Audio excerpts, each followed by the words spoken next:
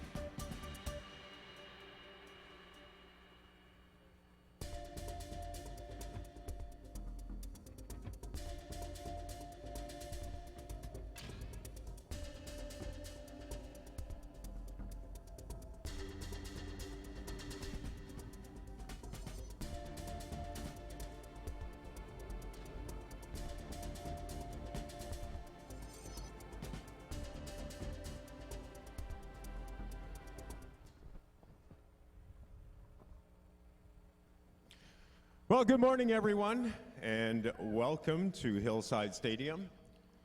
It's football weather, isn't it? We are here for the BC Community Football 9-man Provincial Championships.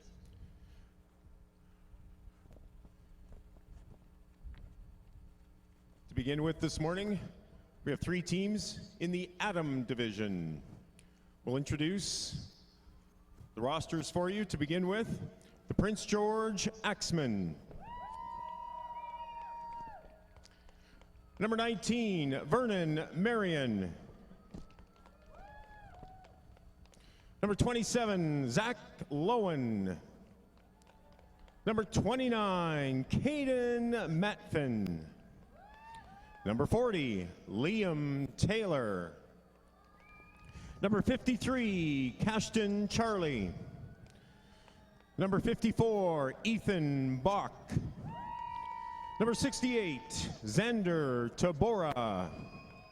Number 70, Jacob Everly. Number 71, Ben Duschurer. Number 72, Dre Barkley. Number 75, Kobe Kidd. Number 76, Aiden Smith. Number 77, Carter Stainton. Number 80, Thomas Campbell. Number 83, Dylan Paddock. And number 84, Derek Hempstead. And all the Prince George Axemen coaches, we thank everybody for traveling down from Prince George today.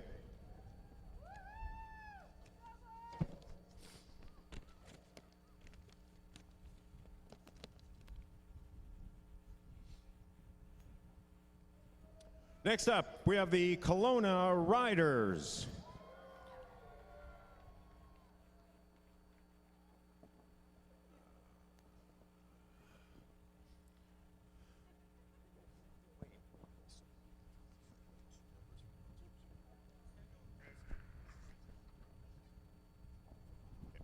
So we'll start with number 5, Noah Tozer.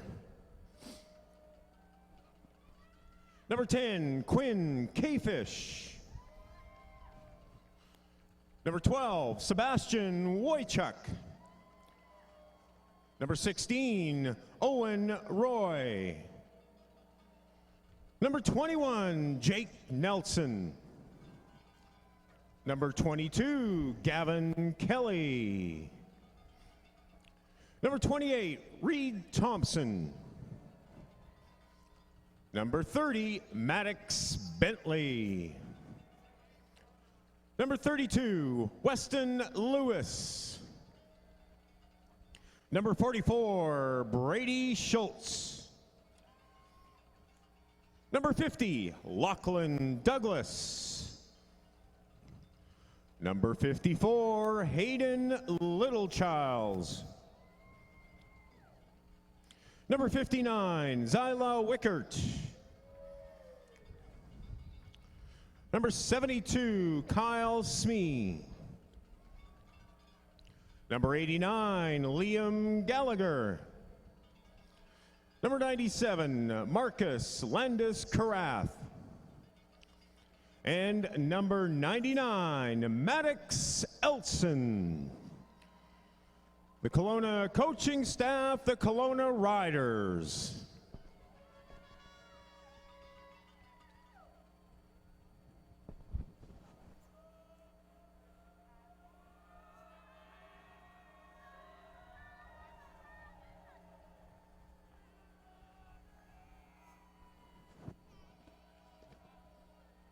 Okay, one more team to introduce in the Atom division. It's the Abbotsford Falcons. They brought some fans along, good stuff. Okay, let's start with number 12, Joel Muller. Number 15, Landon St. Amour. Number 18, Evan Batty. Number 22, Jaden Sharma. Number 24, Elijah Black. Number 30, Rohan Durari. Number 36, Zachary Hansen. Number 40, Brady Doucette. Number 41, Justin Loban. Number 42, Ishan Sahota. Number 43, Jasper McBride. Number 50, Seth Davey. Number 55, Belkaran Carrara. Number 61, Kyron Houston. Number 64, Austin Taylor. Number 66, A.J. Foster. What's your name, son? Number 65, Isaiah Black. Number 84, Tyler St. Croix. And number 89, Phoenix Troland. There's the players with the Abbotsford Falcons, their coaching staff coming onto the field as well.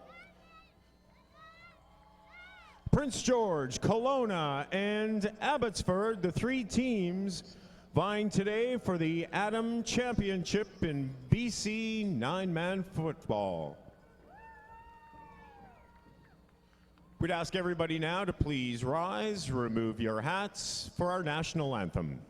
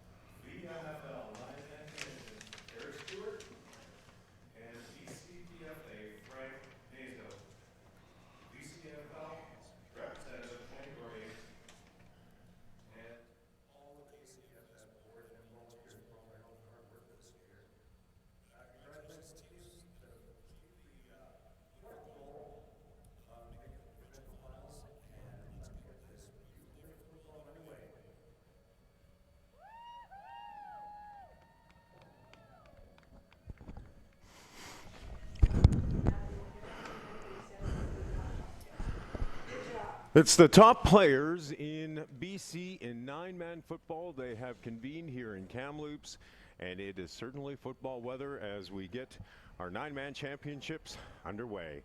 Well, good morning, everyone. My name is Dale Corey. Matt Macri is with me. We're live on VBN, and glad to be bringing you football action today. And Matt, first of all, glad to be inside upstairs in a press box. Well, number one, good to see you again. You got it, buddy. About a year. Yeah. We did this last year, same time, same place. Yeah, we got the nice warm room. Thank you very much, guys. I'm still catching my breath. I was down on the field doing the player introductions and ran up to the press box, and now we are ready to go with the first game today. It is Colona and Prince George, our first game in Adam Division football. Nine-man football, mini games, and for those people, I remember we were up here last year, and I was here for most of the day, and then had to zip back to Chilliwack for Chilliwack Chiefs broadcast. But we'll be here all day today, all day tomorrow, broadcasting live from Hillside Stadium in Kamloops. And again, it is football weather. It's cool out there this morning, probably about 4 or 5 degrees, a wind coming across the field.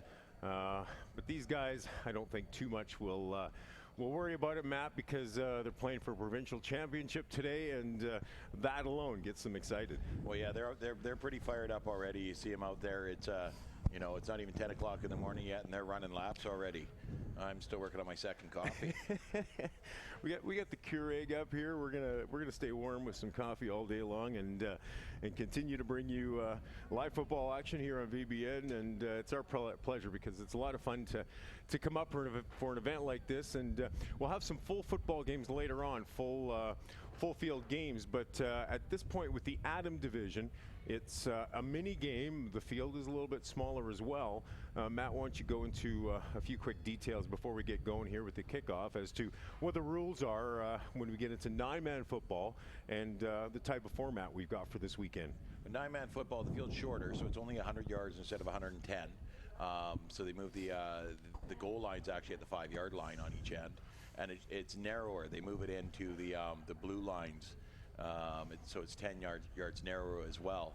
There's only 9 men on the field, as opposed to 12 men where you need 7 on the line. You only need 5, and only 4 in the backfield, as opposed to 5. So that's the big differences there. Besides that, it's just regular football. There's a lot more room out there when you take away those 3 bodies. You may not notice it at the Adam level because you know, the field looks massive with them. But when we get to the Bantam and the JB tomorrow, you really see the speed of the game pick up. Yeah. Because they've got the room to work out there. Good field conditions for the most part here at Hillside, turf field, so any type of weather won't affect it too much. You were on the field beforehand. I was down there with the player introductions, and I think the boys will have a pretty good grip. I don't think it'll come into play too much. No, the field's it's been dry. I know it was there's snow on the Coquihalla coming up yesterday, and there's a couple puddles over on the far side, but the field itself is really dry. Cold out there, but a little windy. Not going to be a problem. The weather's not going to be a problem here. No, I don't think so. I mean, some of the younger kids might know or might get a little colder that way, but the fact that they're quick mini games as well gets the players into it, I think, that much more as well. The game doesn't get long and drawn out. It's a quick game, and every offensive series is important. We saw that last year when we were here for the games too, that we saw touchdowns go back and forth, and a lot of scoring and exciting football games. Well, and the thing is with this here is that you know, they've got the change rooms for the kids. So as soon as they you know, their game's done, the coaches are ushering them into the change room, getting them to warm up a bit, and you know, waiting for the next game to come around. Once you get into the shootout, though, they kind of sit there and you know, bang, bang, bang. But it's really fast. It's run time, so there's no stoppages. There's only 1 timeout per half, and only a 1-minute halftime. So we're going to go, I think, 30 minutes here. But it is actually 30 minutes. So gets the guys out of there, and then there's 20 minutes in between. So Abbotsford's got the bye for the first game. They're going to go in the change room. They're going to keep warm. I bet you're going to see coaches poking their heads out and scouting other teams. But besides that, the kids are going to be nice and warm. Well, and from a scouting standpoint, you really don't see any of these other teams during the regular season, I don't expect, do you? Not at all. No. Not at all. And especially since the interior and the north have gone completely to 9-man, whereas down in the valley, the VCFL, everything above Adams is 12-man. So the tournament, we used to do tournaments in Kelowna where we could kind of see them at the preseason, but we don't do those anymore because we're 12-man, they're 9-man, right? So it's all an unknown. And as much as people like to get video up on Facebook and up on YouTube, it's hard to find unless you're part of the organization. So it'll be interesting. So we're not doing any kickoffs or kick returns here at the Adam level. I don't know about it further up, but I'll have to take a look at the rules for that. So they're just going to start with the ball on the 40-yard line. Okay. We've got Colona, we've got Prince George. And ball put down at the 40-yard line. So we will get things underway with the first game in our Adam division, 3-team round robin. Wow, that Prince George D-line is massive. That one guy in the middle is about the size of the whole O-line. We'll caution you at the beginning, and I had to ask as well. It's Colona with the green on offense right now. Prince George on defense in the maroon uniforms, and right off the bat, we've got a big run here from Colona. This one could go all the way for a touchdown. He gets to the outside, all the way down to the end zone, and a touchdown on the first play from scrimmage for Colona. It is number 44, Brady Schultz, who was able to get cut to the left, cut to the right, and found a lot of pay dirt there. Well, his nickname's Made in the Shade, and look at this. He comes to the left here, and there's no room. There's no room, so he turns around and he reverses field, and that gets the whole defense, has to stop and turn around, and he's got a seam, and he just takes off, and look at the wheels on him. Gets the ball to his outside arm and just drives to the end. He looks like he lost a little bit of steam at the end there, though. But that's a long run. I don't know if I'd make 60 yards. So good job, Brady. We need to stop for a bit of a break partway to the end zone there. But he was able to make it into the end zone, and it is a touchdown for Colona. The Riders, wearing the green, are in the lead early in this football game. As Matt mentioned, it's a 30-minute runtime game, mini games here in this Adam division. It's quick, and there's pressure on the offense each time to put the ball in the end zone. Here's the attempt at the convert. It is no good. I take it converts are 2 points when they're kicking, so no good on the convert. Colona has a 6-0 lead to open this game, and we'll wait now for the Prince George offense to come onto the field and see if they can return the favor and put it in the end zone and really make this an interesting game from the get-go here. Well, and it's just a beautiful run. And he sees he's got nothing. He's got some blockers there, but the defense gets by, and before they can get a hold of him, coming back across again. That was awesome. Well, and a good view of the field to be able to cut back like that when he knew that there was nothing on the left side and had to reverse. But he found that opening right away, and he was gone to the end zone. So number 44, Brady Schultz, puts it in the end zone for Colona, and the Riders have a 6-0 lead. Okay, so it's Prince George's turn on offense here. We'll see what they can do. And with the clock, the clock's running, so Prince George has to come back and match a score here. And it'd be best if they could take some time off the clock too, but at least they've got to get the ball in the end zone and match scores. Quarterback in under. Prince George from the 40-yard line. We'll try to go straight up the middle here, but not much room at all. And he stopped with a gain of about 2 yards on the play. I believe that was number 27, Zach Lowen, who ran the football there. We'll give him about 2.5 yards, so not much room on the first run from scrimmage for Prince George. No, he just kind of drops his shoulders and gets the ball up forward. I don't know if there was a mishandling of the snap or whatnot, and he just couldn't get the play off correctly. But you just got a couple of yards, and really in football, all you need is 4 yards of play, and you're golden. So. Well, let's see what they can do on second down. Quarterback Zach Lowen in under. Ball at about the 42.5-yard line for the Axemen. See if they can move it downfield. Here's a handoff, but no room at all, and a good play there by the Kelowna defensive lineman as the run was stopped for no gain whatsoever. Number 99, Maddox Elson, got right in there and wrapped him up quickly. His nickname's Madman, and that was pretty excellent there, Madman. So no gain whatsoever on second down for Prince George. They're now looking at third and about 7 yards to go. Ball at the 42.5-yard line. A shortened field here, 100-yard field. It's narrower. The sidelines have been brought in a little bit as well. So 9-man football. They play with a bit of a smaller field than regular 12-man football. And we saw in that opening play for Colona how tough it is to keep everybody in check. Now here's quarterback Lowen rolling to the right, but no room at all. He is pushed back and finally taken down to the turf at about the 33-yard line. So that's going to be a loss of about 10 yards on the play, and that will mean a turnover. And Colona, coming off a touchdown on its opening possession, will have the ball in good field position now on the Prince George 34-yard line. Well, they did the fake reverse there. You saw the receiver coming in motion, and he faked giving it to him. But Maddox, the Madman Ellison, did not bite on that at all and stayed after 27, Zach Lowen, and took him down for a big loss. So 1st and 10 for Colona. Here's a handoff straight up the middle, but not much room this time. It was number 28 for the Riders, Reed Thompson, who tried to go straight up the middle but had no room whatsoever. 60 Xander Tobar was right in the backfield. He was the one that got beat on the comeback on that last run, and he was having none of this one. He just went right in there and took him down. Well, I think Thompson had a little bit of trouble just controlling the football as well, as we saw the replay there. He didn't have a good grip on it, and as a result couldn't really start running downfield too much. Here's the snap, and it's a high one over top of the quarterback. He will fall on top of it back at the 44-yard line. So the Kelowna offense, after looking so good one play, it was in the end zone for a touchdown on their first possession. But this time around, things a little tougher. That Prince George defense has clamped down a little bit more, and Kelowna having a tough time finding some yardage. Well, the snap was high there. Quarterback couldn't bring it in cleanly. Number 10, Quinn Kfish. But there was Xander right on him again. So Xander's pretty quick for a big guy, that's for sure.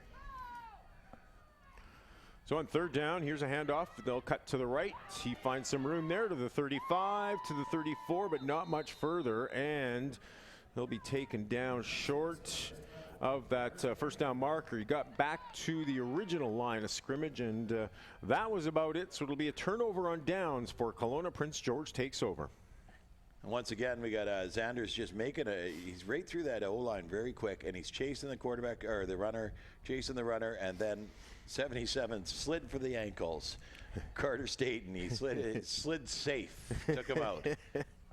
Number 44 for the Riders there, Brady Schultz, couldn't quite get that seam that he got on his first run to recreate the magic.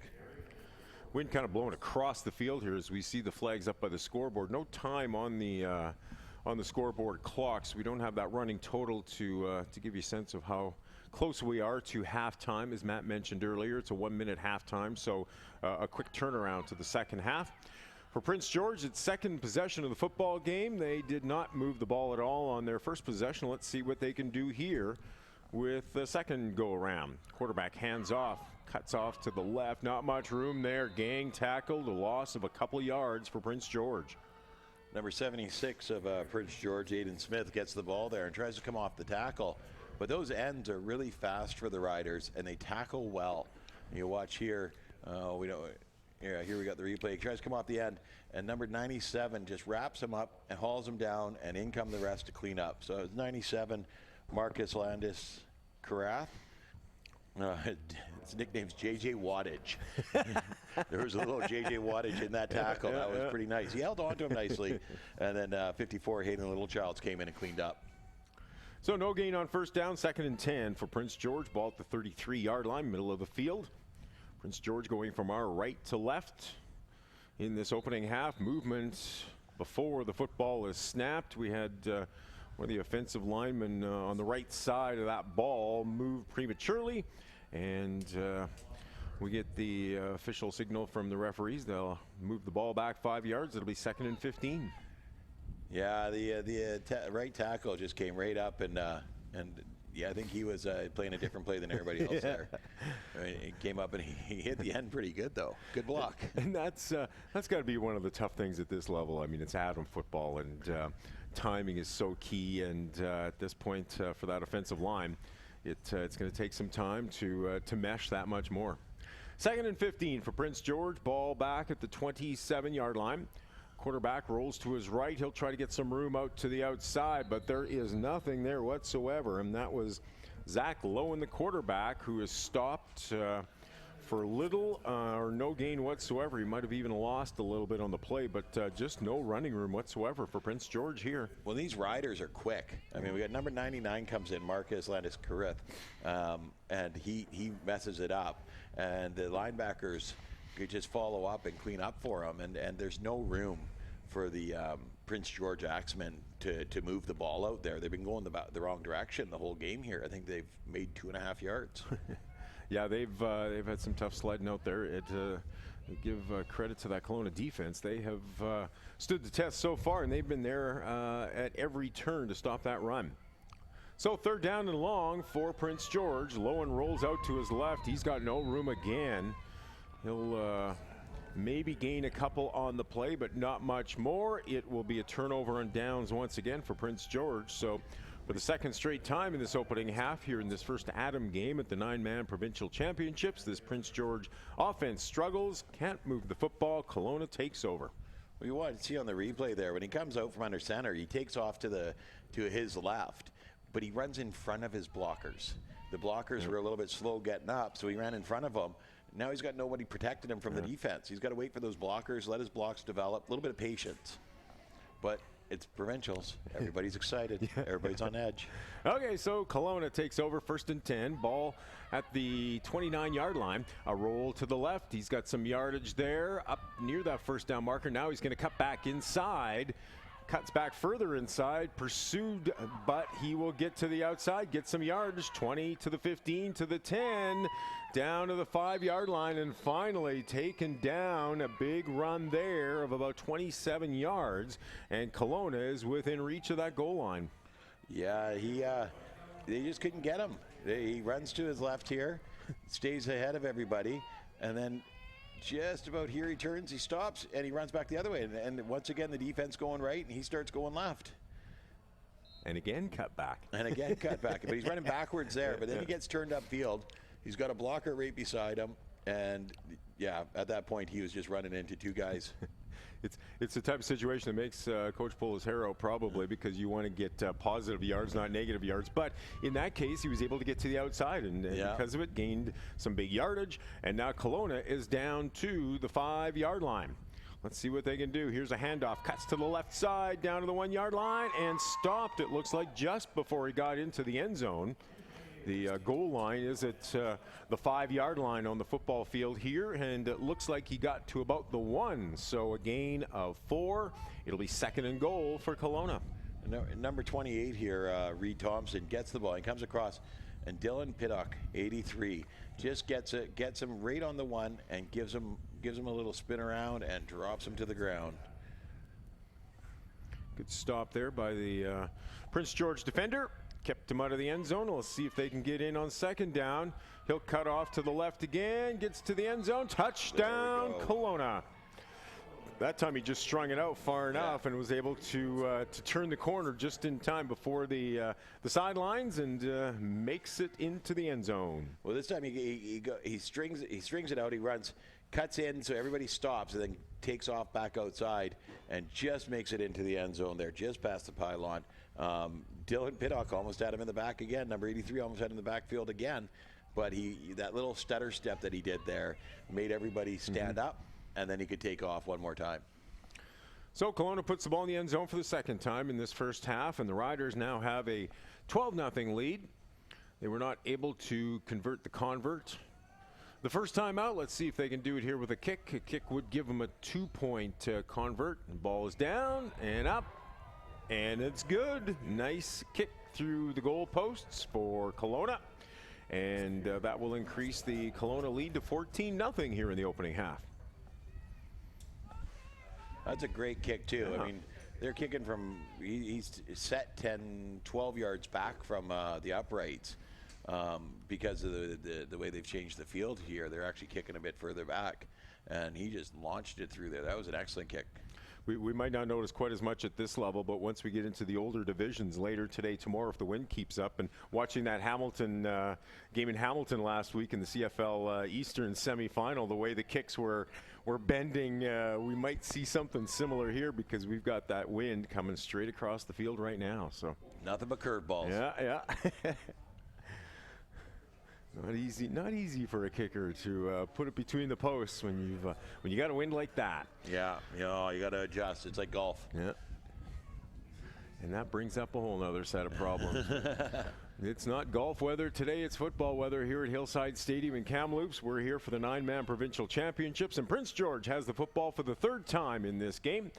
Handoff off to the right-hand side. He'll try to get to the outside. Gets a gain of a few yards there as Prince George was at the 40.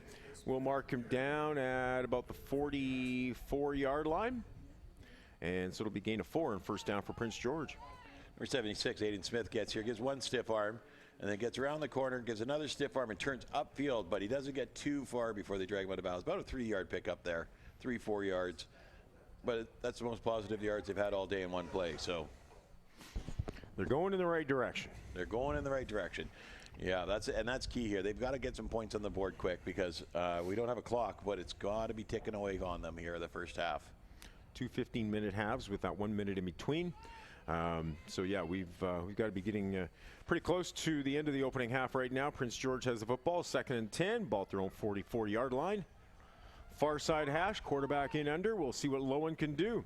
Into the pocket. Now he'll fake the handoff, rolls off to his left, but he's caught from behind. Nice tackle there by the Colona player. And it's a gain of about 3, and we see the flags up as well. So that'll signal the end of the opening half. But, Matt, what a great tackle coming from behind to make it there. Well, he fakes the handoff, and everybody kind of bites except J.J. Wattage. He stays with him, catches up, and just wraps him up and brings him down. Oh, a little guy looked like he was a little bit slow getting up there. Probably, and a sudden stop of direction isn't good. I mean, that's why they take out they penalize the horse collar and they don't let you grab and pull from behind. But he didn't. He wrapped him around the waist and brought him backwards. And on a day like this, sometimes those tackles, the cold gets to you a little bit more as well. And we'll let them warm up briefly here. They've got 1 minute now to talk some strategy, and no doubt the Prince George coaching staff is talking to the offense, coming up with ways that they can move the football down the field when we resume for the second half. I take it will continue, and that Prince George will have a 3rd down and about 4 to 5 yards to go.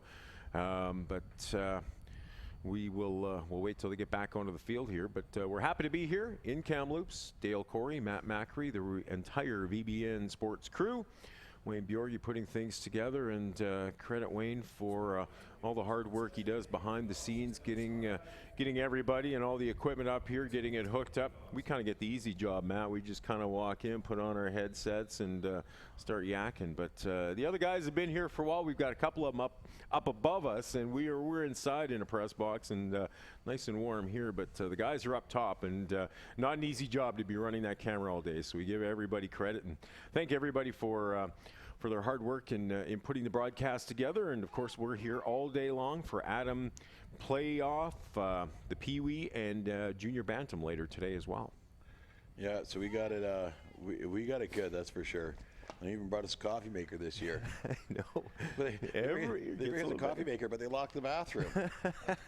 Seriously. Yes, I was going to say we have to go inside. Well, we have to go down to down to the main bathrooms like everybody else. But we are seeing the teams come back onto the field now and getting prepared for the second half of this first mini game here in the Adam division. Prince George and Colona battling right now. The Abbotsford Falcons are waiting in the wings, as Matt mentioned, kind of in the locker room area, staying warm. We're on the campus here of Thompson Rivers University. If you've never been to Hillside Stadium, it's a beautiful place. Made it up here a few times years ago when I was working with the BC Junior Football League as media marketing person, and coming up here, it was great to see some of the games here. Good atmosphere, beautiful field, beautiful scenery. We've got the main gymnasium fitness area right off to the one end zone here at Hillside Stadium, where all the TRU teams, volleyball, basketball play. So we are getting set for the second half. It will be 1st and 10 for Prince George. They get first possession here in the second half. Quarterback straight up the middle, not much room. In fact, he got thrown to the turf pretty good. A gain of a couple on 1st and 10 for the Axemen. And they seem to have a new quarterback underneath. It's number 76, Aiden Smith. And he just grabs the ball and takes off forward. Picks up a few yards, but not too much. And number 97, J.D. Wattage, back in there. Marcus Landis-Carath. Colona put a couple of touchdowns on the board in that opening half, converted one of them, so they have a 14-0 lead right now in those Green Rider uniforms. Now the way this little round robin works is that all three teams will play each other, and then the bottom two teams will go into the shootout, and the winner of that shootout will face the top team. So I mean, as long as you get an idea of what you want to do for the shootout, that's where it's going to be most crucial. Not much going there on second down for Prince George as the toss went backwards. Luckily, the player caught it, was able to hold on because it could have been a live ball had he not. But as soon as he caught it, he did not have much room at all as the Kelowna defenders converged on him, and it's a loss of a couple. It is now 3rd and 10 for Prince George. Well, number 84, Derek Hempstead catches the swing pass there, and it was a nicely executed swing pass. But then he ran in front of his blocker. It's the second time the Axemen have done this today. Yeah. As he ran in front of his blocker, and the defenders were able to grab him handily. If he had got behind his guy there, he would have had a chance to reverse the swing pass back to this side of the field and hopefully get around the corner. But he got back to the original line of scrimmage. So 3rd down and 10 for Prince George. Quarterback Aiden Smith, number 76 in under. Ball at the 40-yard line, original line of scrimmage. Prince George needs 10 yards here. Here's the handoff to the outside. He'll try to cut to the outside on the left side, but nothing doing there. They can't make the tackle, though. Still on his feet, gains a few more yards, and he'll get back to the original line of scrimmage, and that is about it as they tried the handoff and tried to come wide to this side, but just no room. Well, and they seem to fool the defense here for a second. Yeah. Like watching the replay, the defense is running after the quarterback, and then they reverse it, and he's great. He's heading up the field, 84, Derek Hempstead. But number 16 was having nothing of that. Owen Roy, he was having nothing of that, and then just cleaned right up. 22, I think it is there. Number 22, Gavin Kelly with the final tackle. Great Gavin Kelly.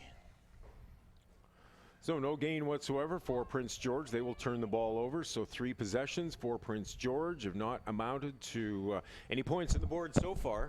The Kelowna Riders have put a couple of touchdowns on the board. They've got the football again. Quarterback pursued, but he gets away from a tackler there. Now he'll cut to his left. He's to the outside, to the 35, to the 30, 25, inside the 20-yard line, and quickly hops out of bounds, but a big gain there of about 22 yards for Colona, and they're inside the Prince George 20-yard line. That's number 10, Quinn Cafish, the quarterback here. You watch 68 Xander here. He just blows up his O-line guy, gets after him, but he doesn't wrap him up. Kind of bounces off of him, and then nobody can catch Quinn as he takes it down the sideline, and luckily the Axemen get enough guys over there just force him out of bounds. Smart play. Seeing a close-up there gives everybody a sense of the different sizes of some of these players at the Adam division. Well, and that number 68, what's his name there? Xander Tabora. Just unbelievable speed for a boy that big. Like he is a solid-looking guy, and he's coming in super quick and just destroying that offensive line. They have no idea how to slow him down. Now out to the outside on 1st and 10 from the 18-yard line. He's got some room to the 10, the 5. Taken out of bounds at, I believe, the 5-yard line there. So it'll be enough for a first down as they move the yardsticks. Yeah, that'll be 1st and goal. Yeah. And once again, we got Xander gets after him. But it kind of looks like instead of tackling, he's just trying to get a hold of him and fall down and use his body weight to take the ball carrier down here. If he was to step in and wrap up on those tackles, no one would be going anywhere. No doubt that'll be something that maybe the Prince George coaching staff works on a little bit more in between games. Abbotsford waiting in the wings to hit the field for the second game in this mini round-robin tournament in the Atom Division. So it's first and goal for Colona. Straight up the middle, tries to cut to the right, drags the defender with him for a couple of yards, but will not be able to get to the end zone. Inside the 5-yard line to about the 4, I believe, is where they'll mark it. So a gain of about 3 yards on first down. Number 28, Reed Thompson gets the ball here, and he tries to find a seam to get up. But number 54, we got Ethan Bach, just gets him wrapped up and holds on, and then number 72, Dre Barclay, comes over and helps him take down the runner.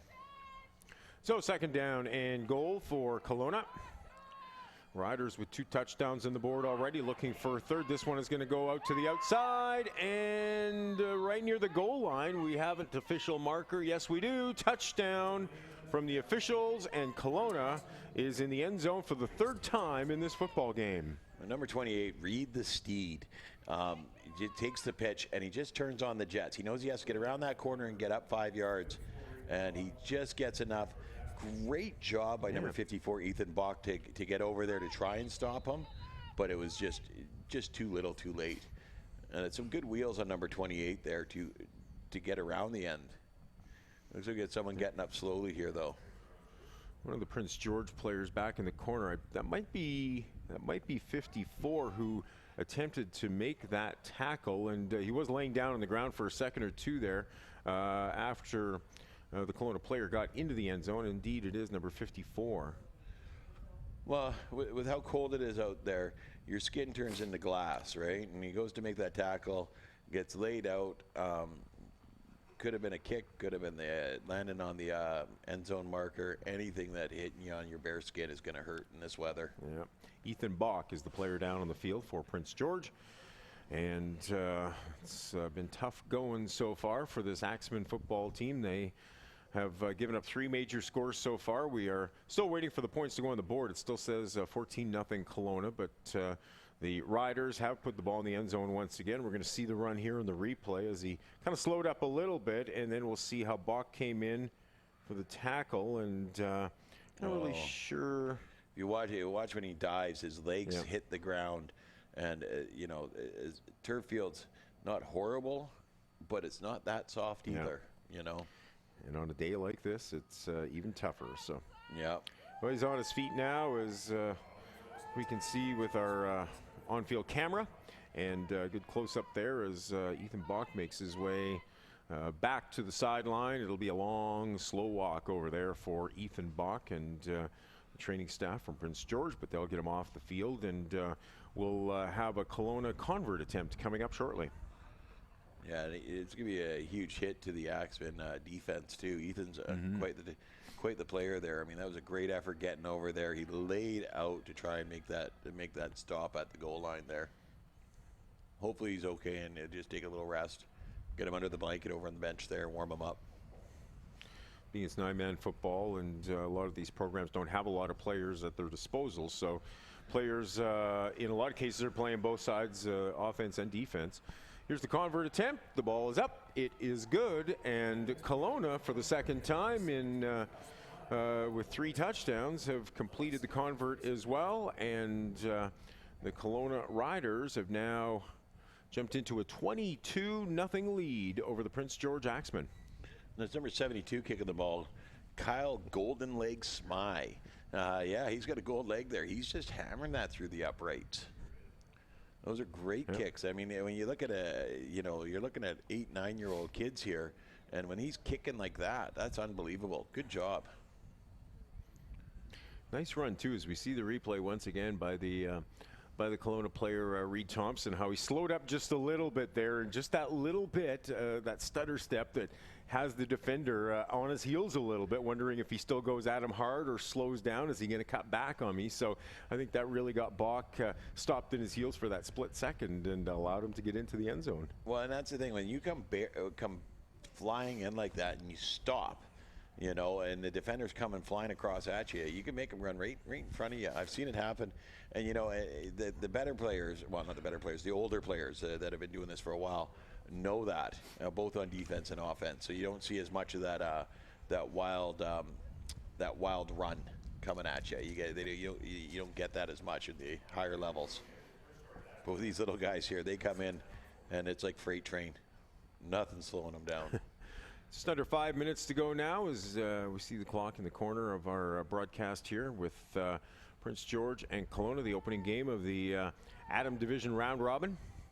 Abbotsford waiting to hit the field next. Sorry, on the schedule in front of me. Who does Abbotsford face in the next game here? They'll be facing the Colona Riders. They've got Kelowna. So yeah, interesting test for Abbotsford facing a Kelowna team which looks like it's going to walk away with this game fairly easily. 4.5 minutes to go here in the second half. 22-0. Kelowna leads it. Quarterback Lowen will hand off. This one going wide to the left side. He's got some room this time. Up to the 45, to the 50. Inside the Kelowna 40-yard line. Still going to the 35. Finally taken down at about the 33-yard line. A big run there of 37 yards. Biggest offensive play of the day so far from Prince George. Well, look how excited they are here. Number 84, Derek Hempstead, gets the ball on the reverse here. So he comes across on the reverse. And the good blocking, they get the defense sealed, and then number 76, Aiden Smith, gets out there to lead block for him. Now Derek leaves Aiden behind after a while here, which he has to do, but still, Derek gets in, or Aiden gets in and gets some good blocks, gets him up. Best run they've had all day. First down they've had so far today. They're excited. Xander came over and picked Derek up off the ground and held him like he just scored the winning touchdown in the Super Bowl. Well, and hey, they've got more games to play today, so they need a little bit of confidence on their side as much as anything. So get fired up now. If you aren't excited yet, you're way behind. Got to get excited just to stay warm too. Quarterback Lowen fakes the handoff this time in the same looking play. Now he'll go the reverse off to the right-hand side to the 25, the 20, and inside the 20-yard line near the 15, I think, is where he'll be marked out. He will have enough for a first down. They'll move the yardsticks, and they'll put the ball at about the 17, 18-yard line, it looks like. Well, he fakes the handoff here, and actually 99 Maddox Elson bites on it for a second and then realizes that he doesn't have it, and he gets chased out of bounds way ahead. But, I mean, if you keep them guessing, going left, go right, go left, go right, go right, go left, they could do this all day long and keep moving up the field. So this Prince George Axeman offense getting on track here in the late stages of the first mini football game in the Adam Division. They have put together back-to-back first downs, and they now have control of the football inside this Kelowna 20-yard line. 1st and 10 from the 19, middle of the field. See what Prince George can do now with about 2 minutes to go in this football game. Quarterback Lowen back to pass, chased out of the pocket. He'll roll to his right, now cuts back to the left. He's got some room, now cuts back left again, but finally taken down. He's inside the 15, down to about the 12-yard line. Well, it looks like he makes one too many cuts here at the end. I'll get the replay up in a sec here. He makes one too many cuts at the end. But a great play because he drops back thinking he's going to pass, so the defense has to back off. Right? He gets the ball up, and he's going to pass, and then he rolls to his right, cuts back to his left, and if he kept going straight there, he had the backside of number, I think it was 72 there, that he could have followed and gotten further upfield. But he decided to come back to the left, and the defenders were waiting for him. Good gain, though. It's a gain of about 7 yards, so 2nd down and 3. Ball at about the 12.5-yard line. See if Prince George can put this in the end zone. About 1:20 to go in the football game. Runs straight up the middle. He'll have the first down and in near that 5-yard line. So a good gain of about 8 on 2nd down. And Prince George has its 3rd first down of the game, 3rd first down of this drive. And they're knocking on the door for some points late in the football game. Well, this gives you some confidence here for the Prince George Axemen. Number 27, Zach Lowen, just lowers his shoulder and fights for yards. I mean, you love seeing that kind of heart in one of the little guys, too, because he knows that they got to at least put some points on the board in this game to build that confidence. Bring him into the next game feeling like, hey, we were successful. Final minute of play here in this opening football game in the Adam Division. Mini round robin, 3 teams, Prince George, Colona, and Abbotsford. Here's first down for Prince George. Lowen will hand off. He'll cut to the left side, looking to get to the outside. He will to the 5. Touchdown! Prince George is on the scoreboard. Final minute of this football game, but it's some points that'll give them some confidence as they prepare for their next game in this mini round robin and continue on a path of potentially winning a provincial 9-man championship. That's number 84, Derek Hempstead, gets the reverse here. And he just wheels. He ducks back a little bit with number 16, Owen Roy's chasing him. But he just, wheel. Got to run at that point. Does a great job. Kind of slowed up a bit again and had that defender thinking, is he going to cut back or not? And when he saw that, he put on the afterburners, kept going to the outside, was able to make it in the end zone, and no time on the clock now, so we expect this could be the final play of the football game. It's 22-6 right now. The Prince George Axemen looking for the convert to wrap up this game. They'll try the kick for the 2-point convert. Officials lining him up down on the field. Oh, there's Xander. Xander's kicking. Xander plays defense. He's the center. He kicks the ball. Put that big leg into it and see if he can put it through the posts. Well, and like I said, that's that very big boy, moves well, athletic for his size. It'll serve him well as he gets older, and if he keeps with football, he'll definitely do some good things here. All right, see what he can do. Oh, went to kick the football, and the holder dropped it. They're all kind of listening to the official there. Looks like we're getting close now. The ball is up, and it is blocked in front. It will not make it through the goalposts, and we'll wait and see if there's anything official from the officials at that point. Our time clock has run out here with the broadcast. Now, it is, I suspect, unofficial, but we'll wait for some type of ruling down on the field to see if we will get 1 or 2 more plays or if that is the football game. Abbotsford is waiting. Falcons will play the Colona Riders in the next mini game, which means that Abbotsford gets back-to-back. Prince George takes a break after this, and then the following game will have Abbotsford and Prince George, and that'll wrap up the 3-team round robin, and we'll go into the shootout after that, and always exciting with these mini games. So let's see what Colona can do here. 1st and 10, ball on their own 40-yard line. Later stages of this second half. First game here in this Adam round robin. Quarterback in under. Rolls to his right. He'll throw this one. It is complete. It's got some room on the outside to the 45. Crosses midfield into Prince George territory. Taken down to the turf hard at about the 48-yard line, and it'll be first down. They'll move the yardsticks for Colona. Yeah, it was a great swing, a little pass here. Little screen pass to number 22, Gavin Kelly. And he's able to get up the field, but he gets a good shot with number 29, Caden Matfin, who just knocks him down enough to stop him from running the length of the field because he didn't really have too many more people in front of him. So 1st and 10 for Colona.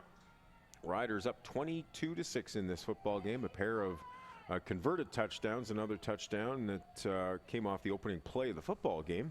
Went all the way down the field for the touchdown. Here on first down, player cuts to the right and then taken out of bounds.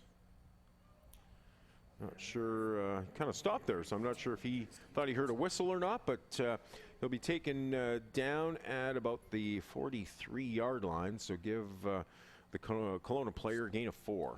Well, yeah, read the steed here. He gets to the sidelines, but he doesn't actually step out of bounds. But I think the whistle went because he stopped running and then looked confused. And so the ref is saying, well, no, you're out of bounds there. But you can see from our vantage point, which the ref doesn't have, granted, that he actually didn't step out of bounds. He was really close to it, though.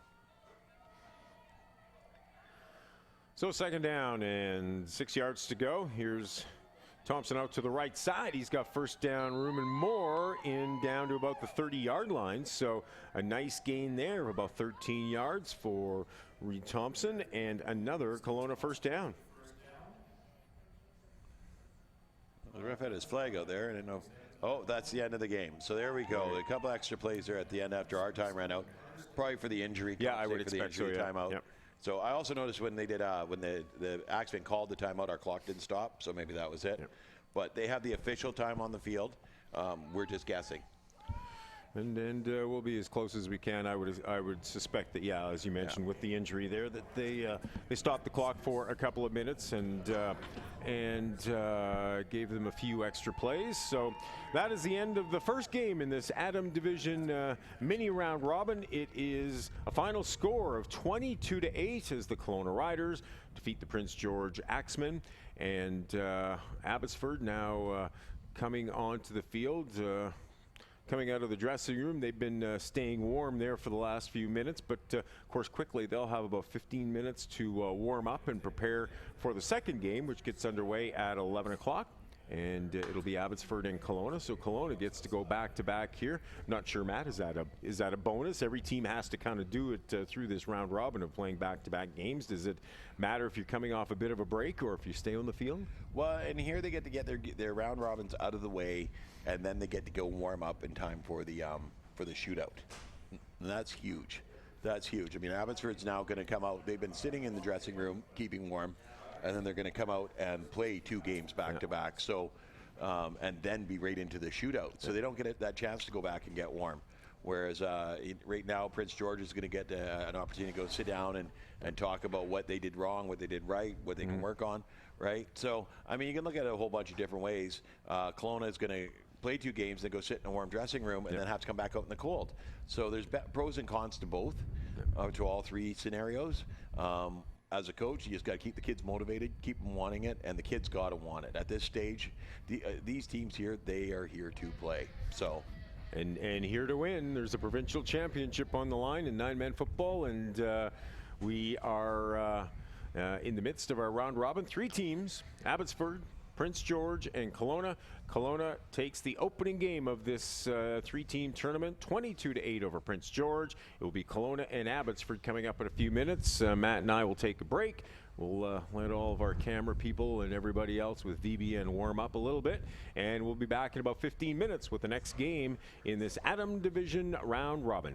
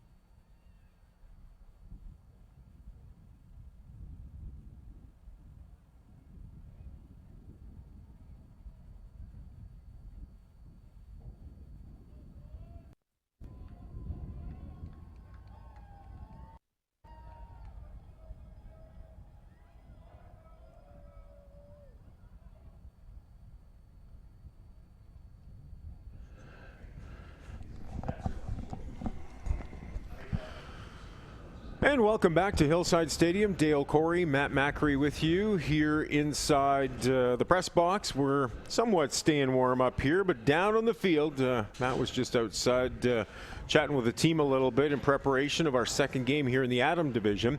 It is Abbotsford and Colona. We're just underway, and we'll fill you in with some of the details shortly. But on first down, the Abbotsford player tries to get to the outside, avoids a couple of tackles, and a nice gain of 5 yards on first down. So Colona and Abbotsford here in the second game of our Adam division 9-man provincial football championship weekend here in Kamloops. Colona came through the 22-8 victory, 22-6 victory over Prince George in the opening game, and now we've got Abbotsford and Colona here in the second game. You see the opening snap there, kind of takes the quarterback in the face. He hands off number 40, Brady Doucette, breaks one tackle, breaks another tackle, gets around the outside, and finally brought down by number 99, Maddox Elson. Here we go again. Number 22, Jaden Sharma out to the right, and picks up a first down, pick up about 11 yards there. Nice gain there as he was able to get some yardage out to the outside and dragged a couple of players with him towards the end, but another first down, or the first first down for Abbotsford in this football game. You watch Jaden here. He's a smart runner. He starts to cut in, sees all the defense there, and then takes it back outside. He froze the defense and picked up another 6 yards after that. Great job there. So first down for Abbotsford as the Falcons looking good on offense to start this football game.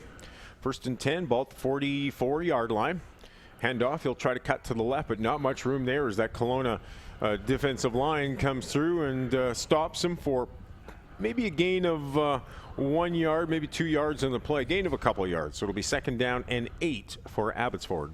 Well, J.J. Wattage didn't quite get his hands on him, but number 99, Madman Maddox, he got a hold of him and brought him down. Number 40, Brady Doucette, running the ball. So second and 8 for Abbotsford. Ball at the 43-yard line. Handoff cuts to the right, try to get some room to the outside, breaks off one tackle, goes upfield, should have the first down and more inside the 30, close to the 25-yard line, but we've got a flag down on the play as well. I don't know, did we have a flag in the opening game? No, we did not. I don't think we had any penalties in the opening game. So we get one of the first series of downs here, and I'm not sure if it was on the tackle. The Abbotsford player was able to get away. Well, they're calling it holding on the defense. So I want to see the replay here and see what happened, because I see a player down now too. So the handoff is number 22, Jaden Sharma. He takes off up the field, and then he gets tackled. Oh, okay. Right. Yeah. The rider defender falls on top of him, and there's Jaden just pushing for yardage. Even after he's wrapped up, he pulled him another 3-4 yards there. So it looked like 44 Brady Schultz, who may have taken that penalty. We saw just in the corner of that replay where he came on top of the Abbotsford player and took him down to the turf. So it is a penalty against Colona. Again, we didn't have any penalties in the opening game when Colona beat Prince George 22-6. Here early in this second game, we've got a penalty and big yardage moved as well. We had the one procedure. Oh, that's right too. Yes, one procedure. we did. Yeah. Yeah. But at Adams, you expect many more of those. Yeah. That's right, where there was movement on the line, the one play. Okay, first and 10 for Abbotsford. Sharma again takes the handoff, cuts to the right, back inside now. He'll get close to the 15-yard line and taken down there as the Kelowna defenders converge on him. It'll be a gain of about 4, close to 5 yards on first down for the Falcons. Well, the defense is adjusted here. You see, he hands it to Sharma, who tries to go outside, but the defense is already up the field. They're getting their contain going, so he turns it back into the middle, and he has to fight and fight and fight. And the ball actually comes free there. I don't think anybody else noticed it besides the players, but Jaden gets it back and gets the ball down. So second down and 6 for Abbotsford. Handoff to the left. Tries to cut to the outside, gets away from one tackler. Now cuts again to the left to the 5. Touchdown!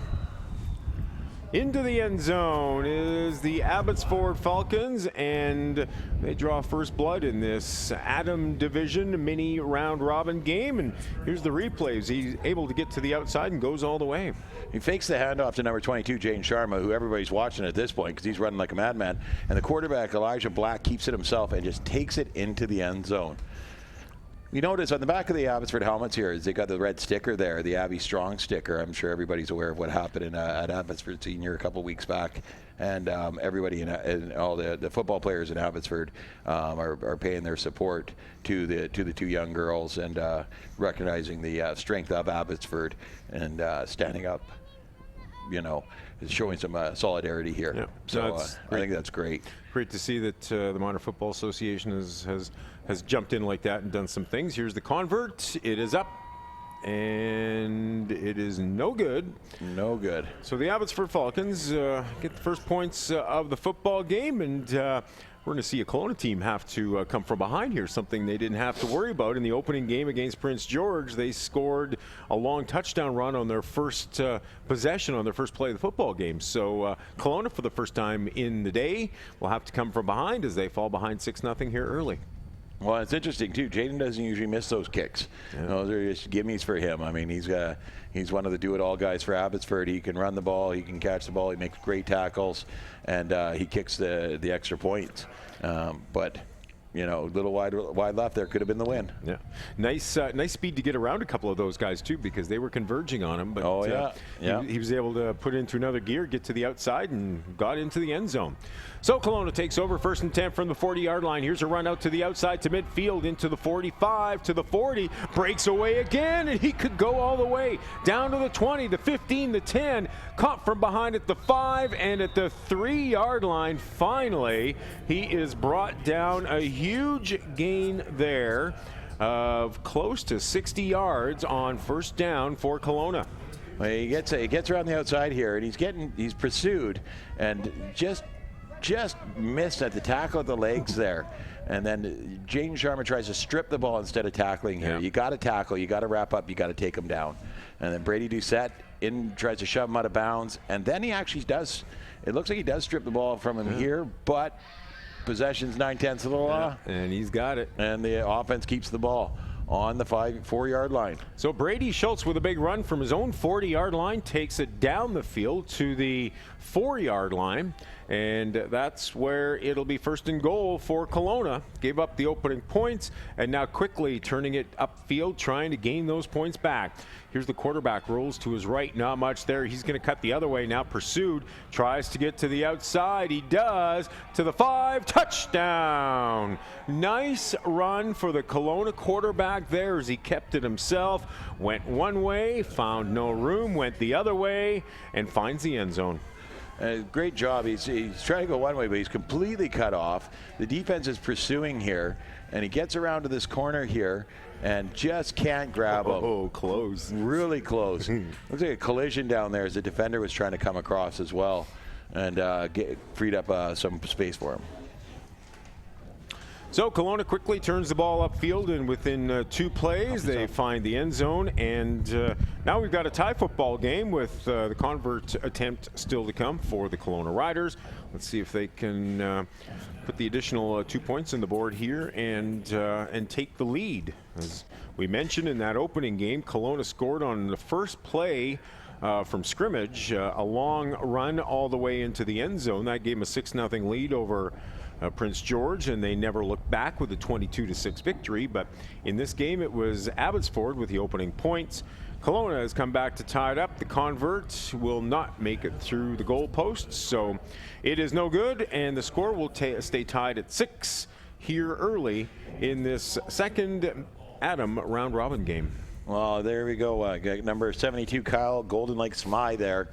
Just gets under the ball and hooks it up in the air, brings it a little bit to the left. Doesn't quite make it through the uprights. I was just thinking, I think I made a coffee about 15 minutes ago, and still, I think Wayne's going to take it now. And he's been on the field. He's looking a little cooler than we are right now. So, I'm relaxing up here in shorts and a hoodie, and I'm watching all these guys bundled up down there. We got VMFL president Kevin Parks, looks like the blue snowman down there. Man, gloves and toque and the whole 9 yards. Yeah, but I don't think I've ever seen you wear pants anyway at all these games. And we were in Langley last year, and it was cold. You had shorts on that day. It's just there's never a good reason to put on pants, Dale. Never a good reason to put on pants. Good stuff. Well, we're going to stay warm enough up in the press box anyway, so we'll let the players down in the field tough this one out. There we go. The Abbotsford starting on the 40-yard line. I think we're going to have a shootout here. They're going to go back and forth, back and forth, back and forth. I think so. Puts the ball up in the air, but it's just too far for the intended receiver. Sharma couldn't catch up with that one. And but a nice throw by the Abbotsford quarterback. Nice spiral, tight spiral, but the throw was just a little bit too far. And as a result, Abbotsford sits at 2nd and 10. Well, he stops running here and kind of spins around looking for the ball, when really if he just kept his stride and looked over his shoulder, that ball would have been right in his hands. Number 24, Elijah Black's the quarterback. Great arm on him. I was watching him last week in the BCCFA championship, and he hit a boy in stride 30 yards down the field. Yeah. This is an 8-year-old hit 30 yards, hit a 9-year-old in stride. I was blown away. Nice. 2nd down and 10 for Abbotsford. Quarterback keeps this one. He'll try to get to the outside, up to the 45, drops the football, and looked like he might have got it back just in time. The Colona player was there saying that he had it, but it looks like Abbotsford will retain possession. That was Elijah Black, the quarterback, who kept it. Tried to get to the outside, but couldn't make it to the 1st down marker. Couldn't quite make it to the 1st down. Gets the ball stripped, but drops on it quickly and gets that ball back. So 3rd down for Abbotsford. Falcons put the ball in the end zone with their opening possession. Oh, and then look at that. Wayne takes my coffee anyway, so I like that. What was it? Okay. Elijah Black keeps the ball again and takes off running. And he's still on his feet, still moving. Going. A big mash going up there, but he's still moving, still pumping those legs. 30, Look at him, he's breaking over. One more man to beat. He's pulled down from behind. Great run. Number 99, Maddox, there comes flying in and just cleans it up hard at the end, too. Well, so we watch it here. Elijah gets the snap, follows his blockers around the outside, and just pushes upfield, breaks one tackle there, stops, makes everybody miss, and comes back the other way, still pushing, still moving those feet. Look at them. Great movement of the feet, and just keeps sliding off the tackles.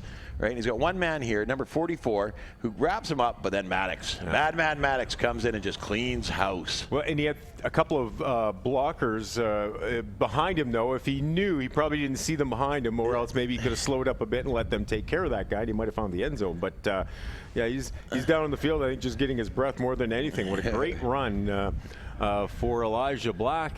And he has the football down deep in Colona territory. Well, and that was a great tackle there too. Number 44, Brady Schultz wraps him up, slows him down. Maddox comes in, cleans him up, and his chin strap came loose, his shoe came untied. He got wiped way up. Yeah, give him credit. He ran a lot of yards there, and all the cutbacks that he had to make just to gain those yards takes a little bit out of you as well. So, but he is still in there, ready to accept the football here with a 1st and 10 for Abbotsford. Ball at about the 14-yard line. Here's a handoff to Sharma. Cuts to the outside to the 10, inside to the 5. One more man to beat. Close to the end zone. Look at that. What a great run for Sharma. He finds the end zone, and this Abbotsford Falcon team has its 2nd touchdown of the football game. Well, and you look at this too, as he gets the ball here, and he runs in, and he jab steps in, takes it outside. He's getting some good blocking, right? Breaks a tackle there, and then he gets wrapped up by 1, 2, 3 guys and wills that ball into the end zone. That was just, he was scoring there. Good job on the Kelowna defense, but they weren't stopping shade, and he wanted that ball in the end zone. Great run for Sharma, puts the ball in the end zone, and Abbotsford Falcons will take a 12-6 lead. They were able to put the ball in the end zone on their opening possession and look good on offense doing it, and now they'll attempt to get the convert and potentially go up by 8 points here. Ball is down, ball is up, and it is good. Oh, made it in that time. Just over top. It looked like the official standing at the goal line caught the ball, but it was pretty much a straight up and straight down. We'll see the replay here. Just got it inside, it looks like. Just inside. So number 24 on the Abbotsford team, Elijah Black. He comes by his football skills naturally. I mean, I've been watching these boys for a long time. I used to coach their older brother. Their dad actually played for the University of Las Vegas, and then was with the Oakland Raiders for a while as well.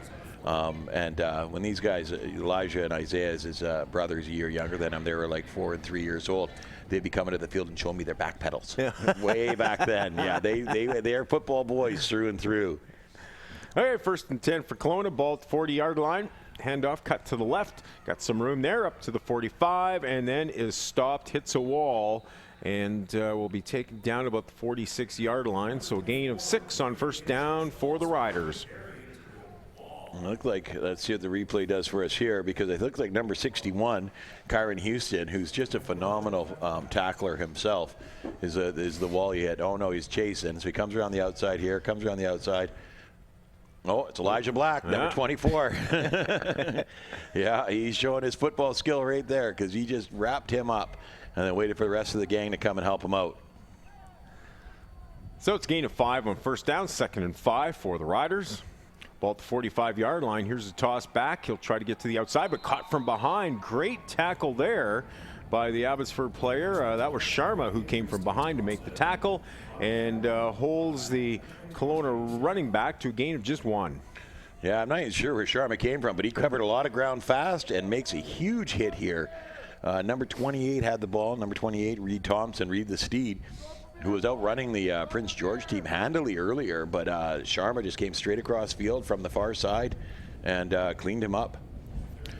Our score clock is counted down to 0, and of course the official time clock is out on the field with the officials, so we'll wait for a signal there, but only a matter of maybe a play or two before we get to the end of this first half. 3rd down at about 4. He'll try to get to the outside here, needs some yardage, and looks like he'll be a little short. Looks like he went out of bounds there, was pushed out before he got to midfield, and that's where he needed to get to that 1st down marker. So we potentially could have a turnover on downs here for Kelowna, and with Abbotsford already up by a score of 14-6, Falcons are going to get a chance to put more points on the board. Well, and like you said, they're going to mark him out right at the 50-yard line, which is where he had to get to. And I mean, he did move that marker there, so and get him out of bounds. It looks like we got an injured Falcon down on the far side, though, which doesn't bode well for the Falcons. Tough to see who the player is at this point. He's down on the field. It's at the far side of the field, and it looked like the player had run out of bounds before the 50-yard line. Obviously, it's on the other side of the field, and tough to tell. And again, we have to give credit to the hardworking crew here with VBN, the guys on the field with the cameras down in the trailer, upstairs above us here at the press box, braving the conditions to run the cameras and getting some great shots for us. It's number 41, Justin Loban, who went down pretty hard there. So they're going to help him off the field into the medical tent and take a look at him.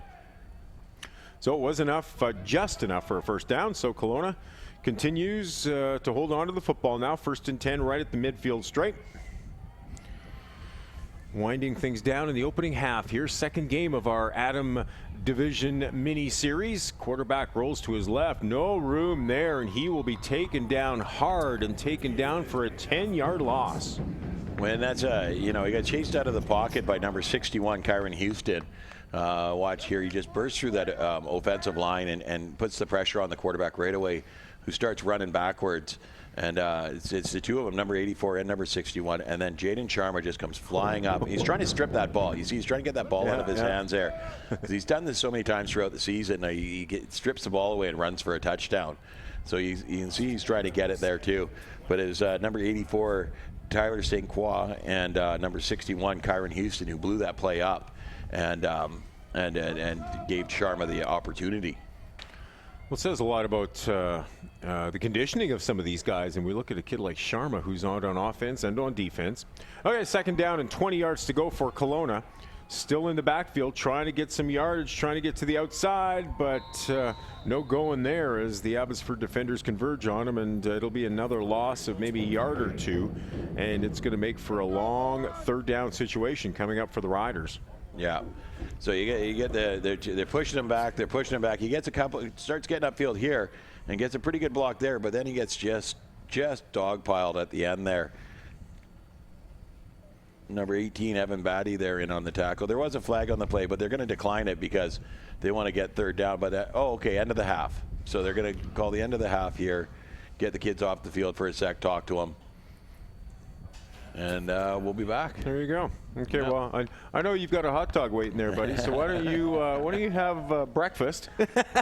Breakfast of champions. And I'll keep yakking here for a minute and give you a bit of a break. Shorts and a hot dog. It's like I'm at the beach, I tell you. Here on one side of me, we got Wayne Bjorgi, who's got 3 jackets on and bundled right up, having some tea. But he's been outside on the field for most of the day. So we'll let Matt jump into his hot dog here and recap where we're at so far. It's the provincial 9-man championships, football championships here at Hillside Stadium in Kamloops. We've completed 1 game so far. We're in the Adam division right now. We have 3 teams in the competition, Prince George, Colona, and Abbotsford. Colona came through with a 22-6 victory over Prince George to get things going earlier this morning. And here in the second game at the half, it's Abbotsford leading Colona by a score of 14-6. And we'll wait for the teams to come back on. It's just about a 1-minute break here at halftime, so they don't get too much time to sit around and discuss strategies or anything. For the most part, chance to go to the sidelines, maybe warm up a little bit, and get back on the field for the second half of this game. Following this game, we're going to see Abbotsford stay in the field. We'll see Prince George come back out from the warm confines of their locker room, and it'll be the final game of our mini round robin.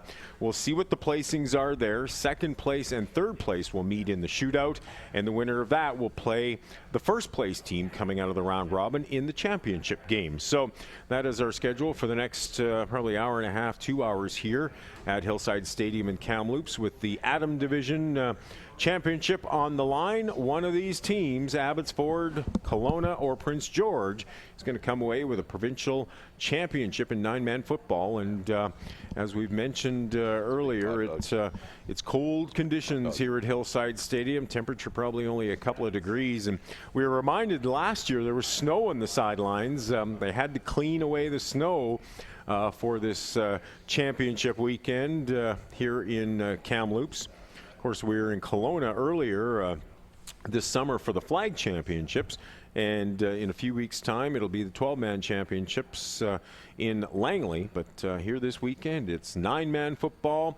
It's Hillside Stadium in Kamloops, and we've got a lot of football to be played over the next couple of days here at Hillside Stadium.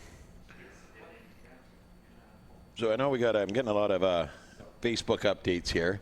I got a lot of my Abbotsford people, my home club, watching online. Hit me up on Facebook. It's MATMACRI, Matt Macri on Facebook, and let me know where you're watching from. Who's out there watching us online? Who's cheering these Adams on? And I'll give you a shout out for your players. All right, or just say hi. We like talking to people. Yep. Well, and it's just great that we're able to broadcast all these games. Give Wayne and the crew credit with VBN Sports. Robbie Snook's back in Chilliwack. I think he's there because Chilliwack Chiefs are playing some games this weekend. He had to stay for the hockey. Wayne's here for the football.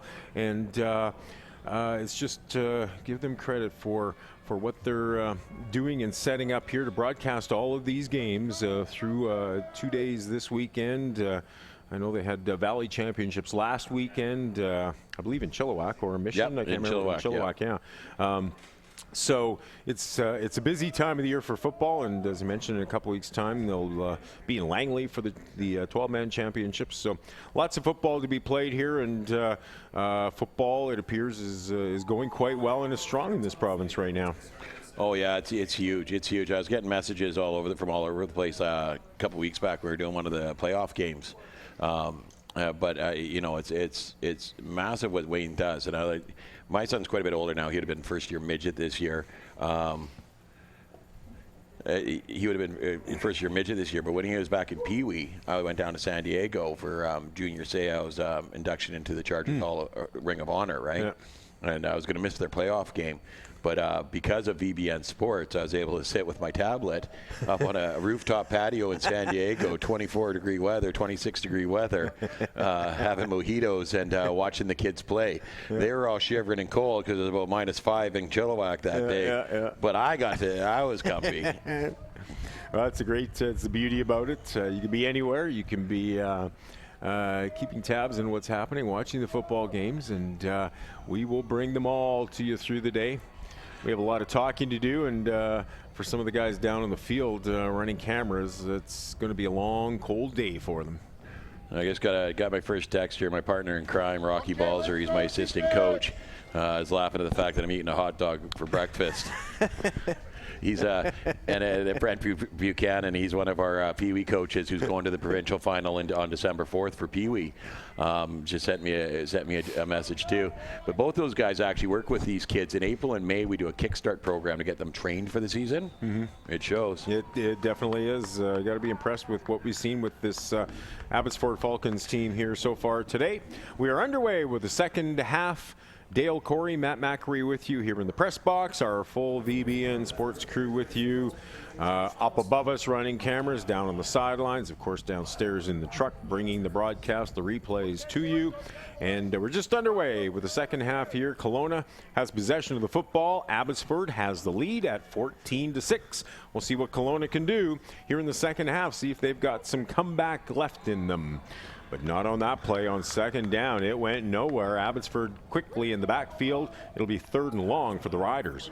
Number 64, Austin Taylor. He's getting through that O-line and getting the backfield and causing some damage. He didn't make the tackle there, but he slowed him up enough for Brady Doucette and, didn't see the other one.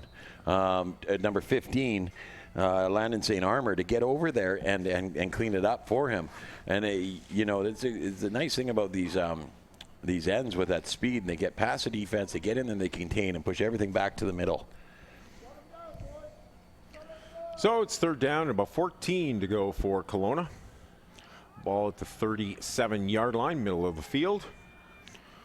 Kelowna Riders won their first game 22-6 over Prince George, but in tough right now against Abbotsford. It's 3rd down, tries to string it out to the left side, gets a little bit of room, but not enough. May have got back to the original line of scrimmage, but that's it. It'll be a turnover on downs, and Abbotsford, already with an 8-point lead, is going to have possession of the football, looking to put more points on the board. Number 61, Karen Houston, gets in there right away and pushes him outside. Jaden's tries to step up, makes tackle, misses, but here comes Elijah Black. A heat-seeking missile there and just drove him out of bounds, but that's not good. Elijah's a little slow to get up. Or is that Elijah, or is that one of the Riders? It's one of the Kelowna players. I see Green down there now. So not good. Not good. A little slow to get up off the ground there. Big hit.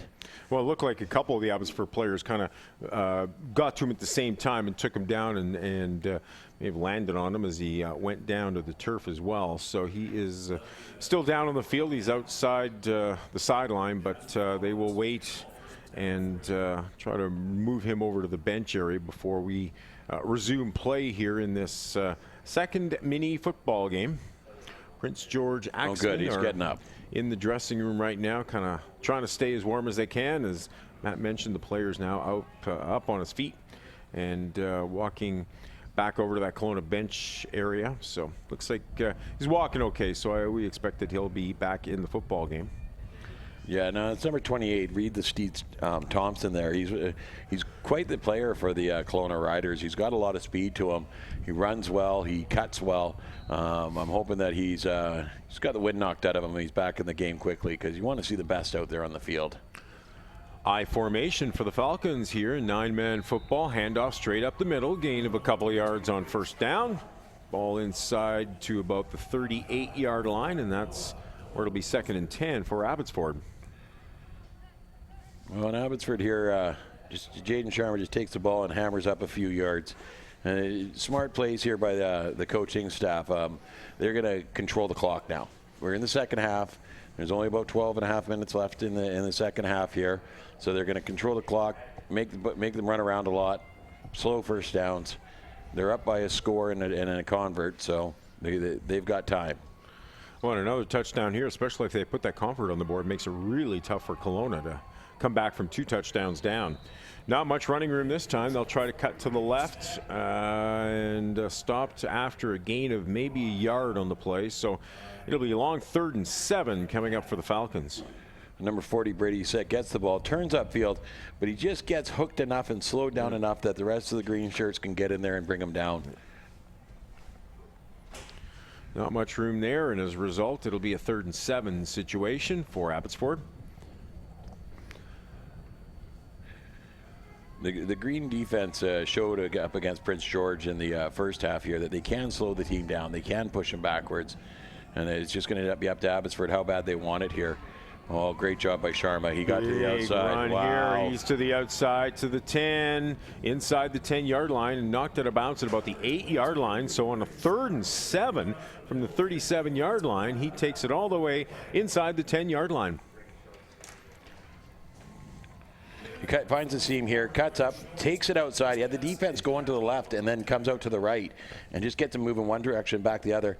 And then we get number 44, Brady Schultz, wraps him up and just drives him out of bounds.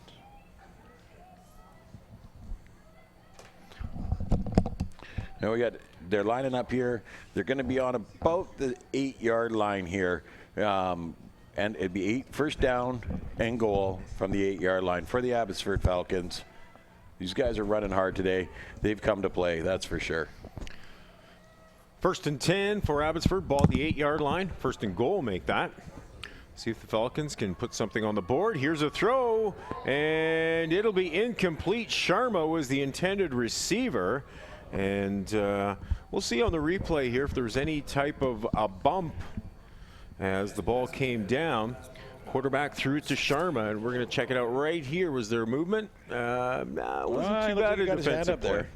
He got in the way of the football, put himself in between the quarterback and the receiver, and as a result, it falls incomplete. It'll be 2nd and goal for Abbotsford. It was a good defensive play by number 16, Owen Roy there. He did make sure that ball didn't come down in the receiver's hands. Here's Black, cuts out to the right, tried to get close to that end zone, and then was caught from behind there. Nice defensive tackle coming from behind, and I'll keep Abbotsford out of the end zone one more time. It'll be 3rd down and about 3. Watching the replay here, I think we got it coming up. Is if it wasn't for that one defender there, Sharma had cleared a path for him. He just lays a vicious block on one of the defenders there, and just puts him right on his backside with a really clean block, but punishing, that's for sure. So we'll see what Abbotsford can do here. It's 3rd and goal. Ball at the Colona 3-yard line. Falcons up 14-6 now with under 10 minutes to go in this second half. Quarterback in trouble, and he will not find the end zone as Black was stopped. He tried to go up the middle, no room at all, and it's a turnover on downs in the red zone. And great job by number 99, Maddox Elson. Madman Maddox here. The quarterback keeps the ball, and Maddox just comes flying in and cleans him up. The unfortunate thing is it's on their 3-yard line. Yep. You know, and Abbotsford's been doing a great job with getting in their backfield and chasing them backwards. So they got to be, Colona's got to be very, very careful not to give up the safety here. Well, and also with most teams gambling on 3rd downs anyway, it's one thing to be doing it in the midfield area. Yeah. But now there's really a lot of pressure on Kelowna, as you mentioned, to get some yardage here and get away from the goalposts. If they do not, and they're forced to potentially gamble on a 3rd down situation from deep in their own zone, it could easily give Abbotsford a good opportunity. It looks like timeout's been called down on the field as well. Didn't see the Abbotsford bench called timeout. Yeah. The defensive coordinator Leonard Cleaver there wants to make sure that he's got his right guys in the field. They know what they're going to do. We're probably going to see a 5-man front on the defensive line, and they're just going to press, try and push them backwards here, get their halfbacks out to contain, and so. Here comes the run here. Watch this block right there. Just lays him out. Takes another guy down too. But it was that one guy that got him behind. And here, Madman Maddox. Great job by him just to come across, and sees the quarterback's keeping the ball, and just take him down on the 2-yard line. And he didn't get much blocking either. It didn't look like the play really set up the way they wanted to, because once he got the snap and started to look, all his blockers, it seemed, had pushed away. Kelowna had come inside of that, and really no room. So 1st and 10 for Kelowna, deep in their own zone. Here's some yardage to the outside. Fumble, but the ball does bounce outside the sideline area, so it looks like Kelowna will keep possession of the football as it bounced away. But a nice run there on 1st down. In fact, enough to move the yards yardsticks as well. So exactly what Kelowna needed on 1st and 10. They did, and this is what had been one of Jaden's signature moves all season long, is hooking that arm with the ball and popping it free. It was a great play by him there. We missed it earlier in the replay. The defensive line actually got through. One of them fell down and tripped the other. So he couldn't actually get the ball runner, and the ball runner was able to make it to the outside and get up the field before Jaden could get across there and get his hands on him. So 1st and 10 for Kelowna, ball at the 20-yard line. They'll try to get to the outside again to the left, but no running room there. It'll be a loss of maybe about 3 in the play. Things actually brightening up a little bit. I don't think the sun's not actually coming out yet, but it did brighten up a little bit, and will make it maybe a bit of a nicer day. I don't think we're in for any rain or snow or anything, but the wind is howling out there coming across the field. Doesn't make it easy for these guys down on the football field. Timeout for the Riders now. On that last play, it was they tried to do the same play again there, and the number 36, Zachary Hansen, got to the outside, and the blocker actually blocked him in the path of the runners. He had to turn back in, and number 61, Kyron Houston, was able to just clean him up. So it was a really good defensive play there to contain the runner, turn him back upfield, rate it into a defender. So we're getting some more messages here. We got the VCFL commissioner, Paula Sharp's sending me some love over line 2 here too. Great job. Thanks, Paula. and we did see the sun come out here now, so it may start to warm up a little bit more down the field. The players won't mind that whatsoever. It's chilly and cold conditions, windy conditions here to start the day at Hillside Stadium in Kamloops. Got a timeout on the field as Kelowna's called its timeout. We have about probably 6 to 7 minutes left to go in this second half, with Abbotsford holding on to a 14-6 lead. And at this point, Kelowna's got the football, but they're deep in their own zone. They've got to move those yardsticks and put some points on the board. Yeah, it's going to be tight here because they're second in about 12 or 13 yards right now, and they've got a long way to go. And that defense isn't letting them give them much room to work with. That's for sure. So coaches making their way off the field. Players are ready for a second down situation. It was a loss of 2 on first down, so 2nd and 12 for Colona. But keep in mind, they're deep in their own zone at the 17-yard line, so they need to move that football away. See what they can do here on 2nd down. All straight up the middle. He's got some room as well, up to the 30, to the 40, and he could go all the way to the 40-yard line of Abbotsford, to the 30. He's going to score to the 10-5 touchdown. What a run for the Kelowna Riders, and they're back in this football game. Made in the shade, Schultz. I mean, we've seen him run the length of the field earlier, but he seems to fumble the snap here and pick it up, and nobody grabbed him, and he was able to pick it up, and there was a big gap opened up, and he just took off, and Jaden's chasing him, but he just had a head of steam going and could not catch him. Great job to wait. And you fumble the snap like that, you expect the play to be kind of dead right there. I could see the coaches groaning and rolling their eyes from here, and all of a sudden that happens out of it. That was beautiful. Well, and it was tough to really know when everybody converged off the fumble there, what had taken place, where the ball was, and quickly Schultz came out of it and went all the way down the field to find the end zone. And we've got a close game at 14-12, a chance to tie it right here, and he does. It's good, and we've got a tie football game.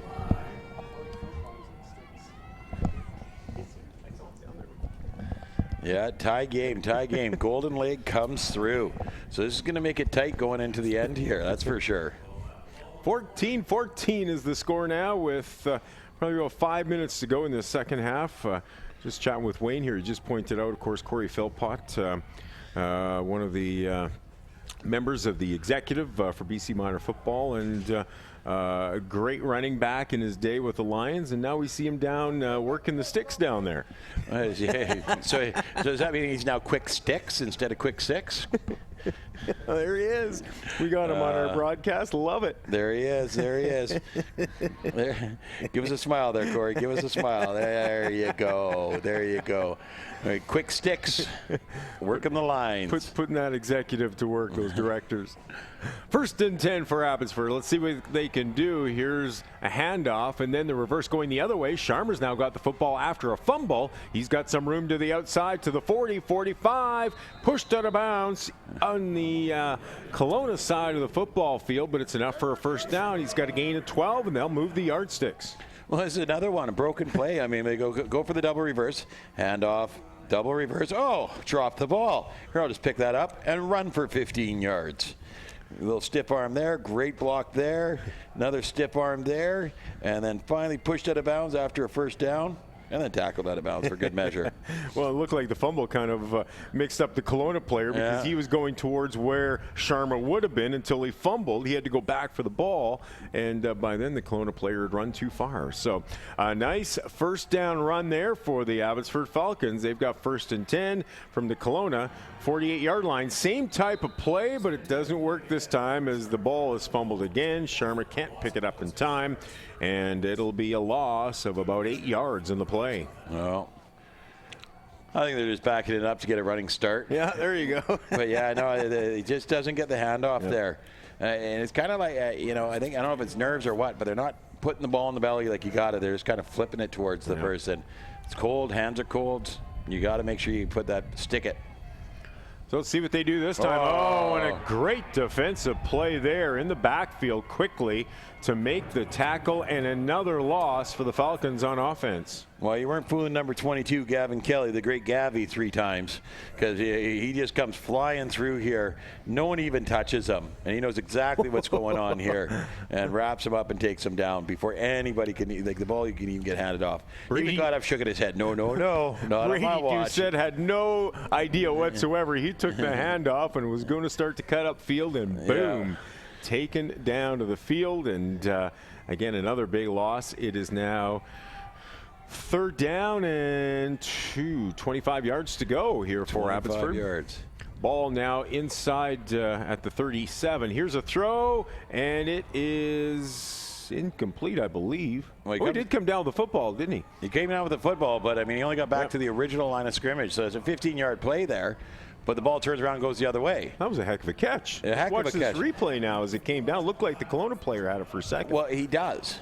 And when you watch, the Kelowna player gets it here, right? And he doesn't actually. It goes through his hands, but Sharma takes it after it goes through his hands. Wow. Interlocking arms. Phenomenal. Way to stay with the ball. Yeah. Excellent catch. So this is going to be tight here. This is going to be really tight because you got about 2:10, 2:20 left. Depending on injury timeout and whatnot, the refs have the real time. And they've got to shut them down here. Abbotsford's got to shut down Kelowna. Kelowna's got to get some points.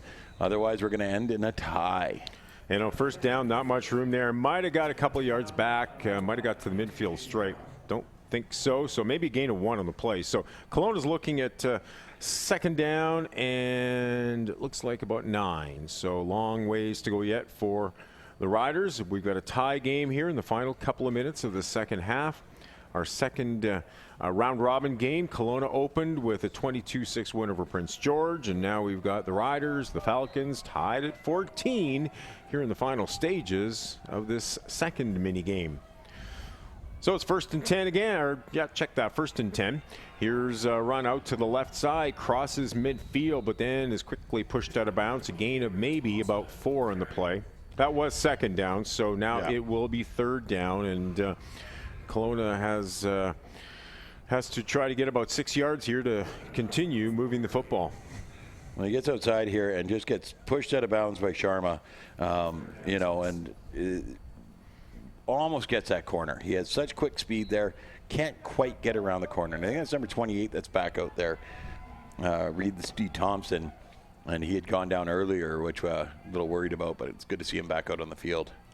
So an important third down situation here for Kelowna. 3rd and 8. Or check that 3rd and 6. Here's a handoff out to the outside. He's got first down territory and more. Down to the 30, to the 20, and he could go all the way for the touchdown. He will. Touchdown, Kelowna. Another big run, and the Riders have regained the lead. Brady made in the shade. Schultz. It's kind of like it really starts off slow, the play here, but then he gets that gap, and Elijah Black just misses there. Jaden's coming for him. He's coming for him, but Brady's just got that little bit of lead on him. Little bit of lead. And we've seen Jaden a few times try to chase down those guys, but he's got some good speed, but just could not catch up. And Kelowna is in the end zone once again. 2 quick touchdowns here for the Riders in the later stages of the second half. And they've now got control of the football game, up 20-14 with a convert attempt still to come. When you see that big stride of number 44 there, Brady, he's got a great stride when he runs. So now it's going to be interesting. It's almost like a soccer game in injury time here. Nobody really knows how much time is left. Our score clock is counted down to 0. They are not running the time clock has counted down to 0. The time clock here at the stadium is not running. So we are waiting for the officials. Abbotsford will get the football back, but how many plays, how much time left to try to get that touchdown and tie the game, and potentially a chance at a 2-point convert to win the game? Yeah, they've got to pull all stops out here, because they've got to put some points on the board quickly to either tie the game or kick the convert, win the game, and we don't know how much time they have. So, but we've seen big plays out of Abbotsford already today. I've seen them out of them all season long. If anybody can do it, they can. And big plays is what has got the lead for Colona now. The last couple of possessions, big plays have gone all the way down the field. They've scored a couple of majors to take a 20-14 lead here. We're near the end of the second half of this football game. 1st and 10 from the 40-yard line. Elijah Black hands off, trying to get to the outside, up to the 35 again, up to the line of scrimmage, but taken down from behind. Not much running room there for Justin Lobin, and that's the game. That's it. So I guess they had the one play to try and make it, and they just couldn't quite get it. And looks like a little confusion there. They didn't know where the ball was supposed to go, and so it just didn't work out for them. But that's okay. Abbotsford come out now and then play Prince George, and they'll see each other in the shootout. Yeah, they're destined to play two in a row now, I guess. Kelowna's got the 2 wins already. So it'll be Abbotsford and Prince George playing the final round robin game. They're going to play the 2-3 shootout, and Colona will get a break of a couple of games here, actually, and they'll get to sit back, warm up, and prepare to play in the 9-man championship game. Well, Kelowna's going to have a good hour and a half, or about an hour and 15 minutes here to go in the dressing room, warm up, get focused. And like I said earlier, this could be a benefit. It could be a hindrance, because they're going to go get warm. They're going to get out of this cold. They're going to get their feeling in their hands again, and then have to come out and play a quick game. The shootout's really fast, so you can't make a mistake. So hopefully they can get focused and be ready to go. Abbotsford, they're going to have to face Prince George here, and then do the shootout with Prince George right away.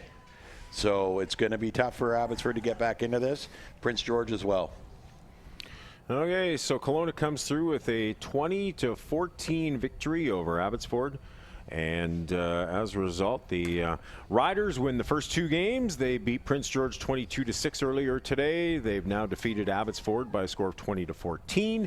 And now Abbotsford and Prince George are on the field warming up, preparing for a game that'll start in about 15 minutes' time, right around high noon. And, of course, then we'll come back after that with a shootout. It'll be Abbotsford and Prince George playing in the first game. The winner will take on Colona for the BC 9-man championship. That'll be in a couple hours' time from now. So we'll take a bit of a break here. We'll let the camera guys warm up a little bit more, and then we'll come back to the field here at Hillside in about 15 minutes' time with our next round-robin game. It's the BC 9-man Provincial Football Championships. Dale Corey, Matt Macri, the entire VBN Sports crew here. Excited to continue bringing you football all afternoon long. So we'll be back in about 15 minutes.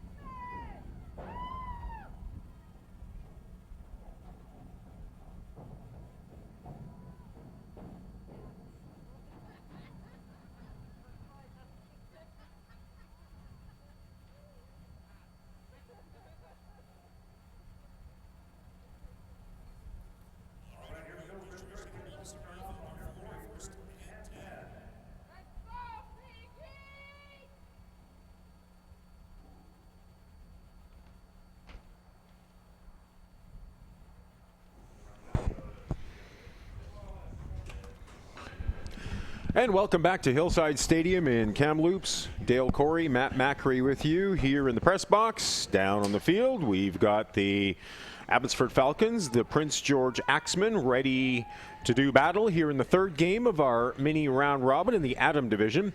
It's the 9-man BC Provincial Football Championships here in Kamloops. And Colona has won the first couple of games. Abbotsford and Prince George have each suffered a loss. Now they're going to face each other, and let's see what will take place.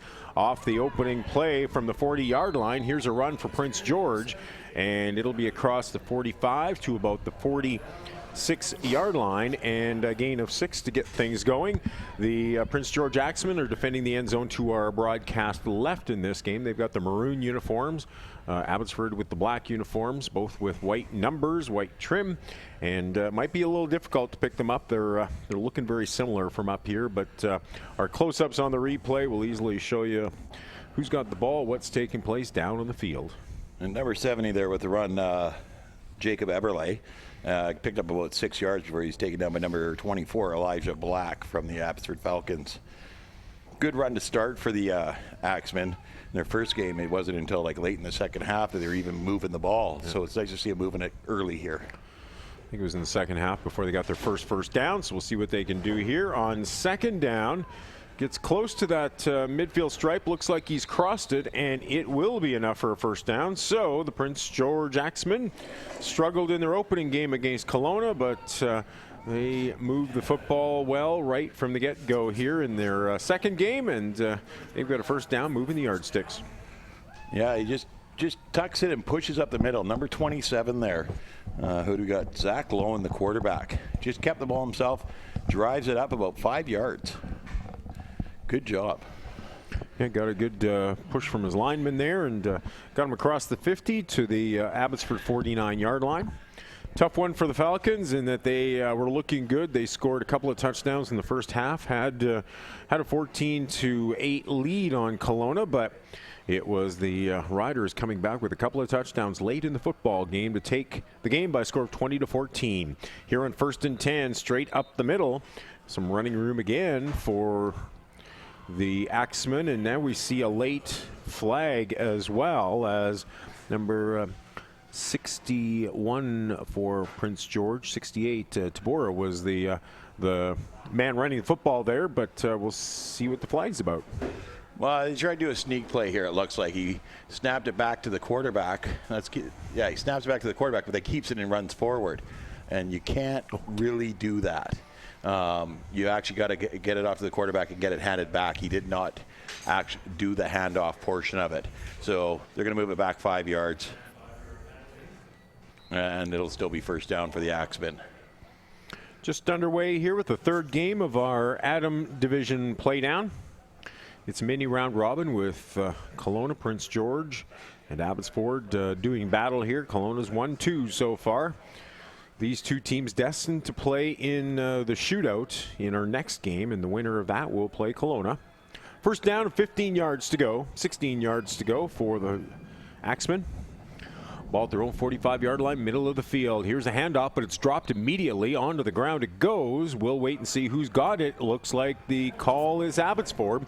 The Falcons have recorded a turnover early in this football game, and they've got possession.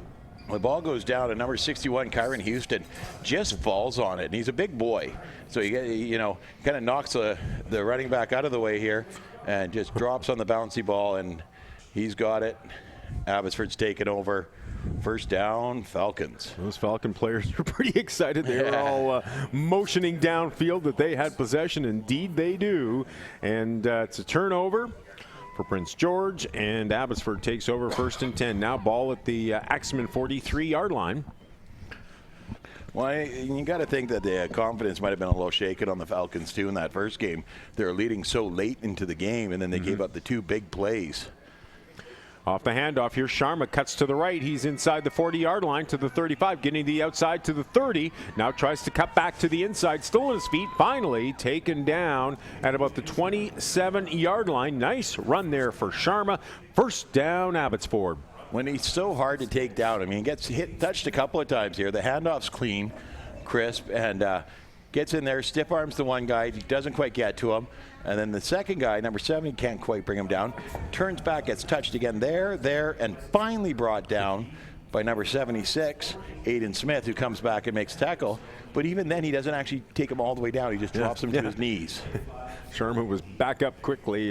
Great athlete is young Sharma. Here's the handoff from Black to the left side. There's some room inside the 20 to the 15. It'll be enough for a first down and more. They'll move the yardsticks once again, and this Abbotsford offense is on a roll. That's number 40, Brady Doucette, that came around the outside edge there. And this play happens because he gets the handoff here, and he's coming around, and 76 is coming out. Sharma sees him and comes back and cuts him off, right? Gets him that extra room before number 83, Dylan Piddock, who we saw earlier doing a great job of tackling, makes a tackle and stops a touchdown there, because otherwise Brady was gone. And that's all he had to do, was kind of get in the way. He didn't have to push him to the ground, didn't have to have a big blocker level him, just get in the way. That allowed his running back to get to the outside. Here's Black handoff. Now another handoff. The reverse is going to go the other way. Looked like he might haul it down and throw it, but he is tackled in the backfield. A loss of a couple of yards there for the Falcons, who tried the reverse. They had it on back-to-back plays against Colona, and now we see it once again. Looked like right there he might pull it down and try to throw it, but didn't find anybody open, decided to keep it. Well, and you see here the exchange, the second exchange wasn't very crisp. They kind of run face to face on each other instead of side by side, and that's it. They need to be more side by side. Here's the snap. It's dropped. Sharma will pick it up, see if he can get some yards out of this, but he's hauled down from behind at the 20-yard line, so it'll be another loss of a couple of yards for the Falcons, who now find themselves in a 3rd and long situation at 3rd and 14 from just inside the Prince George 20-yard line. Yeah, they can still get a first down here without having to score, so that's okay, but they got a lot of ground to cover to do that.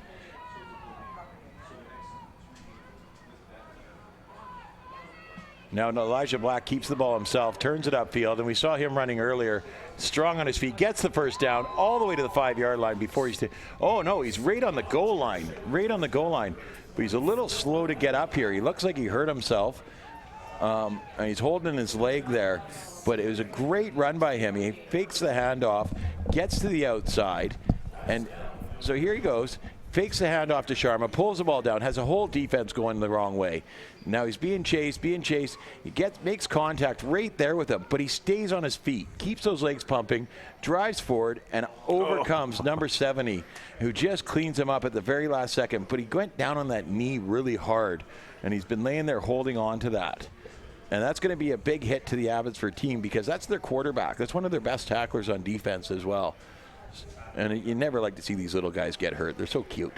So, that always worries me. Yeah. But well, and especially any type of knee injury, as young as these kids are, some of those types of injuries could hamper them for a long time, and you don't want to see at this age for sure a kid go down and maybe not be able to play the sport again. Of course, we don't suspect anything that serious. As we look in the field, Elijah Black is now, it appears, up on his feet and moving around.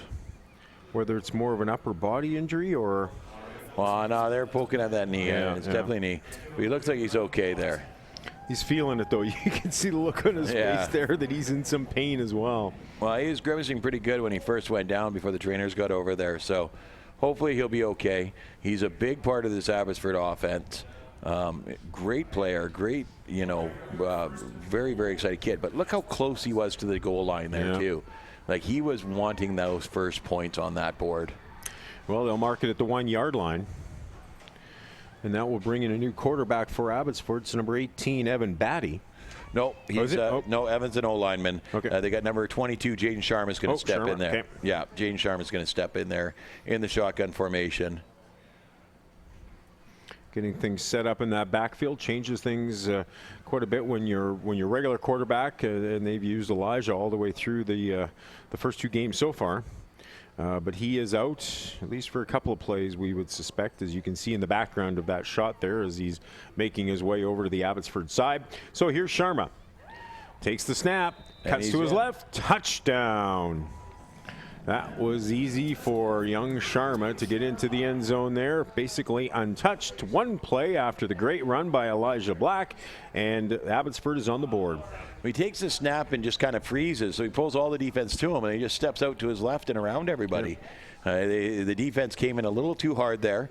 You know, they're loaded for bear, but they missed quite badly. And that allowed Sharma to get into the end zone easily, and as a result, Abbotsford takes the lead in this football game in much the same way that they did against Colona the game before. They took that early lead and were able to hold it for most of the game until the Riders came back with a couple of touchdowns late in the game to win that game by a score of 20-14. Convert is no good, and the Abbotsford Falcon lead is now 6-0 with about 5 to 6 minutes to go here in this opening half. It's the final game of our round robin. We've got a Peewee game coming up next, so Kamloops and Prince George will battle in the Peewee Championship. And then we've got 3 teams in the junior Bantam division set to go after that, and they'll play the same type of format as this, a round-robin type format with 3 teams, mini games. And we'll wrap up the day that way and then have a couple of championship games tomorrow as well in the Bantam and Midget divisions. So 2 full days of football here at Hillside Stadium. Right now it's Prince George ready to take control of the football at its own 40-yard line, finding itself down by a touchdown. Yeah, the sun's seeming to try and push its way out there too, which is making it a lot better for these kids. The wind's died down. Well, not too much. The flags are still at full blow, but the sun's starting to come out, and it's getting a little bit warmer out there. So hopefully this afternoon for the Peewee game and the JB games, we're going to have better conditions. But these Adams have fought hard today, that's for sure. Most of the fans here at Hillside, of course, the way the bleachers face, the sun is kind of behind us at this point. So nobody is really sitting in the sun too much here at Hillside Stadium as well. 1st and 10 for Prince George. And now looks like we're going to have procedure called against the Axemen as before they even get the snap off. A couple of flags are thrown. Not easy for the officials. 2 officials working. I know that somebody was mentioning that there's a big playoff game or provincial game in Vernon, I think, today. So a lot of the officials are over for that. So we've got 2 officials working these games. I'm not sure what the game plan is when we get into the older divisions, Peewee and Junior Bantam later today. And you see there on the replay, number 77 on the O-line there, shot up before the ball was snapped. So that gives it the procedure call and moves it back 5 yards. So it'll be 1st and 15. Ball right at the 35-yard line for Prince George. Second possession of the football game. They were able to get a couple of first downs in their first possession, but we'll see what they can do here. Quarterback into the pocket. He's being chased there, and he's taken down. This will be a huge loss for Prince George as he was taken down at about the 22-yard line. So give them a loss of about 12, 13 yards on that play. Well, I think he was supposed to loop around his running back there and keep the ball himself.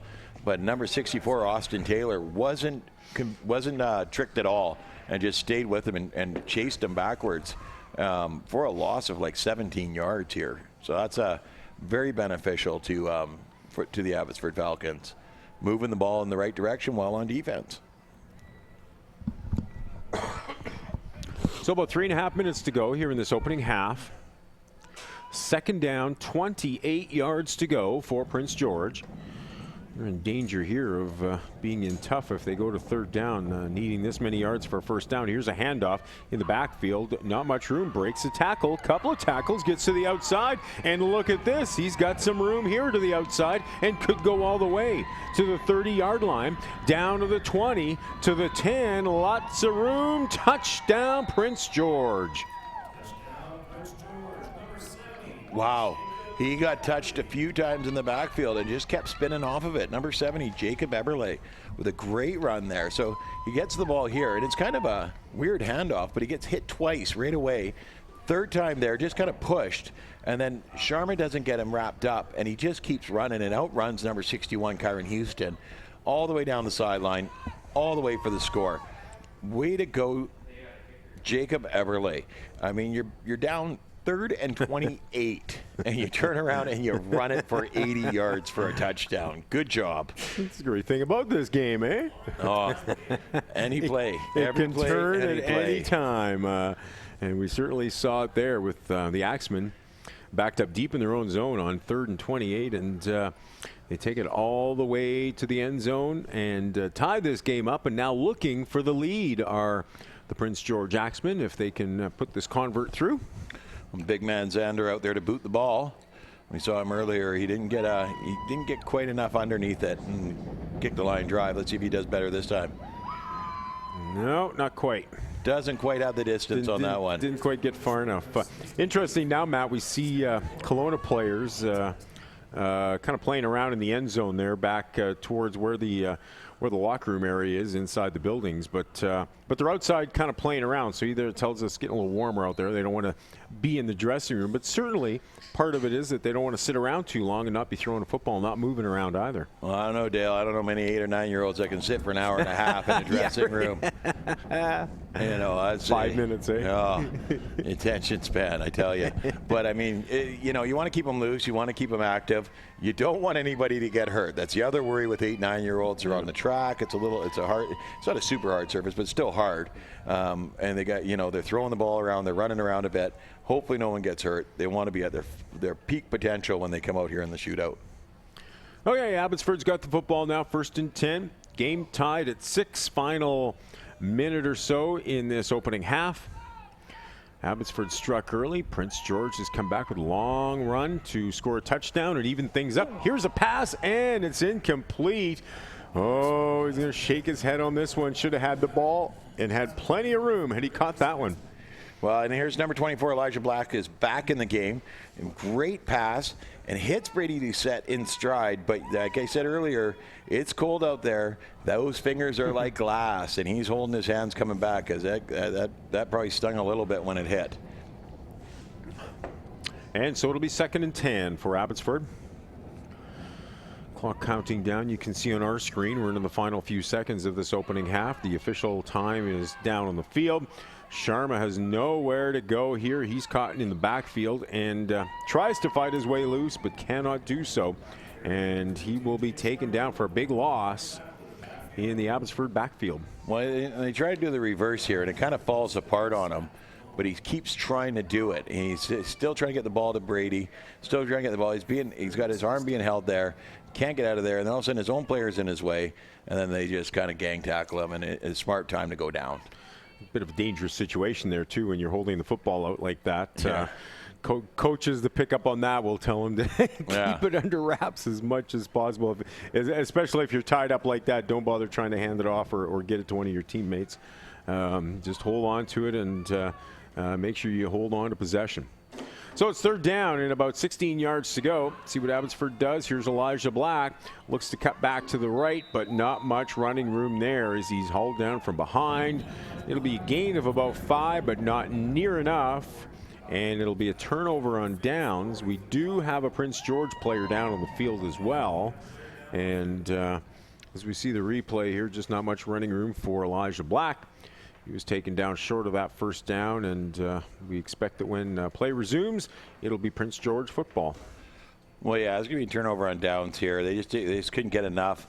The blockers couldn't stick their blocks long enough to get Elijah around that outside edge. I mean, we've seen him run for way more than what they needed here earlier, you know, many times today so far. So that's not a concern, but the blockers got to block for it to happen. And that just didn't happen. It must have been I didn't see the collision here that put the young guy on his back, but he's not getting up too quick here, so I hope he's okay. Well, we'll get a replay here and see. Okay, so it's number 40, it looks like. Or not number 40, number 80. Oh, he was just kind of pushed down to the ground. Maybe landed on his back a little bit more. Yeah, kind of came down hard on his back.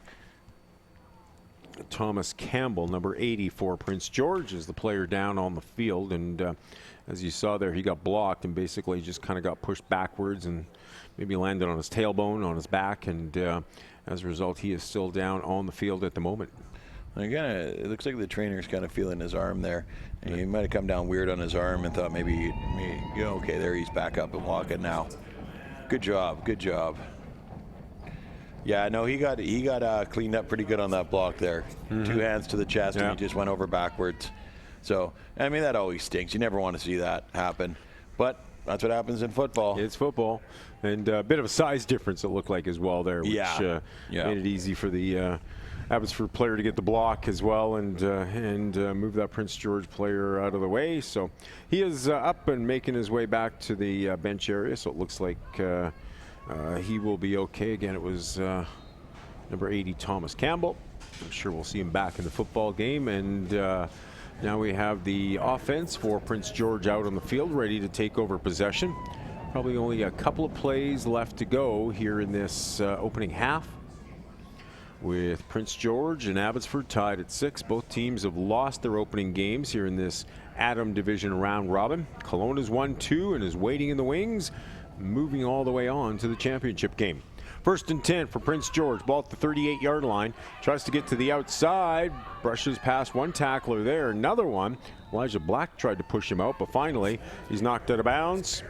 But not before he gains about 4 to 5 yards on the play. Now we see the flag come out, and that will be the end of the opening half here at Hillside Stadium in Kamloops. Well, this is number 70, Jacob Eberle, who ran for the touchdown earlier. Tries to get around the outside there, and they just get him clean, cornered and pushed out of bounds here. And on the previous touchdown, that was the one thing that was missing on the Abbotsford defense, was Elijah Black was off the field at that time. That's just after his injury. Yeah. So we're halftime here. A chance to recap what's happened so far. Kelona's taken a pair of wins in this Adam Division playoff so far. It's the 9-man provincial championships here at Hillside Stadium in Kamloops. The Colona Riders won their first couple of games, beat Prince George quite easily, 22-6. Beat Abbotsford, coming back with 2 late touchdowns to win 20-14. And now with the 2 winless teams on the field right now, not much has been decided, because at the half, each team has been held to just 1 major score, neither able to convert. And as a result, the game is tied at 6. Here as coaches discuss some strategies with their players, give the guys a bit of a break, and they'll be coming on the field shortly and getting ready for the second half of football. Again, this game really doesn't matter too much, with Colona winning its first 2. The teams on the field right now, Abbotsford and Prince George, will meet again in the shootout. And tell you, Matt, while we've got a second or two here, why don't we update people on the shootout a little bit more and give them a sense of, when we do get to that portion, and it's not too far away now, what's going to take place in the shootout. So what will happen is the team number 2 team will get to choose. Whoever's the highest seed gets to choose whether they go on offense or defense first. And then the team that goes on offense first will start at the 20-yard line with 3 downs and a chance to get a first down to score. And so they'll play their 3 downs. If they get a first down, they'll play 3 more downs. And if they put the ball in the end zone, they get those points. The team that was on defense then gets an opportunity to start at the 20-yard line and score as well and match the points. Yeah. So if the first team gets a touchdown and doesn't get the convert, the second team can win it right there by getting the touchdown and then getting the convert, right? If the first team doesn't score at all and the second team does, game over. They won, right? So if they match points in the first round, then they go to the second round. In the second round, they move to the 10-yard line. And so they don't get a chance for a first down now. So it's just 3 plays, you got to score. Yeah. After that, third round, they move to the 5-yard line. So, and I think they got all the way up to the 3, actually, by the time they finish it all. So it'll be interesting.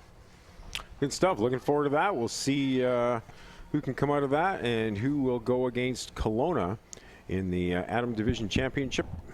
Of course, we've got our Peewee game coming up at 2 o'clock this afternoon. That will have the Kamloops Broncos and the Prince George Axemen battling each other. And then we go to back to a round-robin mini format with the junior bantams later today. First and 10 from the 40-yard line for Prince George. For Abbotsford. Here's a big run, crosses midfield inside the 40, and finally taken down from behind at the 30-yard line. Big run there for Abbotsford. They'll move the yardsticks deep into Prince George territory. Number 22, Jaden Sharma, takes a handoff here and turns upfield right away. Makes one guy miss, runs through, gets a couple good blocks there, makes another guy miss, getting upfield, and 83 here just slows him down enough that the rest of the team can finally catch up to him. Great job by number 83, Dylan Piddock there. I know it was 84, Derek Hempstead, and I do believe 77, Carter Staten, that caught him and tackled him, but it was 83 that slowed him down enough so they could. Otherwise, he was gone. He made that quick sidestep, push cross to get Dylan out of his way, but it just slowed him up enough that the other guys could clean him up. So first and 10 for Abbotsford, ball at the 29-yard line. Handoff, cuts to the left. He's got some room there, tries to break it inside again, but stopped and thrown down to the ground. Nice tackle from the Prince George player there, number 83, Dylan Piddock, and saves the day there, because if the player got to the outside, he had some room. Yeah, I know, and Brady cut it back inside when really he should have just foot raced to the outside. He got Dylan kind of sitting down there, slowed him up a bit, jab step to the inside, and then speed out to the outside would have beat him there, but instead he tried to come inside, and he just got wrapped up and taken down. So second down and about 4 yards to go. Black hands off to Sharma. Sharma cuts to the outside. He's got some room to the outside inside the 20, into the 15, down to about the 14-yard line. And that should give enough for a first down and more as they'll move the yardsticks. And Abbotsford's offense is on a roll. Well, they're just keeping it simple here. Sweep left, sweep right. And just the jab step inside here by Sharma just keeps freezing that defense. And he gets around to the outside. Number 76, Aiden Smith, just gives him a shove to make sure he gets out of bounds. He wasn't going to get much further upfield. There was another defender just ahead of him. But it was a good job by Aiden to make sure that he's out of bounds and the play's over. So first and 10 for the Abbotsford Falcons. Game tied at 6 here with about 12.5 minutes to go in the second half. Here's Black, fakes the handoff. He'll roll to the left. He's got loads of daylight there. He'll find the end zone. Touchdown. Elijah Black calls his own number for the Abbotsford Falcons, and without getting touched, he's in the end zone. Well, and that's a replay of the same play where he got tackled on the 1 yard line and hurt his knee there. He just fakes it to Sharma here, tucks it in, and takes off running. And it's a foot race. 76 is coming across. Aiden Smith. Aiden's got some wheels to him. Yeah, he's coming across, but Black is making sure that doesn't happen twice. Well, and that fake really got everybody going the other way, didn't it? That made the play there because the Prince George offense started to go to its left, thinking the ball was going that way. Black's fake turned him the other way, and he had a ton of room there. So the Abbotsford Falcons have taken the lead once again. It's 12-6 now. Let's see if they can put the convert through. It is blocked. And no good as the convert. The score stays a 6-point lead, 12-6 Abbotsford, with about 11.5 minutes to go here in this second half. So, again, a game that doesn't really mean too much. But, Matt, I think for the most part, for both these teams coming off opening losses to Colona, both want to get some confidence back, and especially going into that mini game and a chance to play Colona one more time for some more revenge. Well, definitely. And, and Abbotsford's really feeling it because they thought they had things solidly put away there. And then they got the 2 scores against them back-to-back really quick. You see here, the Abbotsford offense has got quite the 3-prong attack because they can sweep one way with Brady Doucette, they can sweep the other way with Jaden Sharma, and they can fake it with Elijah Black. And then he throws 15 yards, 20 yards. So they do have a really solid offensive attack here. Their defense is good. The blocking on all 3 of these teams has been really good today, especially at the Adam level. I mean, you got to think, though, this is the best of the best right now. These are the best teams in all their respective leagues. So it's good to see this quality of football at the Adam level out here. First and 10 for Prince George. Ball at its 40-yard line. See what the Axemen can do here. They're behind by a touchdown now. Handoff. Not much running room. See if he can break a tackle. Cannot do so. Credit the Abbotsford player for holding on for dear life, and as a result, he brought the Prince George player down for a loss of about 6. Well, it's Austin Taylor, number 64 there, that gets off the blocker and keeps after him and just holds on and takes him down. Number 55, Balcran-Caro, was in there helping him. Like, he made contact in the backfield, but it was really number 64, Austin Taylor, that made that happen. So great defensive play for Abbotsford. Falcons with the lead with about 10 minutes to go in this second half. And now their defense is standing up tough as well. Well, and you want to make sure they don't put any points on the board, and they keep working them backwards like this, even better. Second down and 16 to go. Tries to get to the outside. No, can't break that tackle. Ball comes loose. Fumble. We'll see who's got control of it. With only 2 officials out there, makes it difficult. Looks like Abbotsford has control of the football as the officials. Well, he's been trying to do it all day long, Dale. Yeah. And he finally strips the ball. Number 22, Jaden Sharma, comes in on here on Aiden Smith, flings that ball, and he's like, oh, I did it. He was the most shocked one on the field there that it happened. So he's been trying all day long. He finally got one, and he recovered it in great field position for the Falcons. They're down on the 29-yard line. Looked like Zach Lowen may have been able to get onto the ball in time, but Sharma was there to pop on top of it, and he gives his football team 1st and 10 from inside the Prince George 30-yard line. Falcons already up by a touchdown, looking for more. Now here's a ball that's loose, and it looks like Prince George is going to get possession of it. Yep. Yeah. Elijah Black came back to throw, but before he had started bringing his arm forward, if you look here, he gets his arm cocked back, but before he even started bringing it forward, he gets hit from behind by number 54, Ethan Bach, and the ball runs loose at number 72, Dre Barclay. Johnny on the spot, get on that ball, and now the Axemen have it back. So back-to-back turnovers. Looked like Abbotsford had the football with a chance to put in the end zone and probably wrap this game up, but credit that Prince George defense. One play, they knocked the ball loose from quarterback Black and recover the fumble, and now it will be Prince George taking over, 1st and 10, ball at their own 37-yard line. Lots of time left, lots of field to get through, but if they can get down to the end zone, they could tie this football game and potentially take the lead with a 2-point convert. Well, and the Axemen got lucky there too, because half a second longer and Elijah's arms coming forward. I mean, it's pretty close on the replay there, but the refs are making these split decision calls without the benefit of replay. So deep in the backfield, Prince George trying to get some room to the outside. Looked like he's going to get some now to the 50. Taken out of bounds, and the official will get over there and mark it down. It will be enough for a 1st down. We'll see where they mark the football.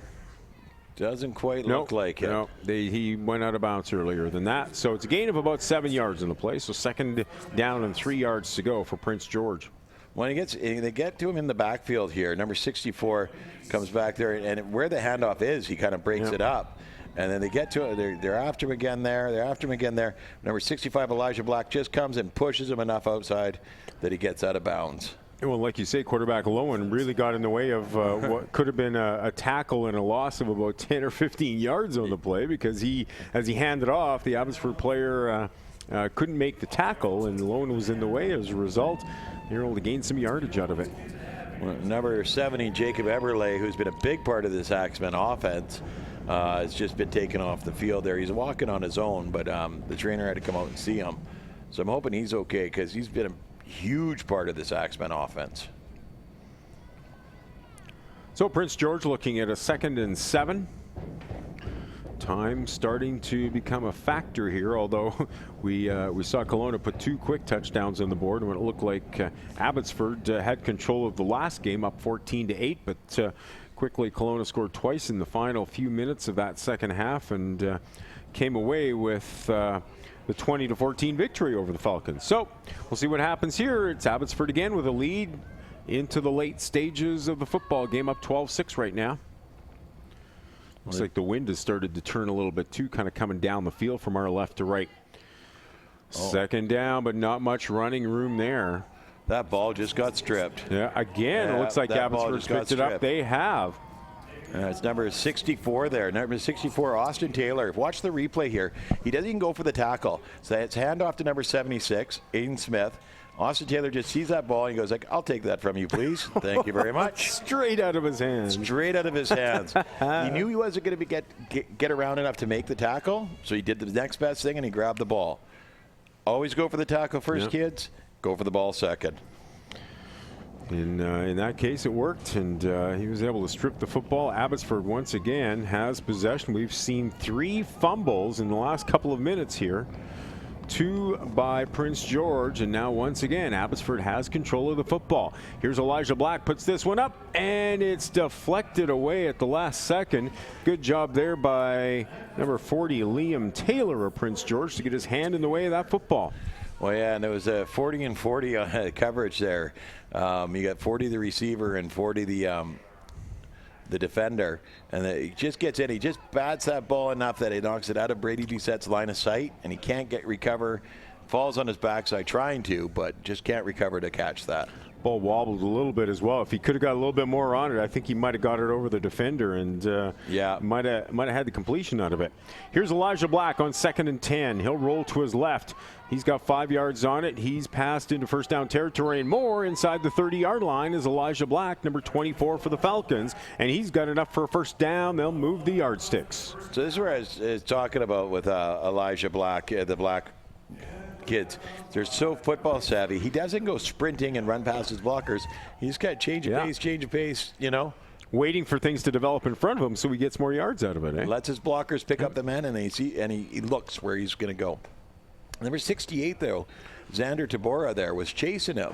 But when we saw Xander in the first game, he was a lot quicker than he's been in the second game here. I don't know if he's tuckered out, long day, but he's definitely doesn't got the speed and the steam that he had earlier. And he's making some huge plays earlier in the game. Okay, so let's see what Abbotsford can do here. Up by 6 points. Later stages of the football game, 1st and 10. Here's Sharma, cuts to the right. He's inside the 25 to the 20-yard line. Tries to cut upfield again to the 15, close to the 10-yard line. Sharma's got another first down. Abbotsford on a roll in offense. He looked like a Mexican bullfighter there. Ole, because he just stopped and let them go right past him. Look at this. Good handoff. Good blocks on the end there. He sealed the end. 77 comes after him, but just doesn't get enough on him. And then he stops in 68 and 76 there. Just get tied up together. Or is that 70? Oh, it's 70. Good. Jacob's back. Well, it looked like that original player for Prince George. I mean, he didn't really... he gave him a bit of a push there, but had he got a hold of his jersey or something, he might have been able to haul him down. But yeah, he didn't. It didn't look like much of an effort on that. I think he thought maybe they could just shove him off his feet. But Jaden's so strong on his feet, that's not going to happen. So 1st and 10, ball at the 10-yard line. Here's Elijah Black. He'll cut to the left again. Same type of play as the last time. Touchdown, Abbotsford. That was awesome. Nice run. Watch this right at the end zone here, because this is phenomenal. This is football savvy for you, because he knows that 70's quick. He knows 70 hits hard. So the ball, I just keep it myself, and I'll run with it. He gets down the field, and he sees 70 coming. He knows he hits hard. Just jab steps enough to freeze him, pulls up, gone. Gone. Football savvy right there. Good job, Elijah. He scored 2 touchdowns on that similar play already and nearly had the third when he got injured. He got down to the 1-foot line. So Elijah Black has been able to find daylight, cutting to the left and going to the wide side of the football field. And the Abbotsford Falcons now look to have control of this game. They're up 18-6. Convert attempt still to come. And we're approaching the final minute of play in this football game. Convert is good. It's now a 20-6 lead for the Falcons. There you go. There you go. So finally got one, Jaden. 1 for 3 on the day on the extra point, but he's getting out the bugs while he can. You know, and I've got to say, you know, I know I'm Abbotsford Falcons. I know I'm the president of the club, but I think that this shootout that's coming up really favors them. It's a quick strike. In both games they scored first. In both games they've scored quickly. From the 20-yard line, they've been really good. They've only been stopped once today. So it'll be interesting in the shootout. And we've seen similar things from Kelowna's offense as well. They've been able to, they've scored or shown that they can score on those big plays as well and score quickly. So they did score on the first. So I mean, you know, once you get to that shootout, everybody has a chance. For the instead of doing a semifinals in the BCFL, we do this tournament with all our Adam teams. So we have 1 through 9, right? And they get seeded from their season standings, and they play a couple of games, and then they get reseeded, right? Not usually too much movement in the standings. 8 plays 9, and the winner of that goes on and plays 1 in a shootout. So they get practice with the shootout. Yeah. Well, number 8 took number 1 to the half-yard line, right? Yeah. And then in the nice run to the outside. Almost stripped the ball. Almost got away and could have had room. It's enough for a first down for Prince George. But again, time getting to be a factor here with the Axemen trailing by 14. Way to stay with the ball. Number 76, Aiden Smith here. Keeps the ball himself, goes through the line, and Jaden reaches in, grips it, and rips it, but he just holds on to it and stays with that ball. Great job, Aiden. Great job. So we get down to the final 4. There's 1 versus 4, 2 versus 3, and the winners of these 2 games are going to go on to our semifinal, right? To see who comes, or the BCCFA to see who comes here today.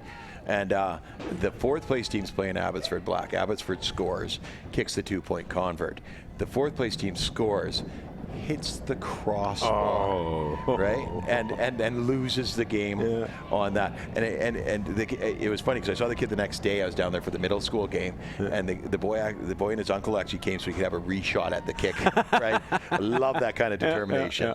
But that's how close this shootout could be, and that's the ball game right there. Yeah, I mean, it can go either way, and yes, we see the orange flag from the official. The game is over, and this, as you see in the replay, will be the final play of the game, and it kind of gives you a good sense of how the game went, and that Abbotsford capitalized on its chances and really didn't give Prince George much opportunity to run the football and find open spaces out there. It's a 20-6 victory for Abbotsford.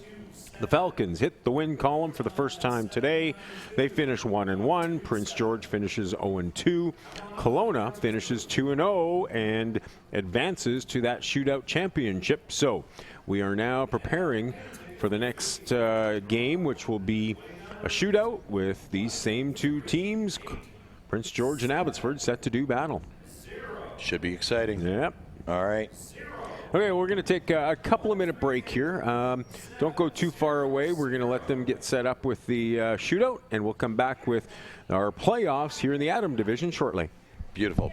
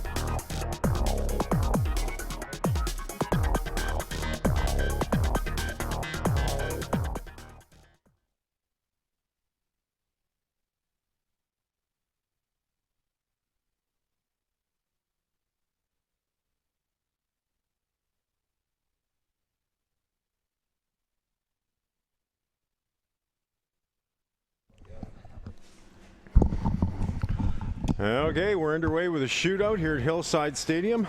Prince George with the ball. Run off to the left, not much room, gain of maybe 3.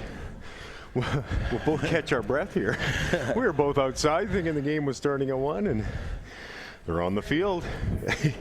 Oh, yeah, but great job there. Get up those stairs. A couple of old guys jumping 2 stairs at a time, I tell you. So, Okay, we'll just take a break here. Dale Corey, Matt Macri with you. We'll regain ourselves and let you know that we're at Hillside Stadium for the BC 9-man championships. It's the Atom division, and we're done the round robin. Colona went 2-0, Abbotsford 1-1, Prince George 0-2. Now we're into the shootout. They start from the 20. Prince George has the ball first. If they get a touchdown, Abbotsford needs a touchdown to continue. And so we'll see where it goes from here. 2nd and 10 now from the 18-yard line. Well, in this Prince George team went 0-2, but they're not an 0-2 team. They played very well. Nice tackle. Tackle from behind there, and it'll be a loss of a couple on the play, it would appear. So that'll bring about a 3rd down situation. And again, in this shootout, things can happen quickly. If Prince George doesn't get any point or a touchdown here, Abbotsford will have the chance, and the way they've run the football, 1 play and this game could be over. Yeah, well, you see, he fakes the reverse on that play there, and number 27, Zach Lowen, keeps the ball and takes it around to the outside before he's taken down by number 40, Brady Doucette. Ball pops free, but an axeman jumped on it, so they get their last down here. 1 more shot to make a 1st down. And the first round, they've always got a chance to make a 1st down. So, and the Axemen have had some big plays today in both games. So let's see what happens here. So it's 3rd down, 8 yards, not much room, and they are not going to get it. Finally taken down to the ground, a gain of maybe 2 or 3 on the play, but not much at all. It would appear, with no flags down, that Abbotsford will take over.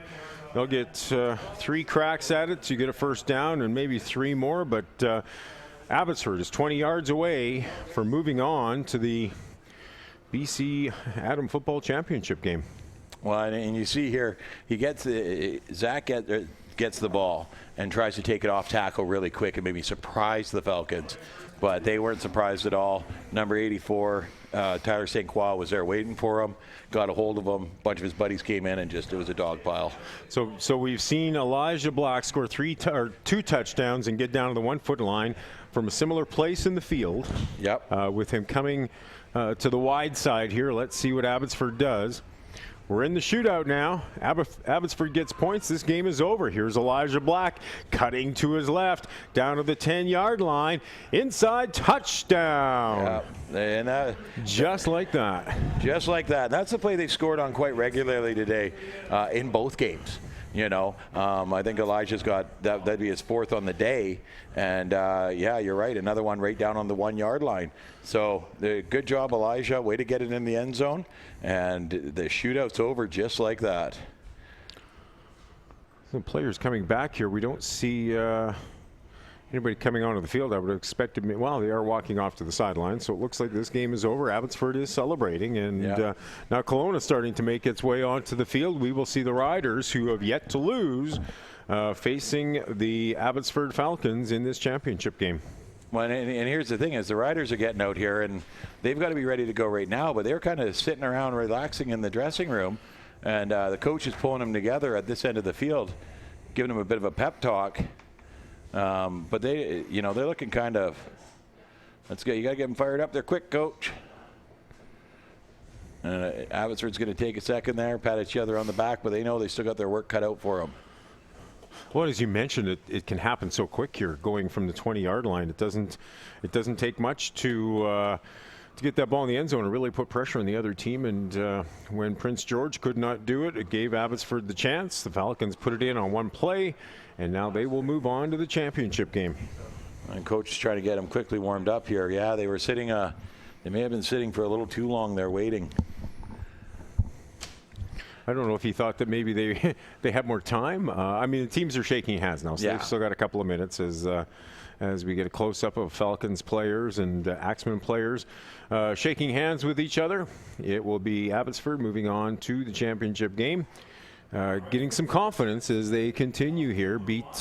Came close to beating Colona and really had the game in their hands, giving up a couple of late touchdowns, but now coming back with a win over Prince George and then winning the shootout over Prince George to advance to the championship game. It'll be Colona and Abbotsford. And I guess we're just going to stick around here, Matt, because I don't really know what our time frame is like at this point, if they'll take any type of break. We suspect but they'll just continue on with this. The next game is not scheduled till 2 o'clock, so we still have plenty of time here. Yeah, we got a full hour after this one before the next game. And I know they want to get that gap in there so they can get the Peewees some fields. They're down on the grass warming up there too. Yeah. Get them out here on the field, get them warmed up, get them ready to play. But this here should happen fairly quick. And like I said, these shootouts, they don't last long. Even if it goes to the third or the fourth round, it's still only about 5 or 6 minutes. Mm-hmm. So, yeah, it doesn't take too much at all. And of course, we're looking at that similar type format coming up later this afternoon. The next game coming up is the Peewee game with Kamloops and Prince George. Of course, after our shootout final here, the Peewee Championship, Kamloops Broncos, Prince George Axemen. That'll be a full game to decide the Peewee Championship. And then we've got junior bantams after that, and 3-team round robin, similar to what we just saw with the Adams, and that is to get underway at 4:30. Or check that, 4:30 this afternoon. The JB round robin championship. So lots of football still to be played, and of course the highlight of this Adam division. It's all coming down to one shootout with Colona and Abbotsford ready to battle. Yep. So I think it's the Peewee game. I think is going to be a really good game because these Kamloops Broncos are the same ones that we saw for that in the Adams. I think last year, or were they in the Peewees? But they had a very good team, and I'm recognizing some of the names from last year. So that's going to be a good side of the ball. And then you've got the Prince George Axemen, who always bring in a good team and some big players. So I think that's going to be. And yeah, I recognize a few names off that side too because they were here last year as well. Mm-hmm. So it'll be interesting in that Peewee game. So I'd stay tuned for that if I were you. And the other one is the JB round robin. It's fun watching these little Adams play this round robin. It's going to be very, very interesting watching these guys, these junior bantams play it. And I recognize a couple of names off the Richmond Raiders that are coming up here. One of them being Tariq, and we got some good players coming in that way. The Colona Lions, haven't seen them before, but I can't see them not having a good team if they made it all the way here. Just looking at our program that we've been given here for Junior Bantam, it only lists Colona and Richmond, and I know that it is a 3-team round robin. One Prince of the teams didn't get their roster in. That's Prince George. So it'll be Colona, Richmond, and Prince George in that Junior Bantam round robin. And as you mentioned, Matt, that's going to be fun to watch. Yeah. And then, of course, in between there, we have the Peewee game, and it's just a one-game championship. Kamloops Broncos representing the Southern Interior, Prince George Axemen representing the North Football League. So it'll be a full game, one-game showdown in the Peewee division coming up. But first, we need to settle what takes place in the Adam division. Yep. It's Colona and Abbotsford. The players are on the field, although Abbotsford is way over in far corner discussing some strategy here. It's such a quick process. The ball is placed at the 20-yard line, and if we get a chance to show it, it is sitting there ready to go, ready to be snapped. But first we need to get teams on the field and get them prepared for this mini shootout here. I'm really looking forward to the Bantam 9-man and the Midget 9-man tomorrow. I mean, we've got the Richmond Raiders and the Salmon Arm Chargers are going up for the provincial title, and those are two really good teams in the Bantam division. But when you flip to the Midget, you got the Prince George Axemen and the White Rock South Surrey Titans, and I know those are two really good programs. And I can't wait to see my man, number 26, Nick Arab, tomorrow running. Guy's a little tank. You're just going to love watching him run. Played Border Bowls for me last year. Phenomenal. Great kid, great attitude, hard worker. Okay, let's get underway. Dale Corey, Matt Macri with you here in the press box. The mini shootout game between Colona and Prince George is underway. And look at this. On the first play, Colona all the way into the end zone, touchdown. Well, and that's what they did. That's what they did in the game earlier, too, against the Axemen. It was number 44, where Brady Schultz just hammers it in there on the very first play of the game. And so you watch the replay here. He gets that ball handed off, gets a couple of good blocks there. Big hole, wide open. Elijah Black just misses the tackle there. Jaden can't get over in time, and into the corner of the end zone. Well, Elijah pretty much had the best and only opportunity to try to bring him down there. Nearly had him, but couldn't get his arms wrapped around those fast-moving legs, and as a result, it's a touchdown for Colona. And the Riders, who have been sitting around for a little while now, won their first two games quite easily, 20-6 over Prince, or 22-6 over Prince George. 20-14 over Abbotsford, and been sitting around for two games, are now back in it and quickly on the board. And because you need to match it, Matt, here's where a key part of the game comes in that if you get this convert attempt, it really puts the pressure on Abbotsford. Well, yeah, it's not only getting the touchdown, but it's the convert as well, and so it's good. So they're up 8 points right now. Right now, they're up 8-0. So Abbotsford's got to come back and not only score, but get that 2-point convert to win. So this could be over really quick, or we could be going on to round 2. And of course, it would go down to the 10-yard line. Should Abbotsford put the ball in the end zone and get the 2-point convert, the Falcons need to put some pressure, or the pressure's on them now. So they need to put the ball in the end zone and get that 2-point convert to keep going. So here we go. Ball placed at the 20-yard line. We saw Abbotsford need just one play to finish off Prince George in the shootout when Elijah Black took the ball to the left, cut to the end zone, and made it through untouched to put his team into this championship game. Let's see what Abbotsford can do here. 1st and 10, ball at the 20-yard line. Fumble, it's down on the ground. Abbotsford, it looks like, will they get control? No, they don't. Colona falls on top of it, and that is the game. That is Colona has the football. You saw Jaden Sharma bang his fists against the turf. The ball popped loose. Colona has it, and we'll see the replay as to what took place. Elijah Black never really got a handle on it. And then instead of just dropping on it, they try and pick it up here. And this is a big no-no on something like that, is that you just got to drop on the ball. Because they're doing the jet motion coming across there, and it's going to be a handoff to Sharma. And it looks like he took his eyes off the snap just for a second, off the back of his hand, and that's the end of the ball game. And that's one of these things with the shootouts, is it's over so quick. It just ends on a fumble. Looked like Austin Taylor maybe was the one player that might have been able to fall on top of it and hold possession, at least to give him a chance, but went to pick it up instead. Colona was able to knock it loose. The Riders get control of the football. They recover the fumble, and that's the way the game will end. Colona has come through with a victory, 8-0 over Abbotsford in this shootout, and it will be the Colona Riders winning the Adam Division Championship in BC 9-man football for 2016. So that'll about wrap it up for this portion of the day. We're complete through the Adam Division now. The Colona Riders have captured the championship. We are going to go down to the field shortly.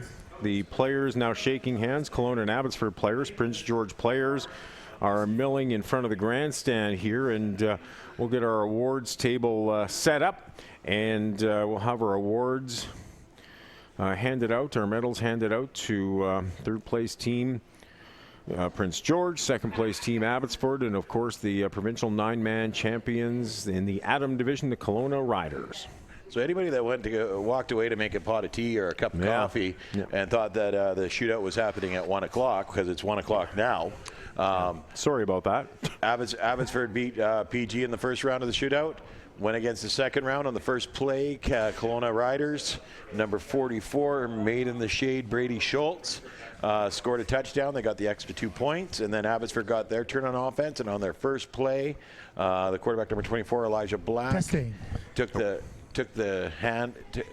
snap off his hand, and Colona jumped on the ball in the fumble recovery, and that's the end of the ball game. Looks like it. We've got the players down below us getting ready for the awards, so we'll turn it downfield now. We'll let them take care of things, and we will be back at 2 o'clock with the Peewee Championship game as our day of football continues here on VBN Sports. We thank you for joining us through the day. We've got lots more football to go. The Peewee Championship coming up between Kamloops and Prince George. That starts in about an hour. And then at 4:30, we're back to a round-robin portion in the junior bantams with 3 teams set to battle. So 2 more championship titles on the line later today here at Hillside Stadium in Kamloops. We invite you to come back in about an hour for the next round in the Peewee division between Kamloops and Prince George.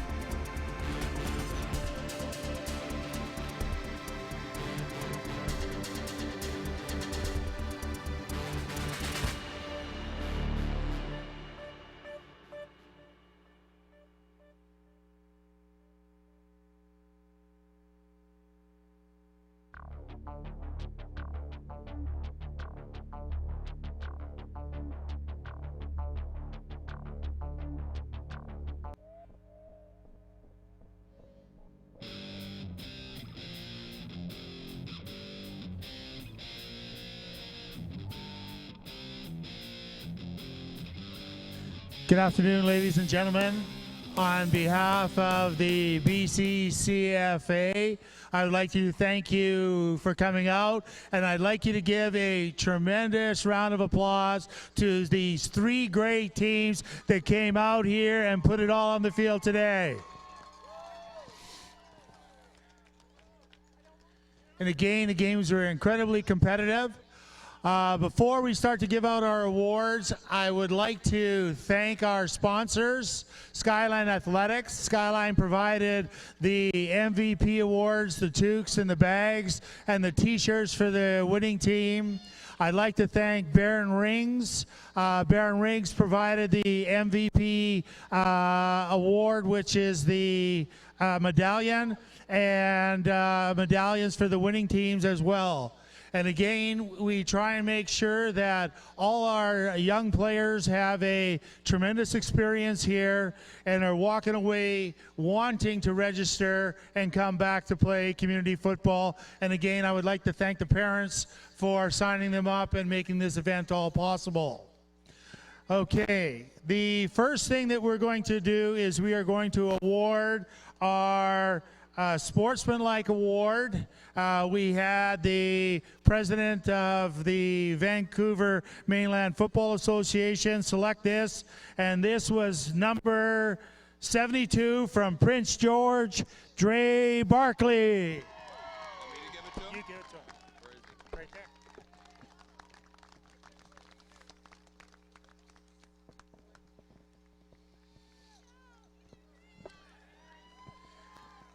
Now, we're calling up the individual MVPs from each team, and when they come up, we will give them the award of MVP from Prince George, the 3rd place team. We have number 70, Jacob Ibrahim.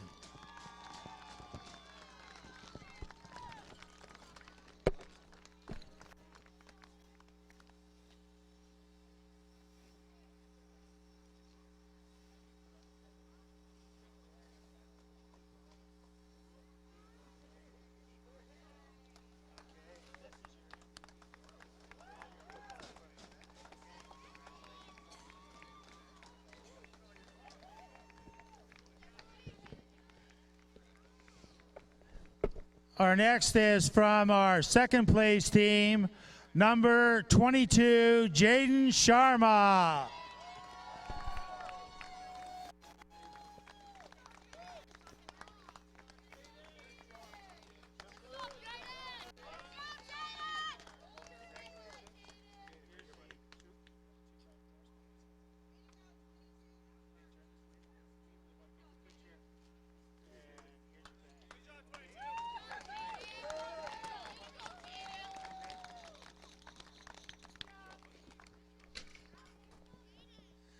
And from this year's championship team, the Colona Riders, we had their MVP number 44, Braden Schultz.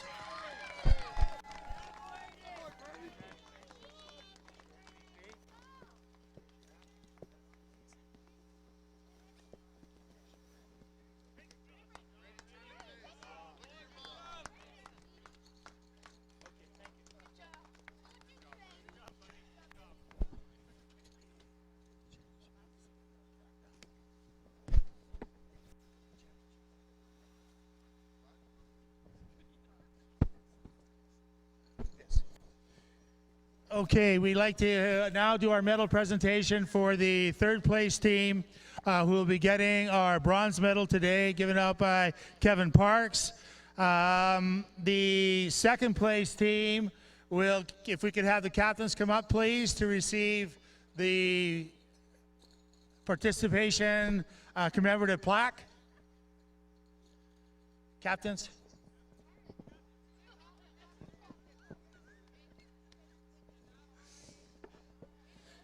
And the Vice President of the BCCFA will be giving out their silver medals. And if we could get the captains to step up here from the Colona Riders, please. The Colona Riders will receive their award from the BC Provincial Football Association President, who will be presenting the trophy, the plaque, and the banner to this year's champions, the Colona Riders. And that's Frank Nazo, is the president of the BCPFA, presenting the award today. And Corey Philpott, former BC Lion, and our Zone Bowl coordinator will be presenting the gold medals to the Colona Riders. And if we could have a big round of applause again this year for all our people, thank you. No.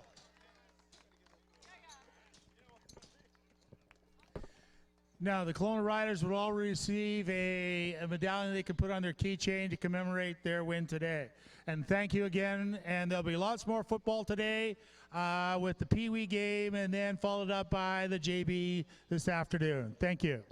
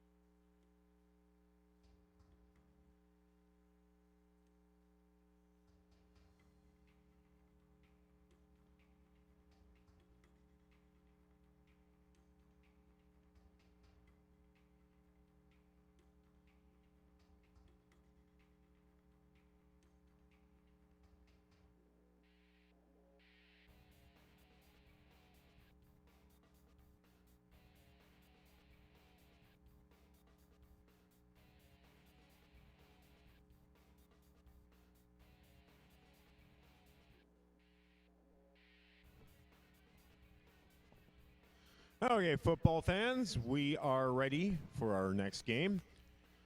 Welcome again to Hillside Stadium here in Kamloops for the BC Community Football 9-man Provincial Championships. We're into our Peewee Championship game.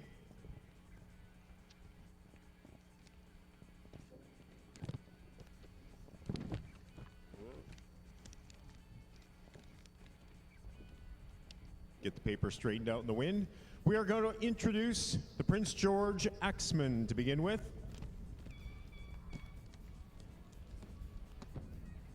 Introducing number 1, Isaac Slavic.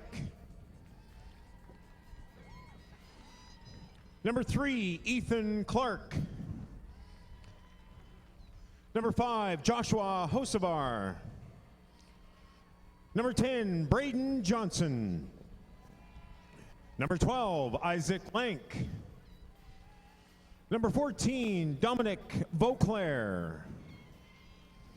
Number 16, Taman Padoki. Number 18, Clark McKay. Number 21, Matthew Norberg. Number 23, Joe Carter.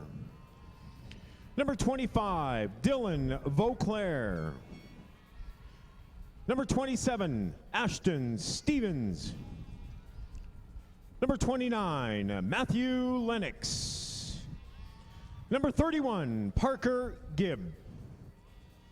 Number 40, Mason Landry. Number 42, Dayton Pittman. Number 45, Colton Matfin. Number 46, Javen Ray. Number 48, Connor Sherlock. Number 81, Joshua Nickel. Number 83, Logan Ronahan. And number 85, Asa Moran. Head coach Rob Sherlock. Ladies and gentlemen, there are your Prince George Axemen.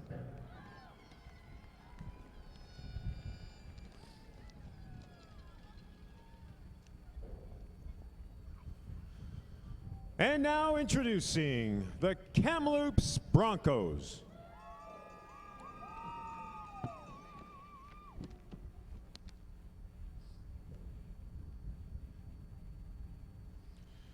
Introducing number 1, Liam Maniley.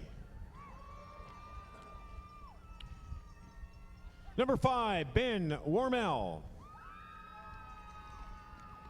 Number 17, Dawson Dorn. Number 22, Indy Thring. Number 33, John Pardayak. Number 44, Noe Jelks. Number 46, Jackson Vaughn. Number 49, Corbin Vaughn. Number 50, Lucia Newells.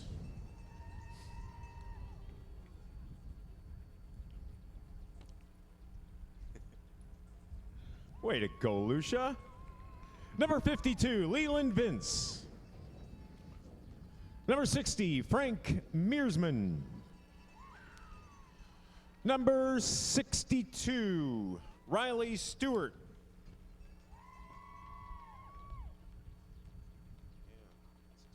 Number 65, Cooper Gronveld.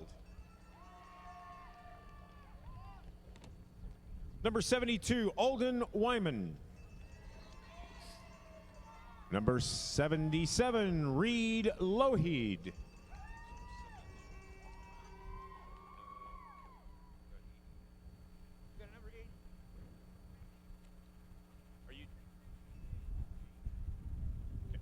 Number 82, James Dusange. And number 88, Evan Dubé. Deontay Jelks is the head coach. Ladies and gentlemen, there are your Kamloops Broncos.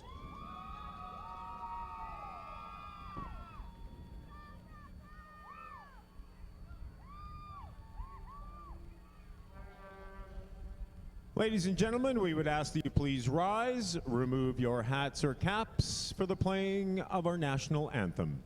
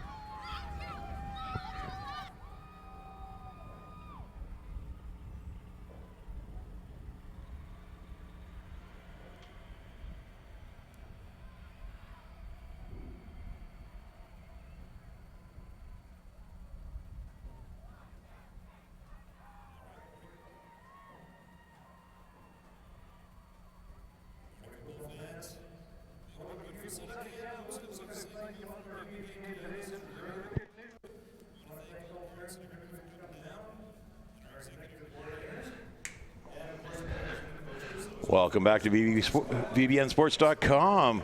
We're getting ready to go with the Peewee game as Dale makes his way back up here to the booth from the field.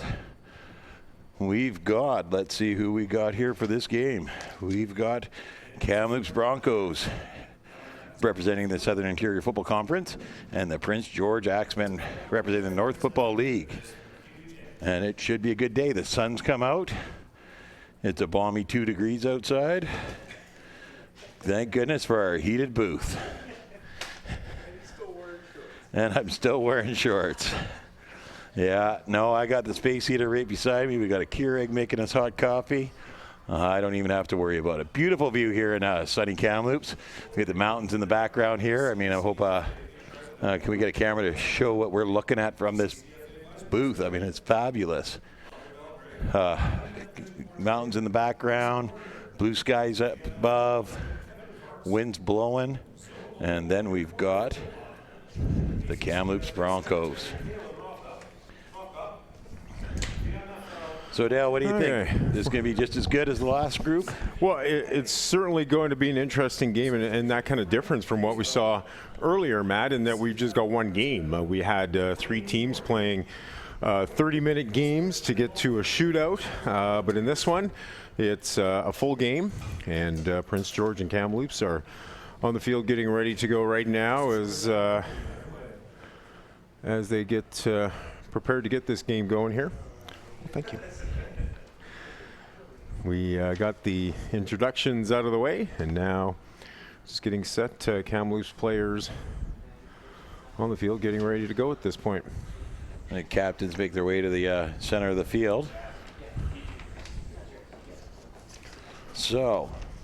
And as you mentioned, Matt, a beautiful day. Just on the field, I mean, it's windy out there and it's cold. There's a bit of a bite to the air that way, but the sun is out. It's probably going to stay out for maybe the first half before it gets behind the mountain behind us here, and that will certainly cool things off a little bit as well. But it's been a day of, like we said, some cooler temperatures, but getting better, and hopefully these teams get to experience some good conditions with some sunshine here. Got some things happening behind us here. I'm not sure if that's affecting things power-wise.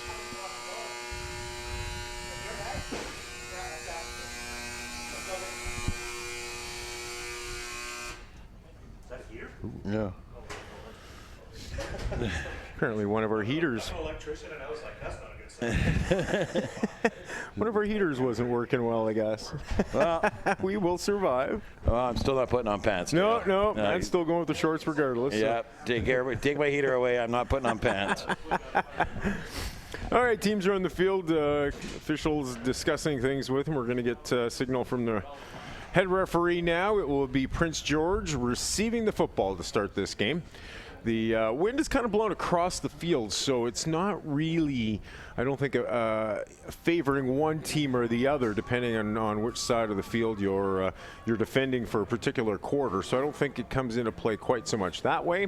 However, we expected to maybe play more of a role in the kicking game. It didn't as much in the Adam game, but here in Peewees, you're going to get more kicking, and as a result, that wind could come into play that much more.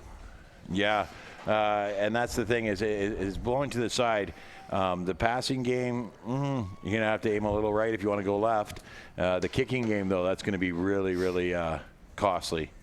And then Peewee here as well. It's only 1 point if you run it in, but it's a 2 point if you kick it in on the convert. So you want to, you prefer to kick.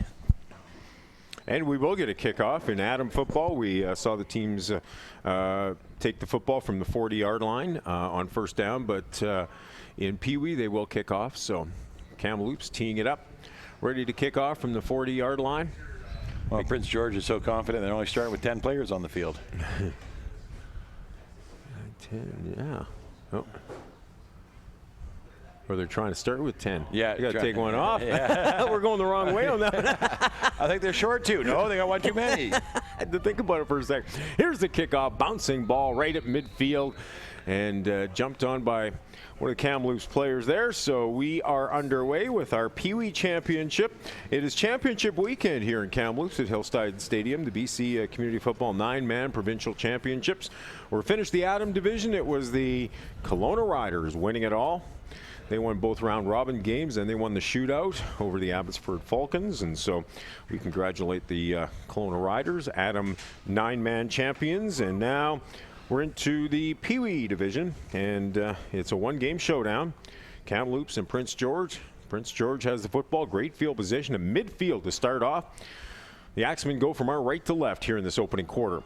Here's a toss back, tries to cut to the outside, still on his feet, tries to cut upfield again, gets a gain of maybe 2-3 yards on the play, and taken down there for Prince George was number 21, Matthew Norberg.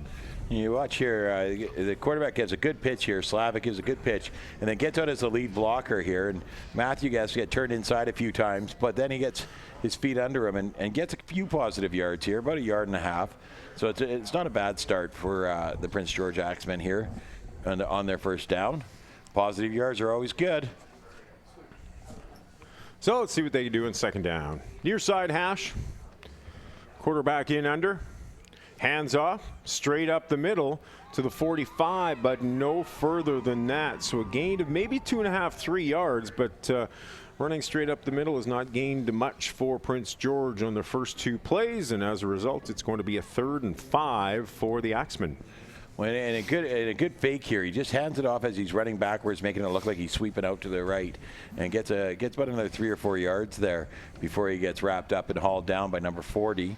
Well, there is no 40. I guess it must have been 49 then, Corbin Vaughn, that caught him around the waist and just pulled him down. So 3rd down and 5 yards to go for Prince George. Here's a toss back. Wide side of the field, avoids one tackle, now turns it upfield, but is tripped up and will not get into first down territory. Falls probably about 3 yards short. It looked like he might have turned it upfield and had some room there, but one of the Kamloops players came in to trip him up. I think that was number 52, Leland Vince here, who just hooks his ankle there and takes him down and trips him up. And it's a great job because he made a move on number 12, Isaac Lank, makes the move there and beats him. But he just reaches down and grabs those shoelaces. 22 Indy Thring, I believe it was, that just got his hands on the foot of the running back there, and as a result, it's turnover on downs. 1st and 10 for Kamloops. Ball at their own 42-yard line, far side hash. Here's a handoff running on the right-hand side. Plenty of room, crosses midfield, now cuts back, and finally runs into a bunch of Prince George tacklers and is taken down to the ground. Right around that first down marker, I think he's got enough. However, we do have a flag on the play, and this could be a hold against Kamloops. You know, it's interesting. This number 44, I think I remember him from last year. I think this is Jukes.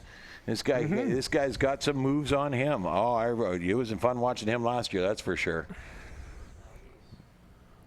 So the flag's going to be against. It's going to be against Kamloops because they're talking to Prince George.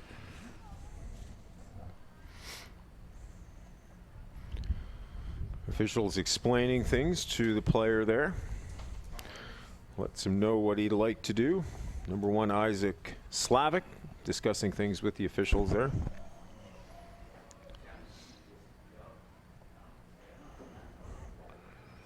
So we'll wait and see what the official call is. Moving this one back. It's only going to come back 5 yards, he's indicating. So maybe an offside? Touched. Yeah. Oh, did he touch his head? Yeah, he touched his head. That's too many men. Is it too many men? Okay. Yeah. So. Okay. So that. Yeah, I missed that. I believe that was the call then. So it's a 5-yard penalty. First takes away the potential first down and moves them back to the 37-yard line where it's 1st and 15. They'll get about 4 back on that play. So now Kamloops still looking at a 2nd and long situation. Unfortunate penalty with too many men because it looked like they had first down yardage and we're into about the 52 of Prince George. Now it's back at the 41-yard line and Kamloops faced with a 2nd and long. Yeah, no, they couldn't really get anything going on the last play. Only picked up a few yards there. And here we got young Jukes again. Handoff to the right side. Jukes trying to get to the outside. Does. Close to midfield. Probably gets a gain of about 8 yards on that one, but he will still be about 4 yards short of the first down. Yeah, and you watch him here. He comes out to the outside, follows his blockers nicely. He's got some good blocks there, stays behind them, comes outside, and then he does his little moves and shoots around the first tackler, Nice. beats him, but can't get past the second tackler. Number 1, Slavic, brings him down hard. No way Jelks with a run there and got some good yardage out of that one. It'll be 3rd down and a short 4 yards to go just on the Kamloops side of midfield, near side hash. Handoff, but a fumble down in the field. Looks like Kamloops has control of the football. However, they will be giving it up on downs. So a big play there for Prince George as the Kamloops player couldn't hold on. It's turnover on downs, and the Axemen have control of the football. Well, a big lineman gets through here, and he just hooks an arm as he runs by. And that's all he has to do is hook that arm, and that ball's bouncing on the ground, and everybody's looking at their feet. Great job there. He didn't catch the number. I think it was number 63 on the Prince George. Oh, there's no 63, so that can't be it. It's the big guy there. 83. Logan Ronahan. Isaac Slavic, number 1, the quarterback for Prince George. Axemen take over, 1st and 10, ball at the 44-yard line, near side hash. Toss back. Cuts out to the left, tries to get some room to the outside, gets inside the 40-yard line. Some tough yardage there, a gain of about 5 yards, but he kind of made something out of nothing there. Looked like he might get caught in the backfield. Yeah, he got caught here right away, but they didn't wrap him up. They just grabbed his hip, grabbing at his arms, pulling on his jersey, and he's running hard. This is Matthew Norberg, number 21. He's running very, very hard, pushing forward, keeps the legs going. That's the key thing when you're running the ball is keep pumping those legs, keep moving that ball forward. Well, he probably gained 10, 12 yards after it looked like he might have got stopped in the backfield. So gain of 5. For the running back, Prince George looking at 2nd down and 5 just inside the 40, ball at the 39 near side hash. Handoff straight up the middle. Nice yardage there, and it'll be into 1st down territory. Ball will be placed at about the 32-yard line, and they'll move the yardsticks. That's Isaac Lang, number 12 on the jet dive. He comes across, and the quarterback just drops in his belly. He turns upfield. There's a big hole for him there too. Defenders had cleared it out, and they had to come back, but not until after he picked up about 7 yards there and got the first down. So Prince George looking good, moving this football on offense. Well, the thing I like about the Prince George offense here is they're not going for the big shot. Yeah. Get a first down, move the ball, control the clock. Have to get 4 or 5 yards. Here's the reverse, cutting to the right side, see if he can get to the outside, but he won't. He's all wrapped up, taken down in the backfield, and that will be a loss of about 3 yards for Prince George on first down. Okay, and watch here, Dale. They do the reverse here. So the ball gets pitched out. Comes back to Noah. He sees the defender, and he cuts inside too far. Yeah. He came inside his 2 blockers where he should have gone in between his blockers. Ray there could have stepped up, given him a path in between. He steps up too far. Defender's right there to take him down.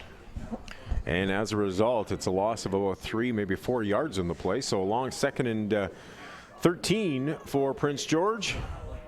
About 37-yard line, far side hash. Handoff straight up the middle. Tries to cut to the left. Taken down heavily there. Big defensive play, and that, I believe, is number 44. 46, check that, for Kamloops. Jackson Vaughn, who stopped the running back in his tracks. And there's 42, Dayton Pittman running the ball there. Big boy. Big boy. They just, a little power fullback going on there. But Jackson Vaughn wasn't having any of it. He stepped up and made the play. So now they're 3rd and 10. From the 33-yard line, middle of the field. For an offense, this is an ideal position. Is if you're giving up the ball, you're already deep in their zone, right? And if you don't give up the ball, well, you got a first down. Here's the handoff. They'll try to get yardage straight up the middle, but again, nowhere to go. I think it was Vaughn again who's in on that tackle right at the 30-yard line. So it looked like there might have been a hole developing there, but as we see in the replay, Kamloops quickly shut that one down, and not much of a gain.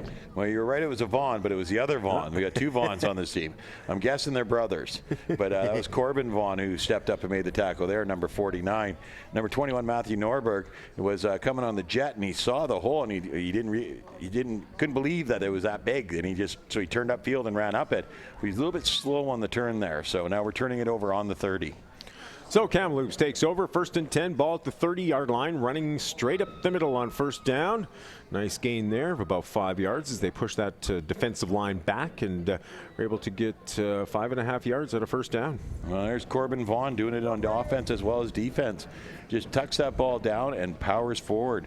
Big number 83, Logan Ronahan, rides him down to the ground after about the 5-yard pickup, but great run by Corbin. 5-yard gain, so it's 2nd and a short 5 for Kamloops. Ball middle of the field. Here's another run straight up the middle. Looks like he's crossed the 40, and if that is the case, it should be a first down for Kamloops.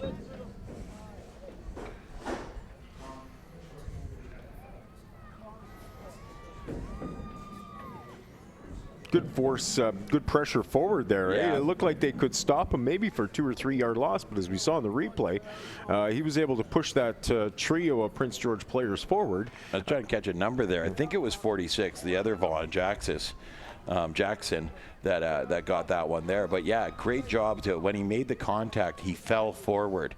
And most body lengths are going to be a couple of yards themselves, right? Here's Jelks trying to get to the outside on first down, but he is caught. He'll still get about 4 yards in the play, which was a nice run for Jelks, given the fact that Noe looked like he was going to get caught maybe for a couple of yard loss. There wasn't much room at first, but he was able to get some yardage out of it. He runs into the line, and they stop there. So then he runs backwards, and Matthew Norberg gets a hold of him and slides out his body, but just can't. Well, he held on to him long enough until number 10, Braden Johnson, came in and cleaned it up.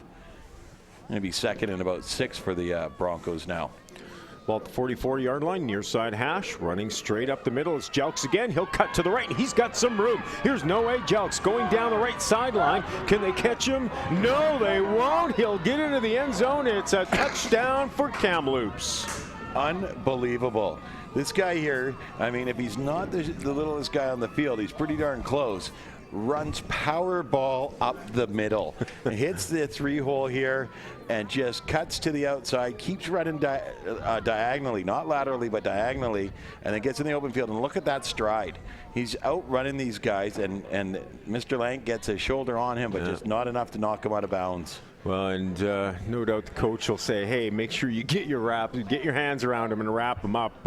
The way he's so elusive that he just bounced away. They couldn't haul him to the ground, and what a great run for Noé Jelks as they had the ball at their 44-yard line. So give him credit for a 56-yard run.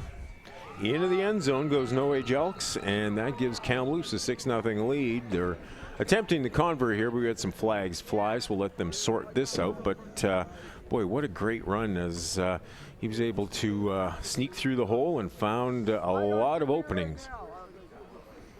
I'm not sure what the call is going to be there. Oh, they're talking to the Broncos as well. So 2, 4. No, they got 10 players on the field. So they'll just add the penalty on to the other side. Prince George had 10 players on the field for that kick, so they're going to go. Oh, he's calling offside. Offside, okay. But yeah, so here you go, Jelks again, in the middle, diagonal running, not laterally, diagonally, and then gets to the outside. And look at the stride on him. And Mr. Lank, you gotta wrap him up there. You can't just give him a shove. He's too strong on his feet. Probably, like you say, the smallest player out there, but elusive and tough to bring down, and certainly showed it there, did Noé Jelks, and he makes it into the end zone for the major score. And the Kamloops Broncos have taken a 6-0 lead. No. Convert was good for the 2 points, so Kamloops has an 8-0 lead, and now here's the kickoff, a bouncing ball that comes down, and quickly the Prince George player takes no chances, jumps on top of that one. I believe it was number 3, Ethan Clark, who got control of the football there. Well, he gets his hand out there, and it bounces off his hand, and number 21, Matthew Norberg, falls on it eventually.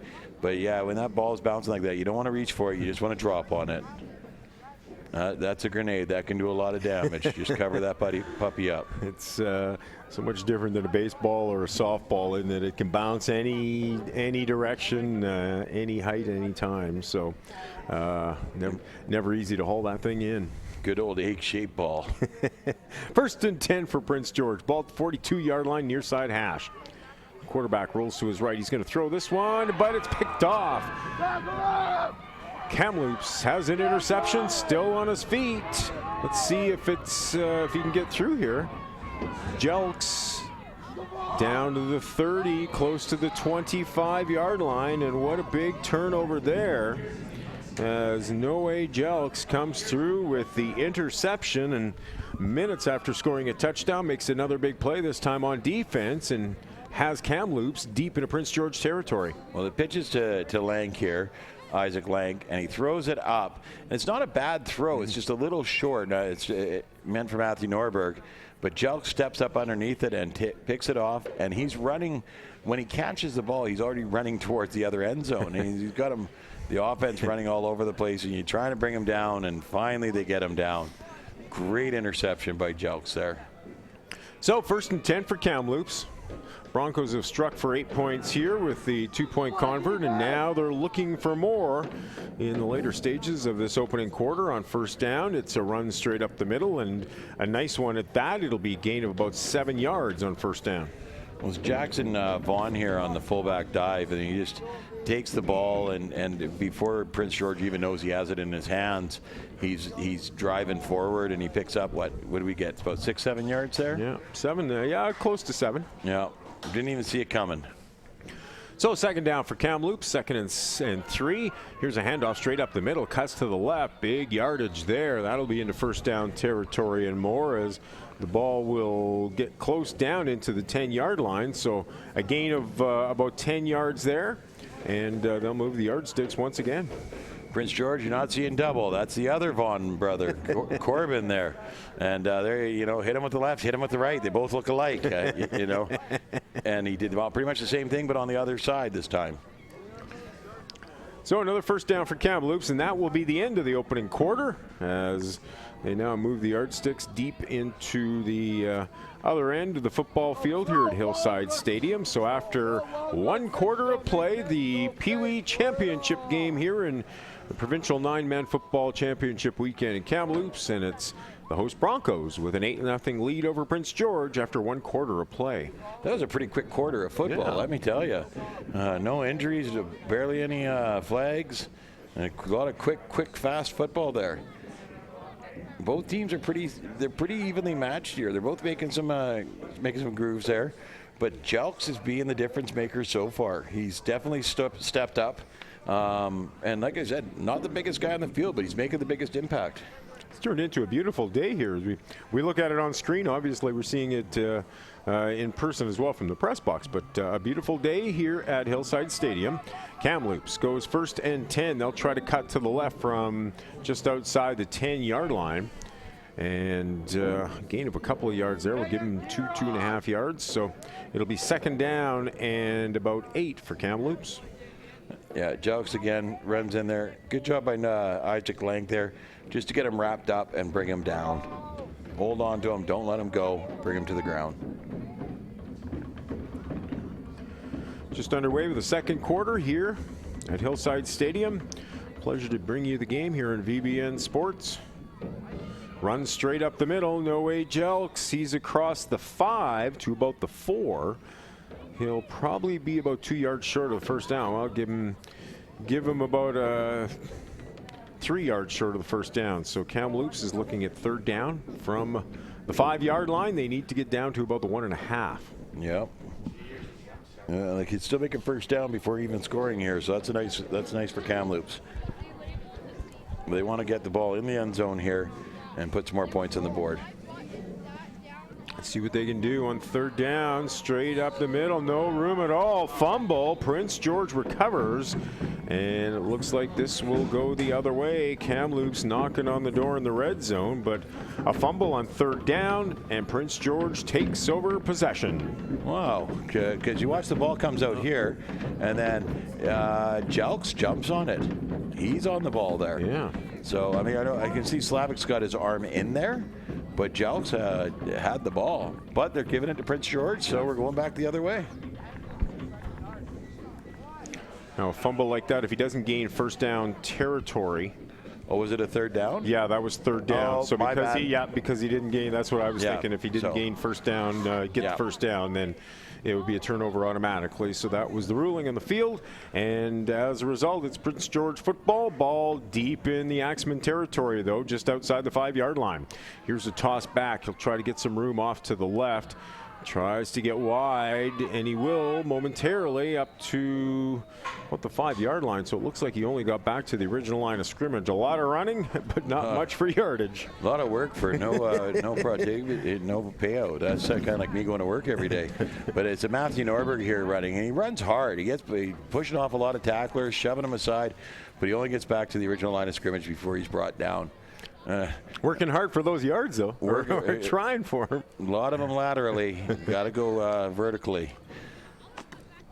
Well, and of course, with the field being a little more narrower as well, it makes it tougher. You can't string that defense out as much as you could normally. Well, there's not as many defenders as you got to worry about either. So, it looks like Slavic keeping his number on 2nd down. He'll make it up to the 10, just across the 10-yard line to the 11, but it'll be a gain of 6 yards, and that puts Prince George into a 3rd down situation, and this is dangerous territory here for the coaching staff to make some decisions. It's 3rd and about 4 yards, well, close to 5 yards, and they're deep in their own zone at the 11-yard line as well. We saw this earlier, where the quarterback came back and made it look like he was going to throw. So you get the defense stopping and backing up and thinking, "Oh my goodness, did I let somebody get behind me?" and then take off and run. And great pickup by him there to roll out. So now we got a timeout called by the Prince George Axemen. Coaching staff coming out to talk to the team. That's a key part of the game here. I mean, we're still early enough by all means, but at 3rd and 4 from your 11-yard line, you don't gain that first down territory. Kamloops takes over. the Broncos were just there, and certainly I'm sure they've started to discuss some plays as to what they want to do when they get into the red zone like that. So tough situation here for Prince George to try to move this football down the field, at least gain first down territory. So let's see what the coaching staff has decided to do. Prince George head coach Rob Sherlock now making his way off the field. His offense making their way to the line of scrimmage. Well, and you know, they've made some yardage. They've had trouble making yardage. So it's going to be interesting here. You're going to see that Kamloops defense is going to be coming hard. So 3rd down and 4 yards to go. Here's a toss back to the right. Try to gain some room, tries to cut it upfield, does. Oh, and he's going to be close to a first down. That's going to be really close. It looked to me like he got it. Yeah. But I'm up high and I got glasses and can't see very well.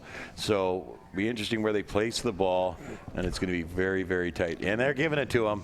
Like, look at this run here. He just gets in there, wills himself to the first down marker. Yeah, and, you know, he made it. He took that one step, and it looked like he got a good yard past the 15-yard line. And as a result, it is a first down as Lank was running the football there and was able to cut back and just get enough for a first down. What a key play for the Prince George offense early in this football game. Yeah, no, that was great by Isaac Lank, you know, and he wanted it. And it's nice to see you got these two teams out here. Both of them look like they've come to play today. It's a good game. It's going to be a tight game. Yeah, a couple turnovers. Only one score so far. 1st and 10 for Prince George.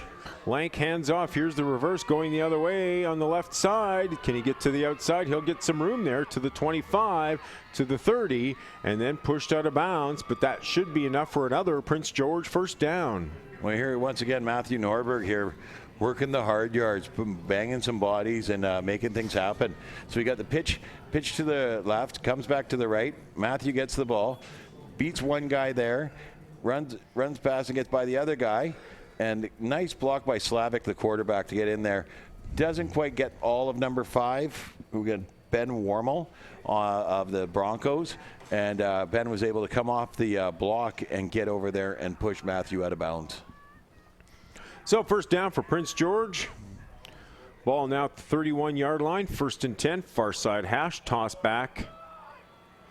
Cutting up the middle, but no room this time. Good defensive play there from the Kamloops side as the running back looked like he would try to cut upfield, but number 12, Isaac Lank, was cut down for no gain. Yeah, and you watch this here. He comes, and then he drops away from his. He's got 3 blockers in front of him, and he drops away and tries to turn upfield. I'm pretty sure he was thinking, I made the wrong decision as soon as he did it. Well, you can see Isaac Slavic kind of put up his hands as well. Maybe he was thinking, oh, he needed to follow the blockers. Well, and it's patience. And I mean, at 10, 11 years old, you don't have that kind of patience. Yeah. It's very hard to find kids with that patience. But the patience, if he'd stayed with his blocks, followed his blocks, he would have moved the ball at least in a positive area. So it's 2nd down and 11. This one going straight up the middle, but not much running room this time. Credit that Kamloops defense for forming a wall just on its side of the line of scrimmage and not giving up many yards whatsoever. Might have got one there if. Well, it looks like the Vaughns are stepping up here, and Noah Jelk steps up and just wraps up the legs and takes them out from underneath number 10, Braden Johnson. Not much yardage to be gained there. About halfway through this second quarter, Kamloops, or check that, Prince George now looking at about a 3rd down and 8. Ball at their own 33-yard line. See what they can do on 3rd down. Toss back. Here's a throw. This one has a man open. It's complete. Lank will haul that one in at midfield. And what a play on 3rd and 8. Prince George moves the yardsticks. Love it when the running back throws the ball. I love it. All right, so we got the pitch here to Matthew Norberg, who's been running for some good yardage today. He drops back, and he doesn't even get his feet really set, but he puts the ball up, and Isaac Lank just stays with it, brings it down on the 50-yard line. And look who's there, Mr. Jelks. Well, and I think he had to throw quick because he saw Lank was open and wanted to try to get the ball downfield as quick as he could and get it to him before the defender converged on him. So great heads-up play there by Norberg. Completes it with Lank, and it's a first down for Prince George. So ball at midfield, 1st and 10. Snap hits the ground, picked up by the quarterback. Tosses off to the left. This one is complete to the 40, down to the 30, and inside the 25-yard line before the receiver is finally taken down to the ground, and there's a flag on the play as well. No, number 21, Matthew Norberg here, just settles down into the flats, and he's wide open. Like 7-Eleven isn't that open. Holy smokes! And the throw is a bit of a rainbow too. And so we're going to get a call here on a penalty. The ball's probably going to be a holding call, but it was a late call. So let's see what the call is here.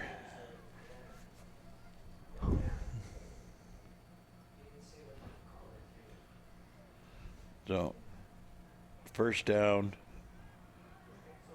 block in the back offense, first down.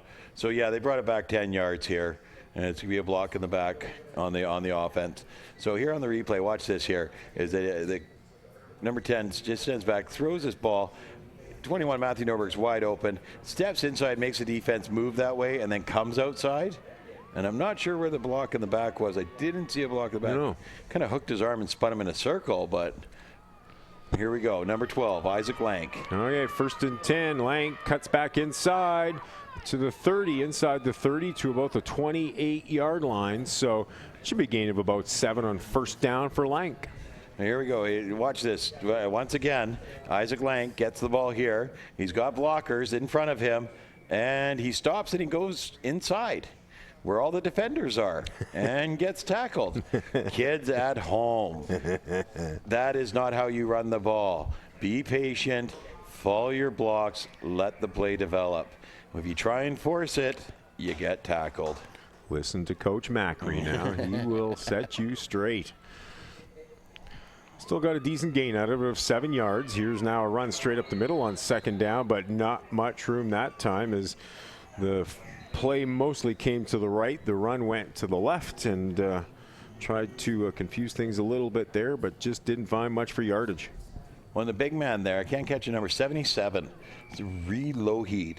Just hooks the arm and do-si-dos him down to the ground. Great job. And he's being blocked there. The blocker's got 2 hands on his chest, and he sees the ball going past him. Just reach out and touch someone. And in this case, he takes him right down to the ground. And that forces a 3rd down situation. 3rd and about 5 yards to go for Prince George. Ball just inside the 30-yard line. Handoff straight up the middle. Tries to get to the outside. He will. Slavic needs to get close to the 20. He's inside the 25, and that should be enough for a first down. Yeah, it looks like he's got enough here. And I like this. Here's patience for you. That's what I'm talking about. He gets the snap, and he just stays behind his own line. I'm not running anywhere. I'm waiting for a hole to develop. And it develops, and he takes it. And get past the 25 and, goes down the ground, and he's fumbling the ball a little bit. But you know what? He took it to the ground. He got the first down, and Prince George is knocking. And credit the Axemen because they started way down at the deep other in their own zone. They put a nice drive together so far and far from over. 1st and 10 for Prince George. Ball at the 23-yard line, far side hash. Here's a snap way over the head of the quarterback. Gets a hold of it, tries to start moving upfield, breaks a couple of tackles. Now finally taken out of the ground heavily. Ball pops loose, but I believe the whistle had gone. He was down. He will be down on the ground there, but it's going to be a big loss of probably about 8 yards for Prince George.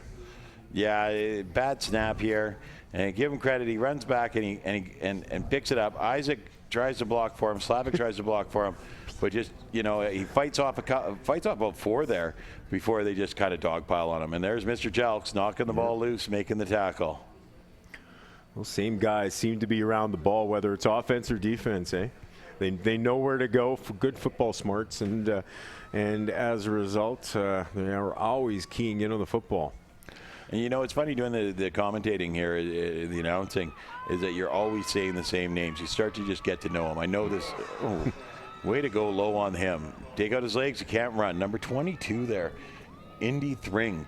He sees the big Isaac Lank is coming barreling towards him and just drops down and takes his feet away from him. Can't run without your legs.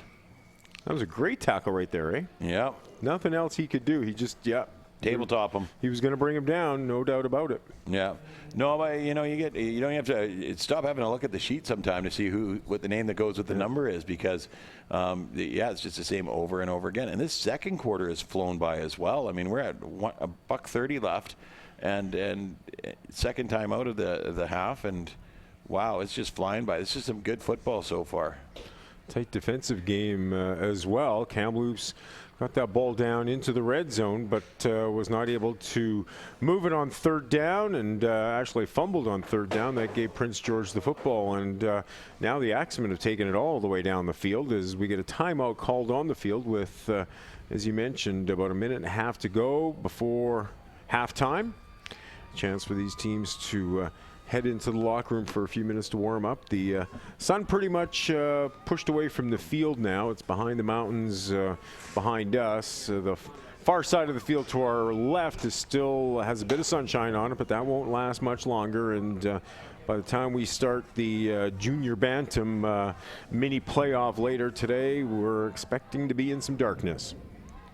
So here's third down, third and long for Prince George. Slavic trying to get to the outside, cuts back in, and taken down heavily at the 25-yard line as Isaac Slavic trying to get some room to the outside, trying to get something going, but could not do it. Defenders got to him, and it'll be a turnover and downs. And see, he stays, he gets behind his blockers, lets them blow up the first guy, take the second guy, and then Jelks just steps in and takes out his legs. I mean, Jelks is giving a clinic in running and tackling out there today. It's just phenomenal to see a guy this young. Because I'm sure he was on the Adam team last year. I might be wrong, and he was Peewee because he was here last year. Him and Slavic, I think, were banging heads that game too. And just great job. Here's a throw, one first down. This one's complete. Kamloops completes the pass, and this one is up past midfield. Big play there, starting from the 25-yard line. So a gain of 25 on the pass and run, and Kamloops is in business up past midfield. That's Corbin Vaughn here at the catch. Number 1, Liam Miniali with the throw, and he gets it. Corbin just jumps the defender. Jumps in front of the defender, gets the ball, spins to the outside, and takes it for another 10 yards. Pushes one guy away. Yeah, stiff arm Slavic, and just keeps going. First down from midfield, handoff. He'll cut to the right. Here's Jelks. No way Jelks across the 40-yard line into about the 36-yard line. And that's where he is taken down to the ground. Should be a first down, but we will caution you, there's a flag on the field. All right, so I think we're looking at number 14, Dominic Vauclair, that comes across there and makes the tackle on Jelks. And they just take away the field from him. Keep pushing him to the outside, and take away the field. Wait for the official's call here. Well, they're going to decline the penalty here because it's probably just an offside. Yeah, so it's an offside, so they're going to decline it. The result of the play was about 12 yards, so it's first down for the Broncos. First down for the Broncos, about 37-yard line, running straight up the middle. Jelks once again with the football, and he is down to close to the 30-yard line, so a nice gain of about 8 yards on first down. Yeah. So I thought I saw a flag there, but I'm guessing no. My old eyes are deceiving me. Yeah, not a fun part in life, is it, when those eyes start to go? Yeah. I don't have enough pair of cheap glasses around my place for every time I need them. Well, you see, the coach here is getting his team together, and he wants to just kind of calm them down a bit. Calm them down, talk to them, make sure they know what they're supposed to be doing out there. So the last thing they want to do is to give up another score. It's a 6-0 game right now. If they can shut it down here, get into the half, warm up a little bit, get focused, make some adjustments, come back here and finish this game strong. Well, and Prince George has certainly shown the ability to move the football on offense. So a one-score or two-score game is close enough for anybody to come back in. So we'll see what Kamloops can do now on second down. Second and about 4 to go. Ball just outside the 30-yard line. Quarterback hands off. Here's No Way Jelks. Crosses the 30. down close to the 25-yard line, and I believe he should have enough for a first down as well. He needed about 4, and yes, they moved the yardsticks, and Kamloops is moving the football. So they just simple fake counter, come back the other way. The hole closes quickly, though. You see number 83 there and 22, I think it is, or 23, Joe Carter. Oh. Now here's Jelks to the outside again. He's got lots of room, going all the way. Touchdown! Yeah, and that's what they didn't want right there. That's what Prince George didn't want to happen. They didn't want to give that one score right before the half. You watch here. Wow, and they just give it to Jelks, and he gets outside. Nice job on the Vaughn brothers of sealing that outside, and he just uses his wheels to get around the defenders straight up the field. Excellent run. Well, and he was so close to the sidelines as well, so give the kid credit for any one of those defenders could have given him a little bit of a nudge, and he probably would have been outside the line, but he just rode it all the way along there for the last 15 yards, puts it in the end zone, and now Kamloops has a 12-0 lead. Here's the kick. It is good. And that will give the Kamloops Broncos a 14-0 lead over Prince George as we approach the last few seconds of this opening half. That's number 1, Liam Minnelly on the kick there. Get the extra points. Great job. Good height on that. Good distance. Perfect. Exactly the way you want it. How about your kids practicing the kicking game like this? Punting, place kicking, are they practicing it that much in practice at this point? Yeah, not enough. I really think, those are easy points. A lot of coaches will just go for one, run it or throw it in because they know they've got the speedster or the catcher or the thrower that can make it, right? But if you start developing it at a young age, it's something that benefits your team all the way through. And if they can keep getting those extra points, start kicking field goals later on, JB, Bantam. Yeah, there's a lot of points to give up. You could maybe go after Wally a little bit in the semifinal game last week because he went after the 2-point convert a few times as opposed to just going after the single, and they were actually down by a few, but were able to make it up. Here's the kickoff from the 40-yard line.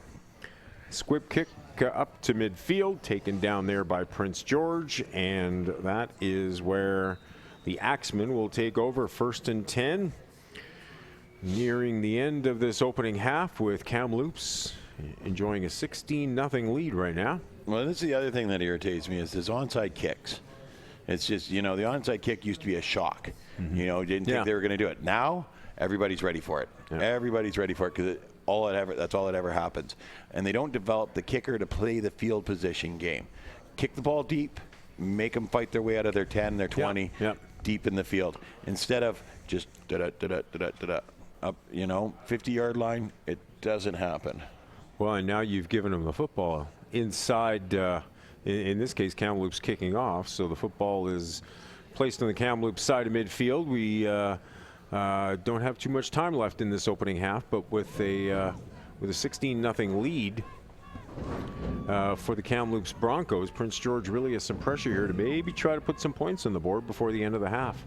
Well, it would be nice, and I mean they only got half the field to work where they did that, where they worked the whole length of the field the last time. So, well, see what they can do. First down, 10 yards to go for Prince George. Ball just on the Kamloops side of midfield. Quarterback in the shotgun.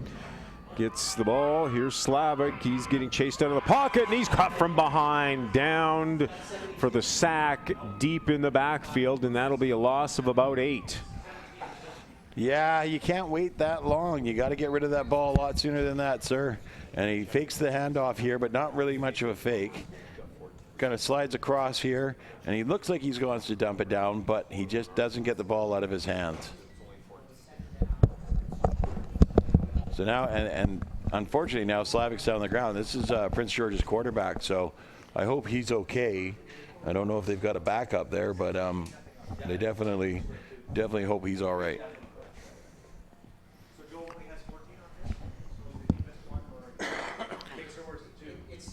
So we'll wait and see what the situation is with quarterback Slavic.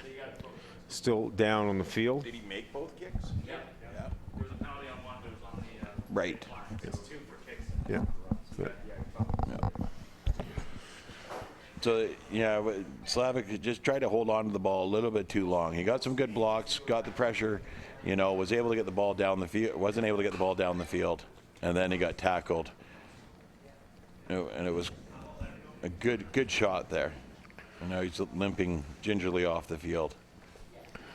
He's feeling that a little bit as well. Yeah. Well, and it's one of the things, and we look at we'll go to hockey a little bit, and Brad Richardson, the game the other night against Vancouver when he broke his, I'm not sure if it was fibula or tibula or what he ended up breaking. Both? Yeah. Yeah. But when Trampkin landed on him, there's such a difference in size. And when I watch games like this in the Atom or Peewee division, you get kids developing at such a different rate. Yeah. There's some pretty big kids out there. We look at a kid like Noe Jelks. I mean, he's the smallest kid out there, but he might be the fastest. He might be the most elusive, and he can get away with it. But some kids can't quite as easy, or you just get a bigger player coming down on you. Yeah. So 2nd and long for Prince George.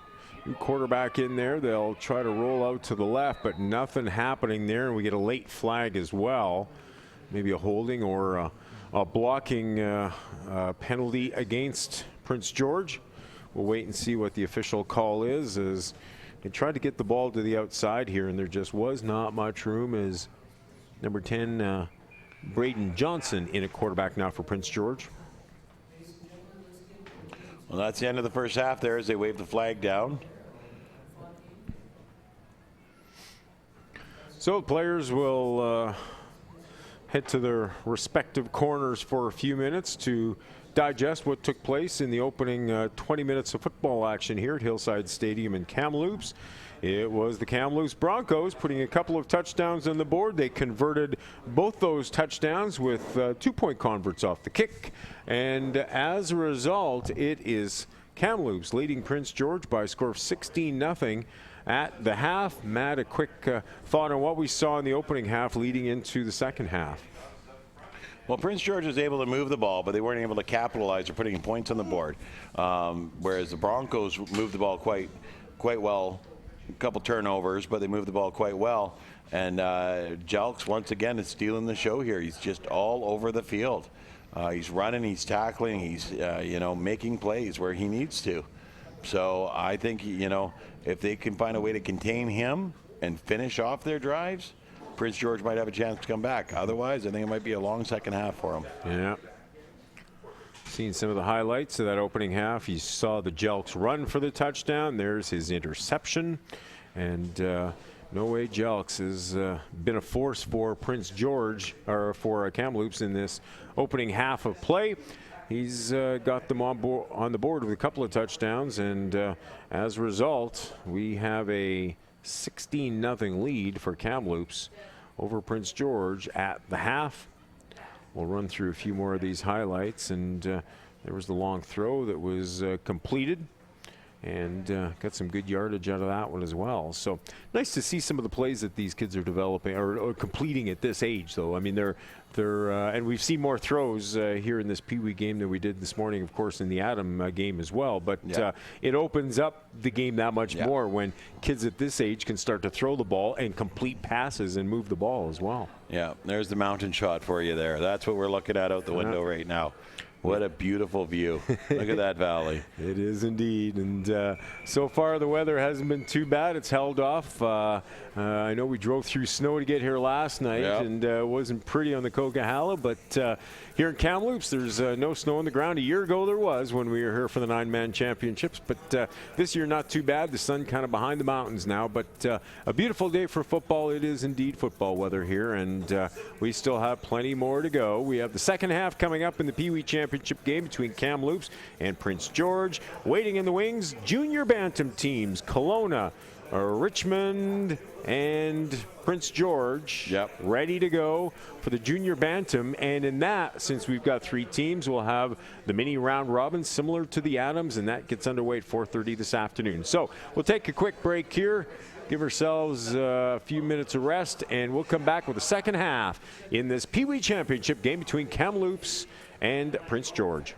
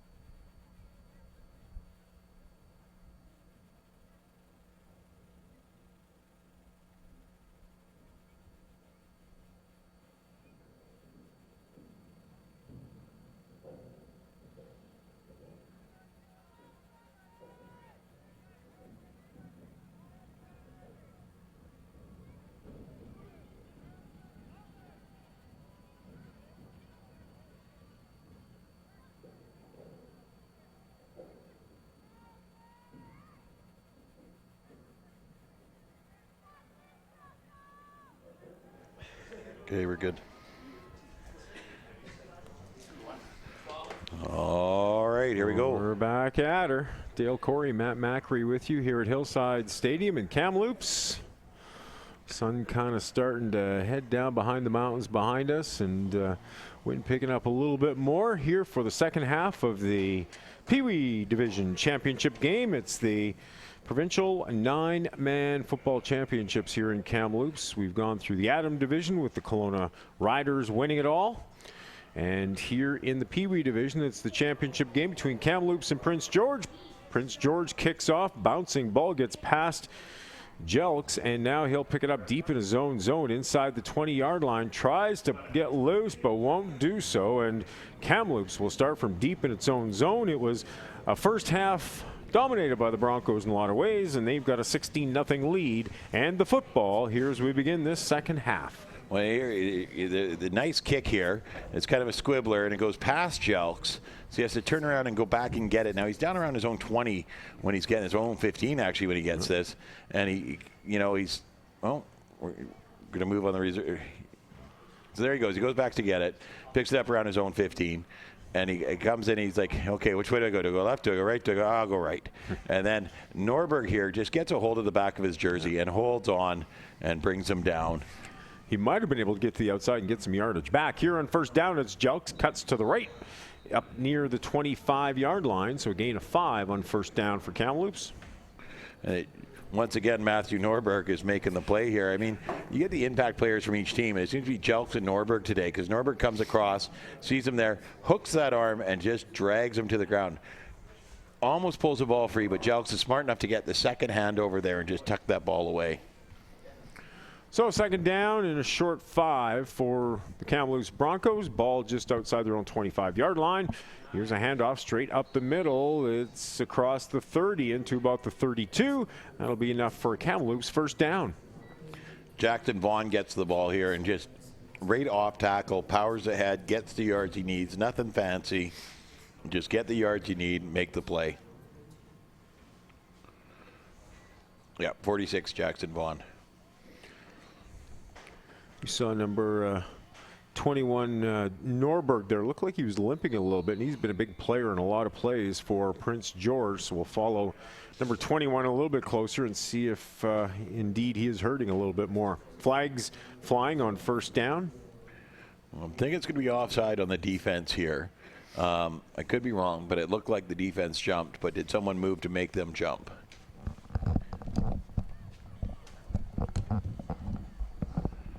Oh, no, actually, that looked fine to me all around. I don't know if there was a necessity for a flag.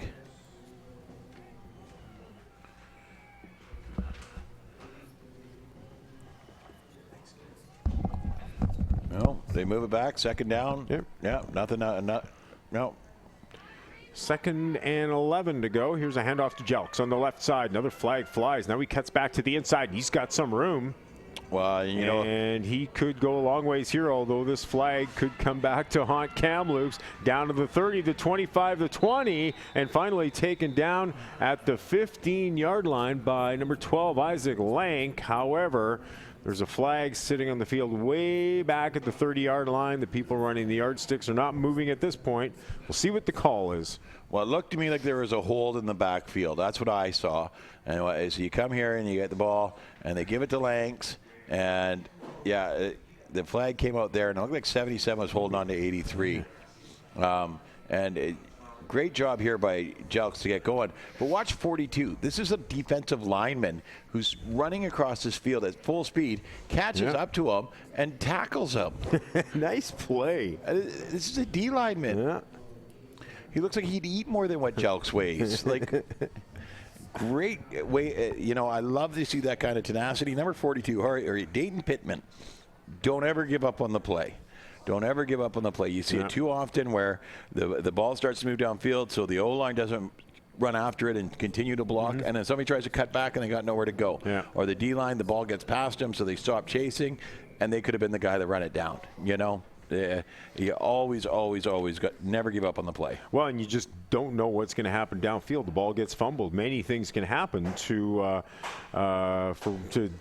provide reasons for you to still be running and getting into the play. So In this case, it's a penalty against Kamloops. It takes the ball back 10 yards, and now the Broncos are looking at second and about 21. Another flag goes down now, so whereas we hardly saw any flags in the Adam division, which is kind of surprising. A lot of times you see more, especially line calls. There's procedure called against Kamloops, so this thing is going to move back the other way. So a couple of minutes ago, it looks like Kamloops might have first and 10 on the Prince George 15-yard line, and now it's the Broncos scrimmaging from their own 16-yard line. So things have gone from one end of the field to the other, and it's a long ways to go for that first down, which is up at the 42-yard line right now. Well, that's a lot of distance to cover, and you go from 2nd and 10 to, oh my goodness. Here's Jelks, tries to get to the outside, spins off a couple of tacklers, trying to break loose, can't do so, and he's taken down at the 20-yard line. So gain about 4.5 yards, some hard-fought yards for young Noe Jelks, but he's still a long ways away from that first down. They have the ball at the 20-yard line. They need to get to the 42. You see Norbert goes in there for the ball. And now I say this all the time. First guy makes a tackle, second guy strips the ball, right? You never, you're the first guy in, you don't try and strip that ball, you make that tackle. Make sure he's taken care of first. Make sure he's taken care of, yeah, exactly. Okay, let's see what they do here in third down. Handoff, Jelks to the left. If he gets to the outside, he could have some room here. Tries to turn that corner. He does. Up to the 40, 45 across midfield. Finally taken down at the 43-yard line. Big run there for Jelks, and it's a first down Kamloops. Once again, the defensive lineman, Pittman, has to come back and make this play. And look at him. He's staying with the runner. He's keeping the runner on his hip. Yep. Comes across and just gives a good shove here. Get him out of bounds. Slow him down. Good job by the D-line there. We go back to talking about Jukes running, but he's unbelievable. He gets that ball, he gets a seam, and he's gone. Well, and when he took it and it was going lateral there, he just had to get to the outside. He was able to turn the corner and found some daylight and gets big yards there. Inside to the 46-yard line of Prince George now, and right off the snap, we get a couple of flags on the ground.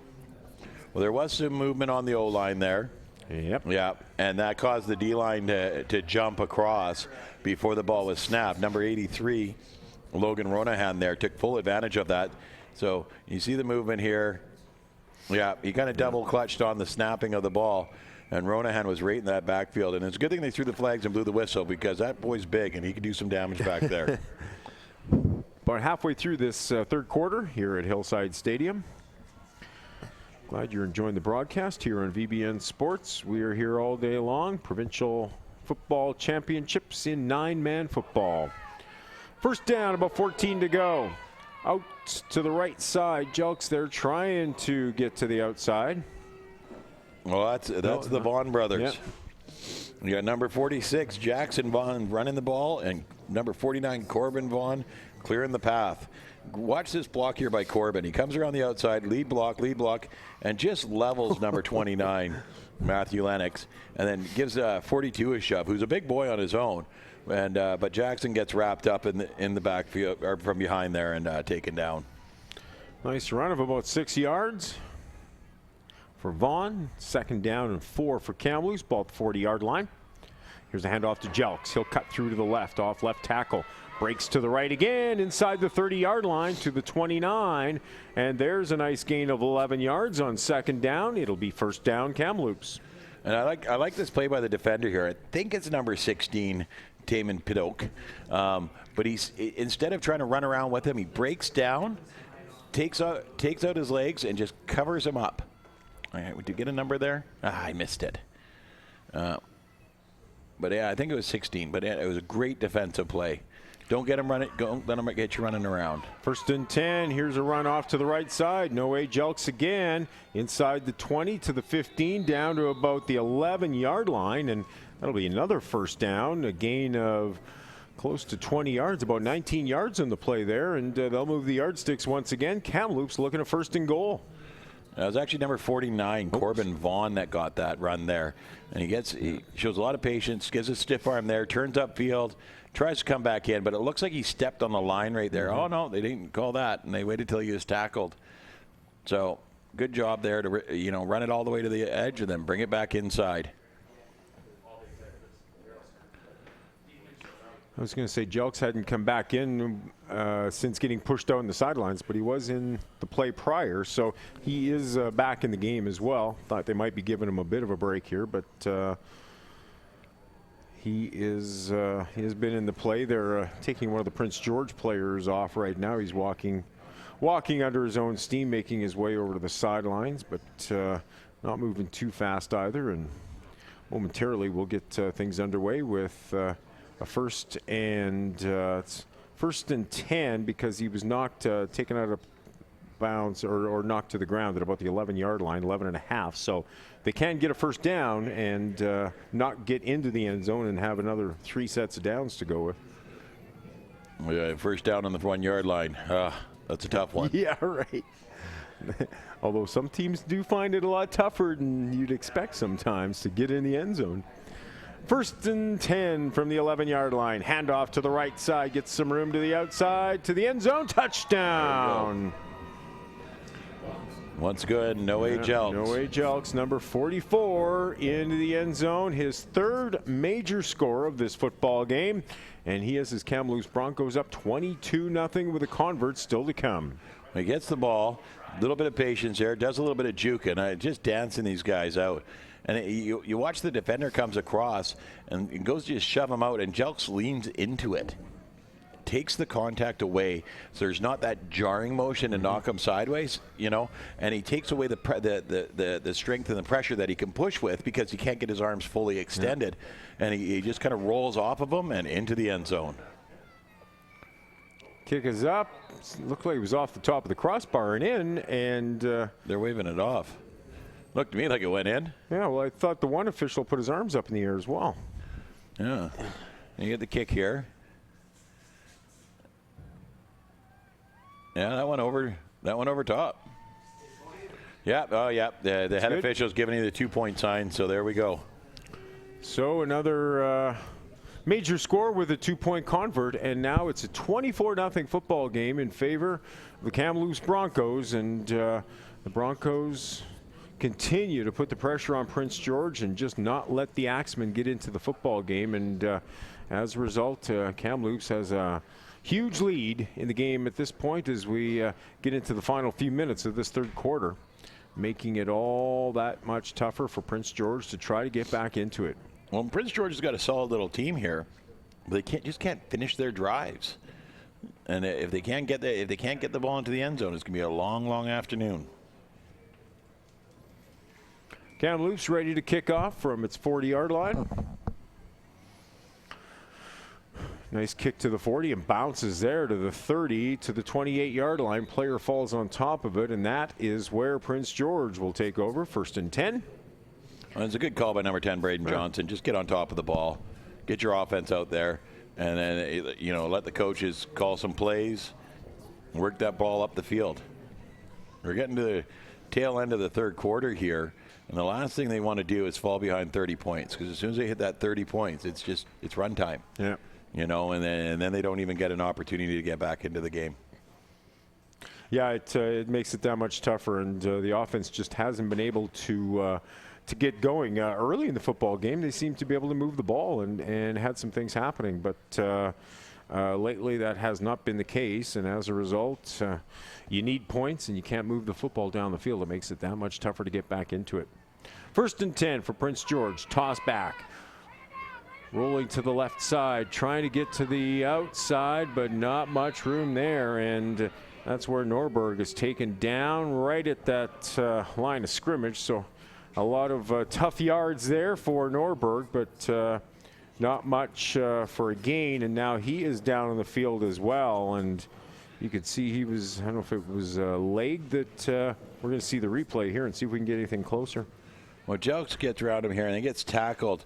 And I don't know if it looks kind of like his leg came down across the marker there, but or maybe his back. He kind of got rolled over a little bit.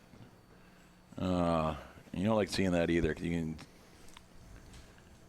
He's been a fighter all afternoon. Yeah. He's been fighting for some hard yards, breaking a lot of tackles, taking a lot of hits.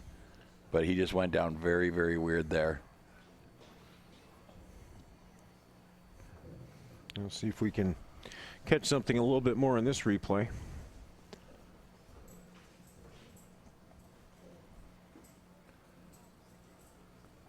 We kind of rolled over the marker, but you wouldn't expect that would have played too much of a role in it. He got the helmet underneath his back a bit too, and he came down hard on his shoulder, neck area. I just hope he's okay. He's been quite the warrior there today for the Prince George team, fighting hard.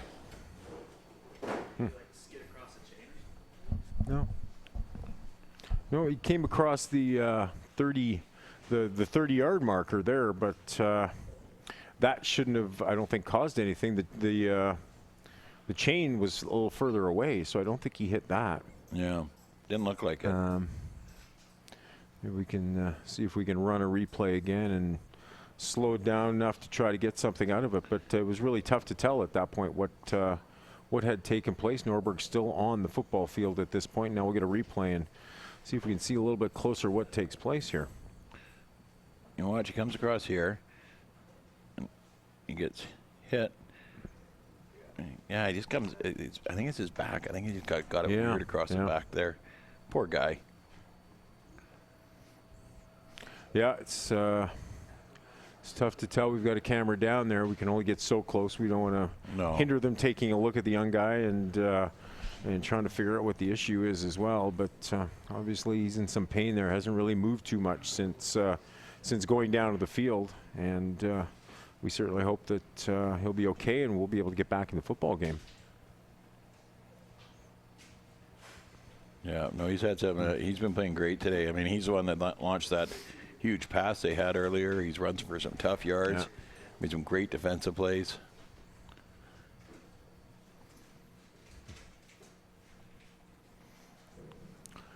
Well, while we're waiting here, we'll recap what we've seen take place so far here at Hillside Stadium. It's the Provincial 9-Man Football Championships here in Kamloops. We're here through the day today and tomorrow. And so far today, the Adam Division, 3-team playoff between Abbotsford, Colona, and Prince George. Colona won both its round-robin games. Abbotsford beat Prince George to go 1-1, and Prince George was 0-2. Abbotsford beat Prince George in the first shootout, and then Colona scored on its first possession to take the lead in the shootout final against Abbotsford, and then Falcons fumbled the football in their opportunity, giving Colona the ball, giving Colona the provincial championship.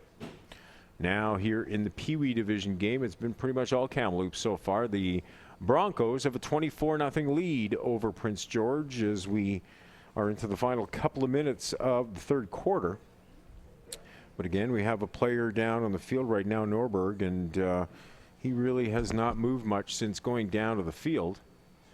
And we'll try to get some type of update later. We hope that obviously he's okay and they can get him up, moving around. We're getting a bit more help out here. I don't know if we're going to try and help him up off the ground.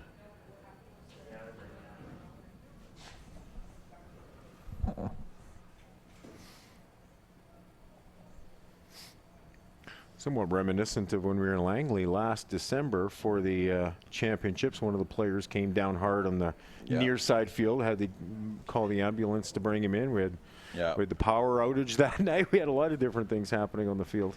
No, that was a definitely a strange evening, that's for sure. It was the JB Provincial, and tight game. They were down 8-6 and pushing for it, and he just landed weird out of bounds and snapped his leg. So I think it kind of looks like they might be getting an ambulance here for him.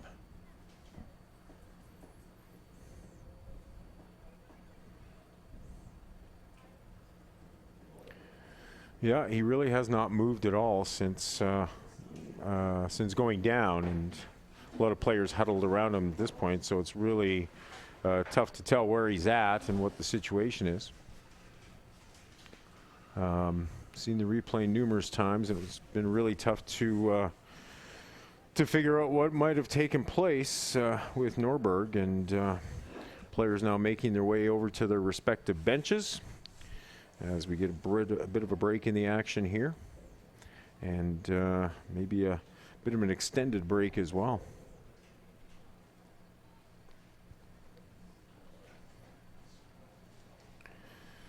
We may just take a bit of a break here ourselves here in our broadcast. Maybe we'll take a break, give it a few minutes, and we appreciate everybody watching, listening on VBN Sports. We will take a bit of a break, and we'll come back shortly as soon as we can get underway again with our Peewee Division Championship game.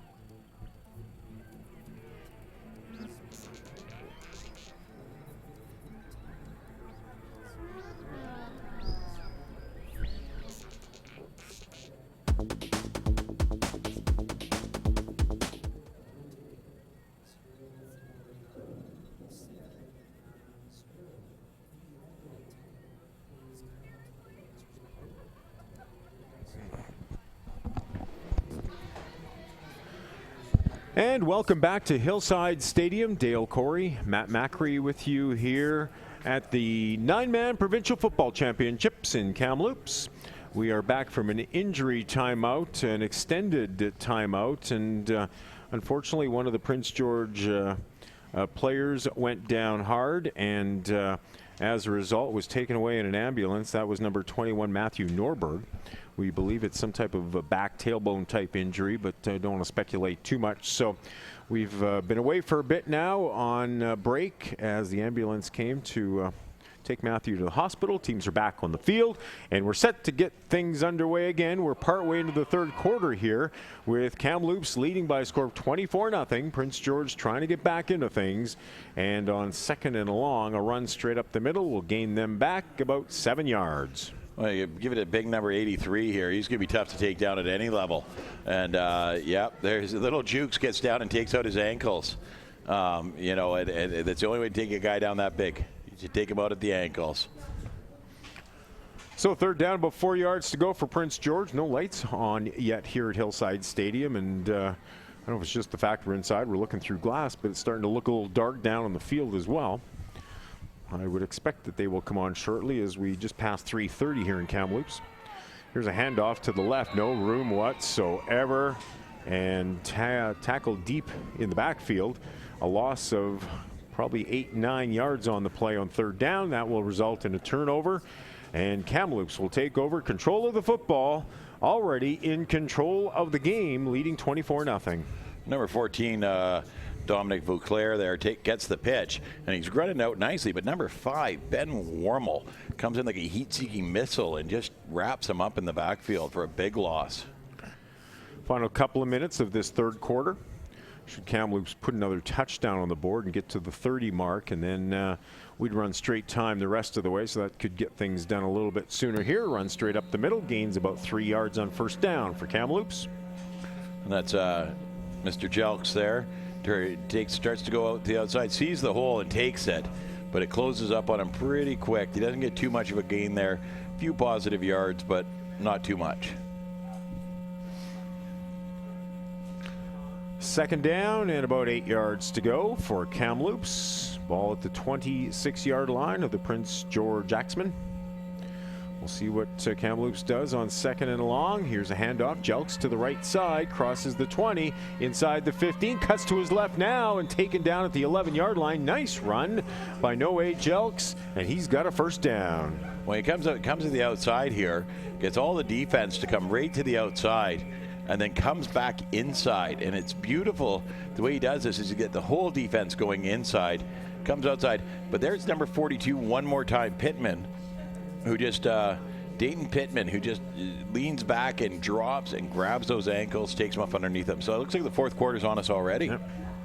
So we're at the end of the third quarter here at Hillside Stadium in Kamloops. It's the 9-man Provincial Football Championship game in the Peewee division, and it's the Kamloops Broncos, the host team, controlling this football game up 24-0 as they now go 1st and 10 from the 11-yard line.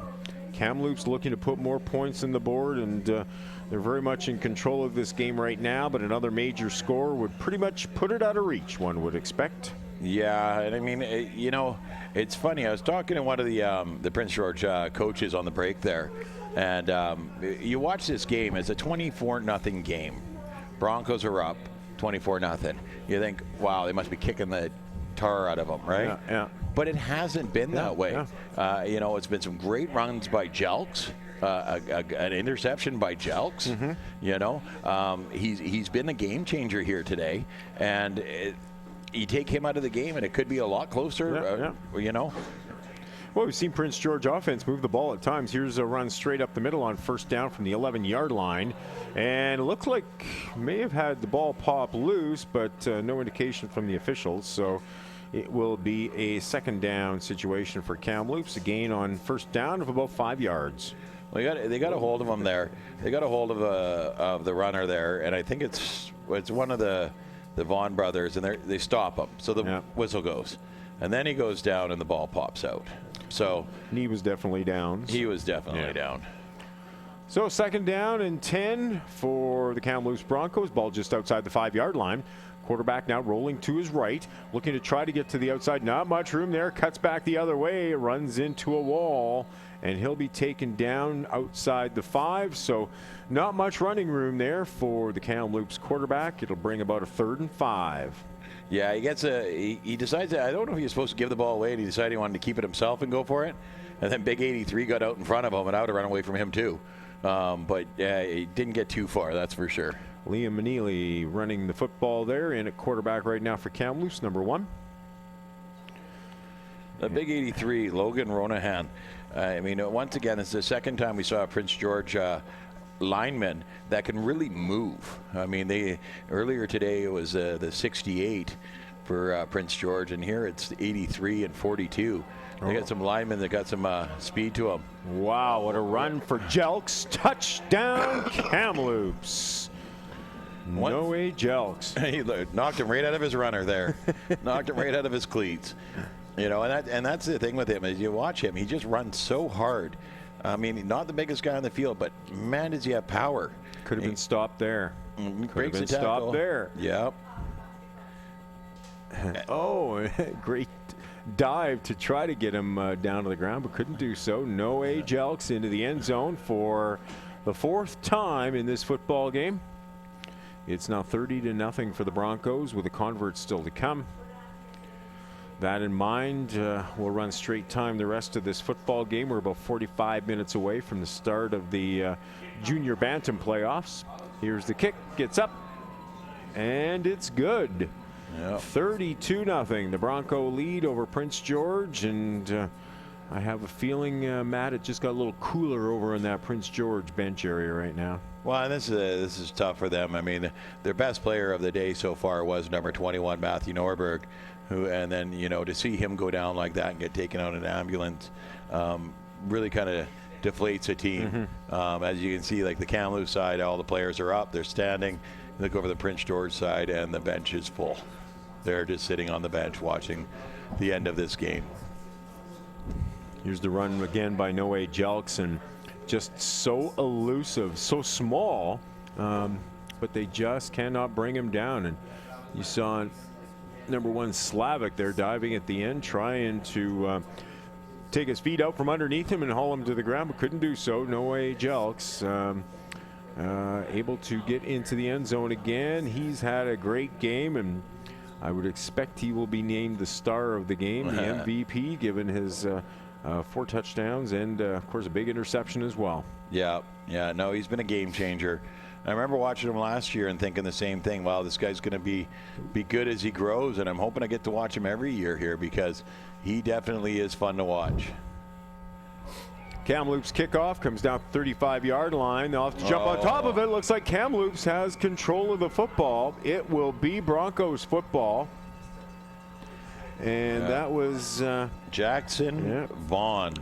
And these two, the Vaughn brothers, they've been having great days a great day as well.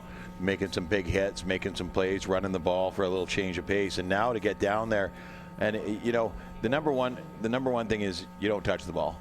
Right, you don't stick your hand up there and because the ball bounced off of him and it would have gone right over to number 42 if he hadn't. And number 2 is you don't bend down to try and pick it up; you just fall on top of it.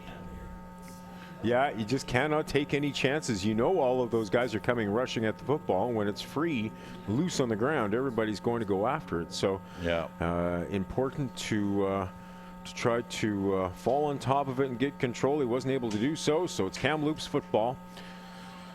Later stages of this 4th quarter. Here's Noe Jelks trying to get to the outside, puts on the brakes, cuts back in again. He is so elusive to bring down. He's inside the 20 into the 15-yard line, and it's another big gain for Noe Jelks, another first down for the Broncos. Yeah, no, he gets out to the outside. There's nobody there, and so he just turns on the gas. Vauclair's getting after him, but he can't quite stop him. Stops completely and then starts again before he's finally brought down. There's Gibbs there, I think, number 31 there, that brings him down finally. But, you know, he's so elusive, and his change of pace is unbelievable for someone that young. That's, you know, that's a natural skill. Here's another run straight up the middle to the 10, to the 5. And close to that goal line will be another first down for Kamloops. And well, and he went down just beforehand. Yeah. This is one of the Vaughn brothers here. And he gets feet are moving, feet are pumping, and they're trying to pull him down and pull the ball free at the same time. It's just short of that goal line, too. 1 yard line. Yep, that's Jackson Vaughn right there. nice run for Jackson. That gets a first down for Kamloops. Broncos now with the football. After the turnover, they've moved it down to the 1 yard line, already up by 32. Looking for more points on the board. Here's a run out to the outside, into the end zone. Touchdown, Broncos. Yeah, and Jackson Vaughn did all the work on that drive there. Yeah. Well, Jelks got him started, and then Jackson did a lot of the work there. A way to reward him, give him the ball, let him get a score. Great job, great run. Just outraces everybody to the end zone. So another major score for Kamloops Broncos, and only a few minutes left here with some straight time to wrap up the game. And I'm sure for both sides they would like to finish this thing up. We see some of the teams getting ready for the Junior Bantam Championship, which is coming up following this game. We've got 3 teams in the Junior Bantam division. They will play a round robin. Colona, Richmond, and Prince George. So we've got 3 teams set to do battle. And I know, Matt, we talked earlier from the Adam division with the 3 teams. It was one thing, but now that we're into Junior Bantam, we bumped up 2 age groups for the next series of games. It's going to be interesting with 9-man football and with the fact that they're starting from the 40-yard line every time. Yeah, it's going to be very, very interesting. With all that space out there, you're going to have a lot of skilled players out on the field at Junior Bantam level. It should be a very fast game. You'll see a lot of passing. I like the 9-man game. I think it's a different game than regular 12-man football. But there's a lot of speed to it, a lot of excitement to it. So I can't wait for it. I think there's a bonus for kids to start playing 9-man football to get into the game maybe a little bit at the 9-man level. It doesn't mean every association has 9-man football either, but is there any bonus to them starting in 9-man before they move to 12-man? Well, right now that's what we do with the Adams, is we start them in 9-man, right? And you give them a bit more room to work with out there, and then in Peewee, down in the VCFL and the VMFL, we move them up to 12-man. Yeah. So it's a good introduction. Not so many bodies out there. You're able to get a little bit more success. So I like that idea. Well, I think what I noticed in doing the flag football championships in Kelowna this past summer, a fast game, moving game, but everybody gets a chance to play the football as well. And that was something I liked. Tackle football isn't available to everybody as well. So the fact that these kids could play flag, the fact that everybody could get their hands on the ball as well, I think got them all into the game a little bit more, got them used to playing with a football, and maybe that makes a difference for them down the road. Well, one of the things I like about flag is that every competitive level can be there. We played against my favorite team to play against was a team of O-line, D-line out of Langley. They weren't very good. Ooh. They weren't very good in the sense of catching and passing, but they had a lot of fun with it. So that was one of our favorite games to play against. So on first down here, we saw the quarterback roll out, and we're going to get the replay here. He hits him in the head. Slavic rolls out, and the tackle came hard to the head. We're going to get a replay here and get a better idea. But yeah, right there. He comes down, and he brings his forearm across the helmet. That's a penalty in any level of football. You can't hit the passer in the helmet or the quarterback in the helmet. They're going to call the game at that too, because now Prince George is already behind. Their quarterback just got rung up really good. There's no point in even carrying on with this. So the final score here in this Peewee Championship game, the Kamloops Broncos entertain their home fans with a 40-0 victory over the Prince George Axemen. So Kamloops will win at least one title here on home turf at the Provincial 9-Man Football Championships at Hillside Stadium in Kamloops. It's the Broncos defeating the Axemen by a score of 40-0. And Matt, I'm going to say two words made the difference. Noe Jelks. Jukes at it again. Good job. No, they had a great game. The whole team played well. You got the Vaughn brothers playing good there. The quarterback, Minley. But Jelks definitely was a game changer. Seen a lot of red faces there. Yeah, they're chilly, that's for sure. Gives you an indication of what it's like down at field level. But look at these guys here. You got to give these guys a lot of credit. I mean, they don't have a lot of teams to play against. I was talking to the coach. Prince George has 2 teams. Quesnel has a team. Vanderhoof has a team. Yeah. So they play 5 games. They got a 5-game season. They don't get to see this kind of skill level, right? Yeah. So they come down here and they fought. They battled all day long. And when their number 1 warrior went off in an ambulance, I think it kind of took the wind out of their sails. Well, and the thing about football is it's such a game based on repetition, running offensive plays over and over and over again to get your timing, to be able to complete those and get yardage out of it. And just simply playing the game is part of it. And as you say, if they only get a few games through the season, and they're playing the same teams as well, so you don't gain anything by playing the same team. Whether you beat them 40-0, you'll lose 40-0. But if you're playing different teams, you're seeing different ideas, concepts out there, and you're able to take advantage of it or adapt to it that way. But give them credit. They came down here. They played hard today, and there's some smiling faces on that Kamloops side as the Broncos are the Peewee champions in British Columbia for 2016. They're either giving us the 2 symbol or flashing gang signs. I'm not sure which. We're in Kamloops. I don't know. But good job, Kamloops Broncos. Yeah, you got it. We congratulate the Kamloops Broncos, Peewee champions in provincial 9-man football. Kamloops has defeated the Prince George Axemen by a score of 40-0 this afternoon here at Hillside Stadium. We will take a bit of a break, and we're going to come back in about 40 minutes or so with the Junior Bantam playoff, and this is going to be interesting. We had a 3-team round robin in the Atom division this morning. We're going to do that all over again with the Junior Bantams. So we've gone up a few years in age. These kids have been playing the game longer. There's 9-man football, and it's going to be an interesting set of games coming up between Colona, between Richmond, and Prince George, the 3 teams in the running for the Junior Bantam Championship. So far, Colona and Kamloops have won provincial titles in the Atom and Peewee division. Junior Bantam to be decided over the next couple of hours. So we'll take a break, and we'll be back here at about 4:25 with the next set of games in the Junior Bantam division.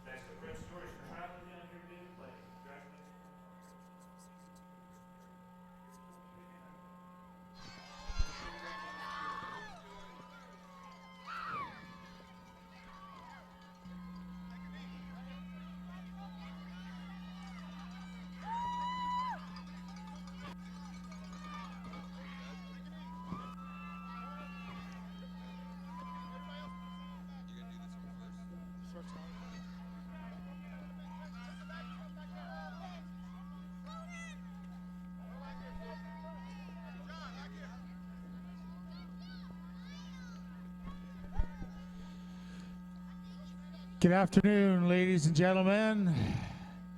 Thank you very much for coming out to watch this great 9-man Peewee football championships. There's a tremendously hard-fought game between the Prince George Axemen and the Kamloops Broncos. If we could give both teams a great big hand to show our appreciation.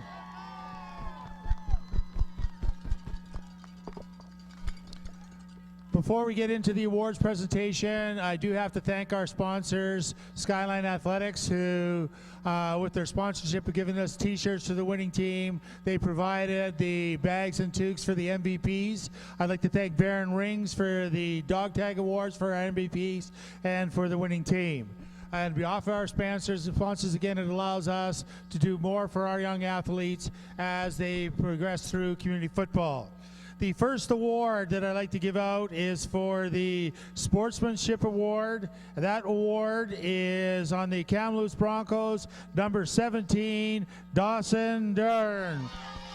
Presenting the award is the president of Vancouver Metro Football, Kevin Parks.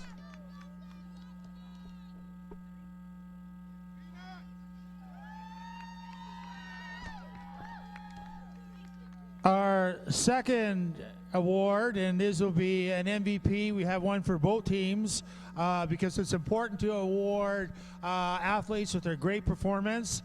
Today for Prince George Axman, number 12, Isaac Lang.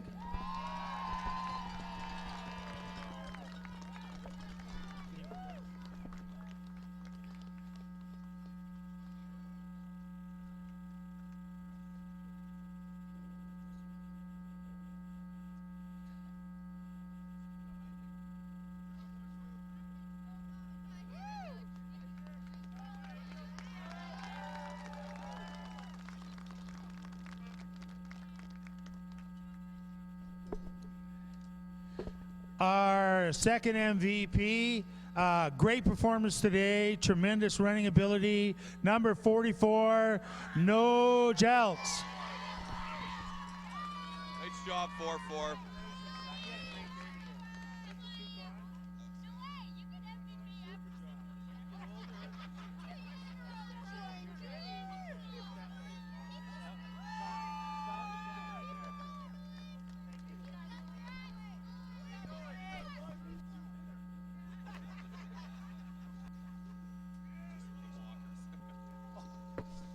Okay, the next award we'll be presenting to the captains of the Prince George Axman is the Participation Award, and the Vice President of BCCFA, Valder Belgrave, will be handing out their silver medals as well.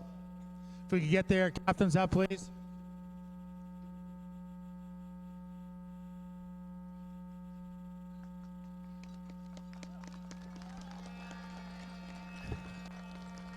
And again, I'd like to congratulate Prince George, their coaching staff, and their organization for a great season. If we could get the captains to come up from the Kamloops Broncos, we're going to present the provincial banner, the trophy, and the champion plaque. The presenter is Frank Nazo, the president of BC Provincial Football Association. He's presenting the award to the Kamloops captains.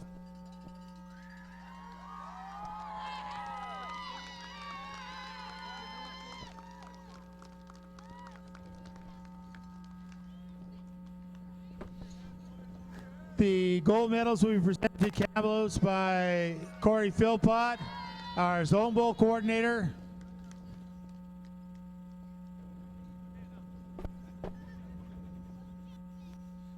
The dog tags are in there. Okay.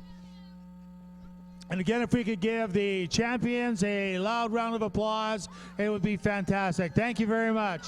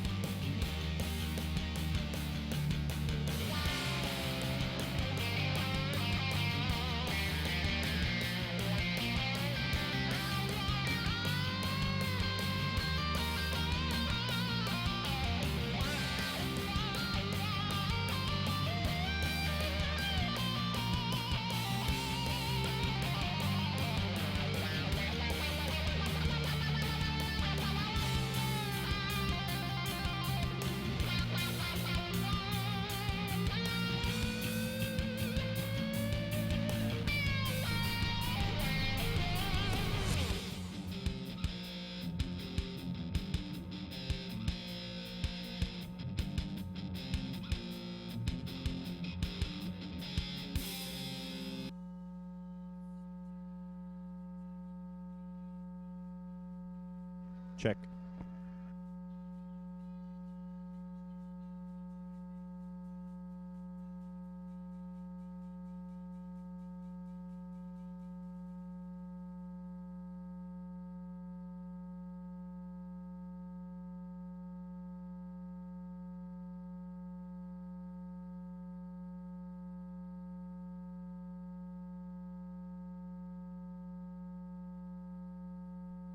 Check.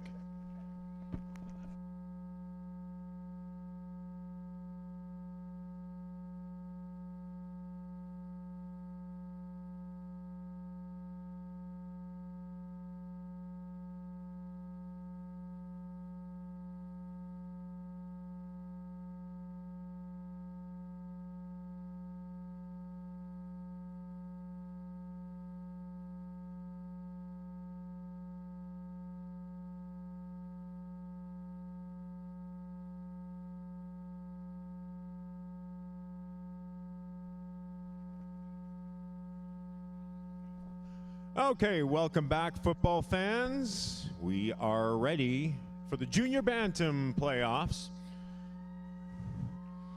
Cheer lots. It'll keep you warm. 3 teams in this one: Prince George, Colona, and Richmond. Okay, to begin with, we will introduce to you the lineup for the Prince George Axemen. Number 1, Curtis Vohar. Number 2, Randy Collier.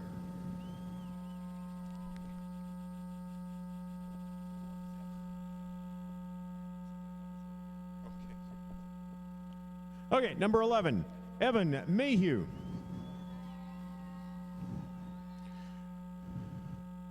Number 12, Damian Tellerico Andreessen. Number 22, Braden Connor. Number 25, Alex Thanos. Number 30, Noah Lanick. Number 40, Spencer Ponto. Number 49, Braden Flett. Number 53, Sebastian Tannert.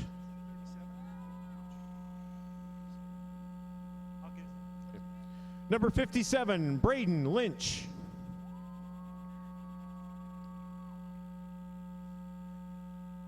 Number 37, Derek Gillum.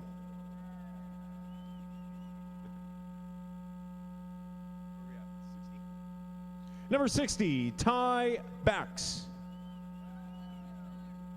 Number 61, Thomas Page. Number 64, Jason Crate. Number 65, Keaton Conniff. Number 66, Derek Gelowitz. Number 67, Lucas Jacobs. Number 68, Kelvin Sunley. Number 80, Philip Rempel. Number 88, Hayden Matheson. And number 97, Logan Kalibaba. Head coach Mike Rositano and the rest of the Prince George Axemen.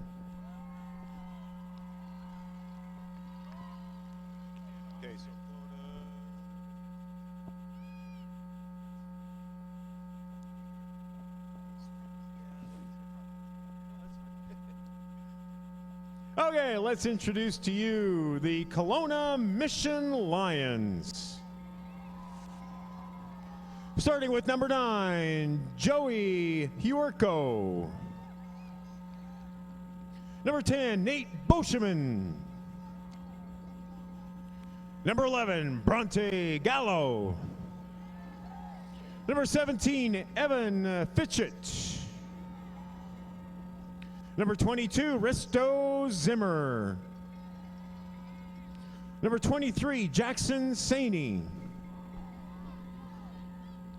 Number 24, Jack Nyros. Number 30, Jack Marsland. Number 34, Tariq Brown. Number 36, Luke Scavis. Number 52, Everett Schmuland.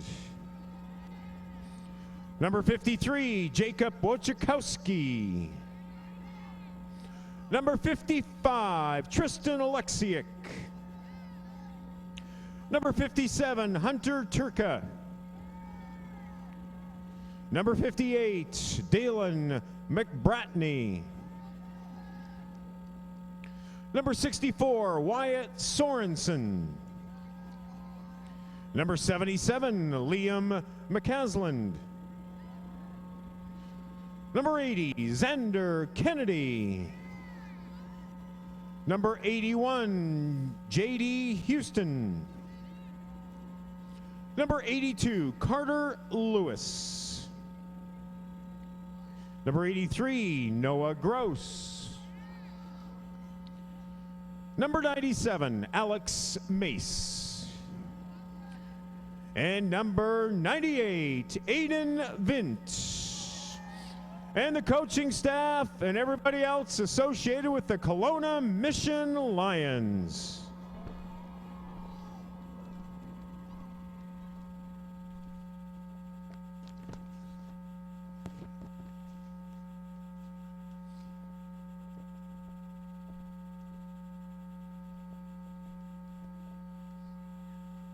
Two teams on the field, one more to go. Let's introduce to you the Richmond Raiders.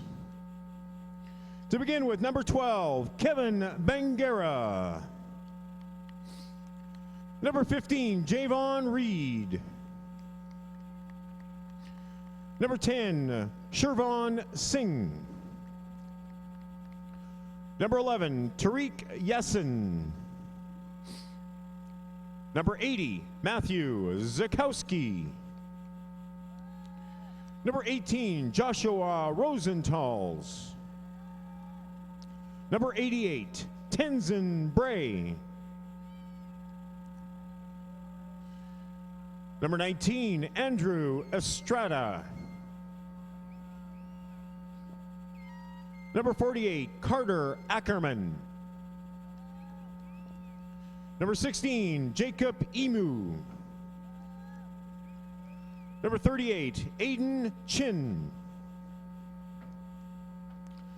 Number 69, Navjot Pony. Number 58, William Taylor. Number 30, Zachary Cabeda. Number 67, Akash Bakra.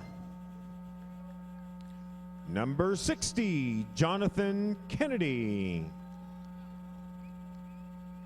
And number 56, Haik Shabazian. And there you have it, the Richmond Raiders.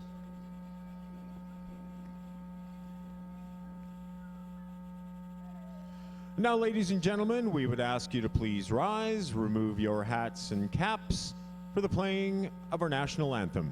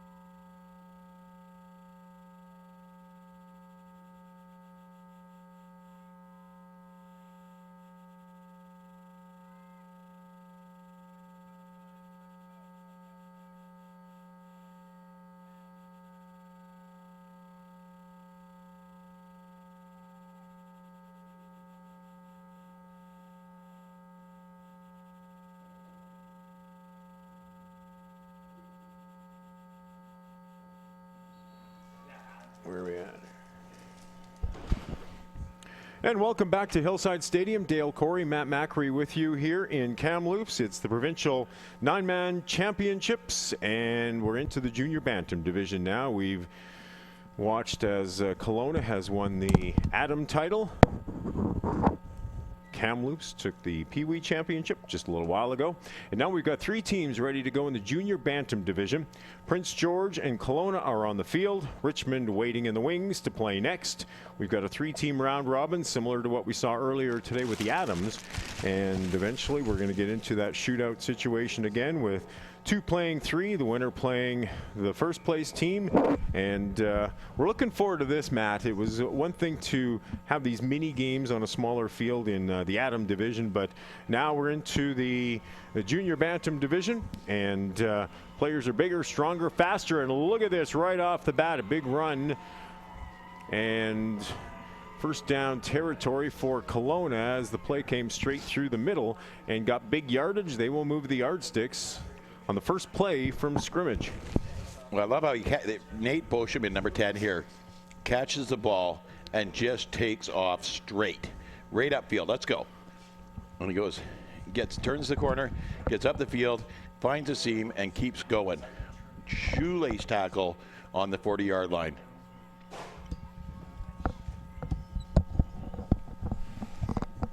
Colona moving the football from our right to left here in this opening quarter.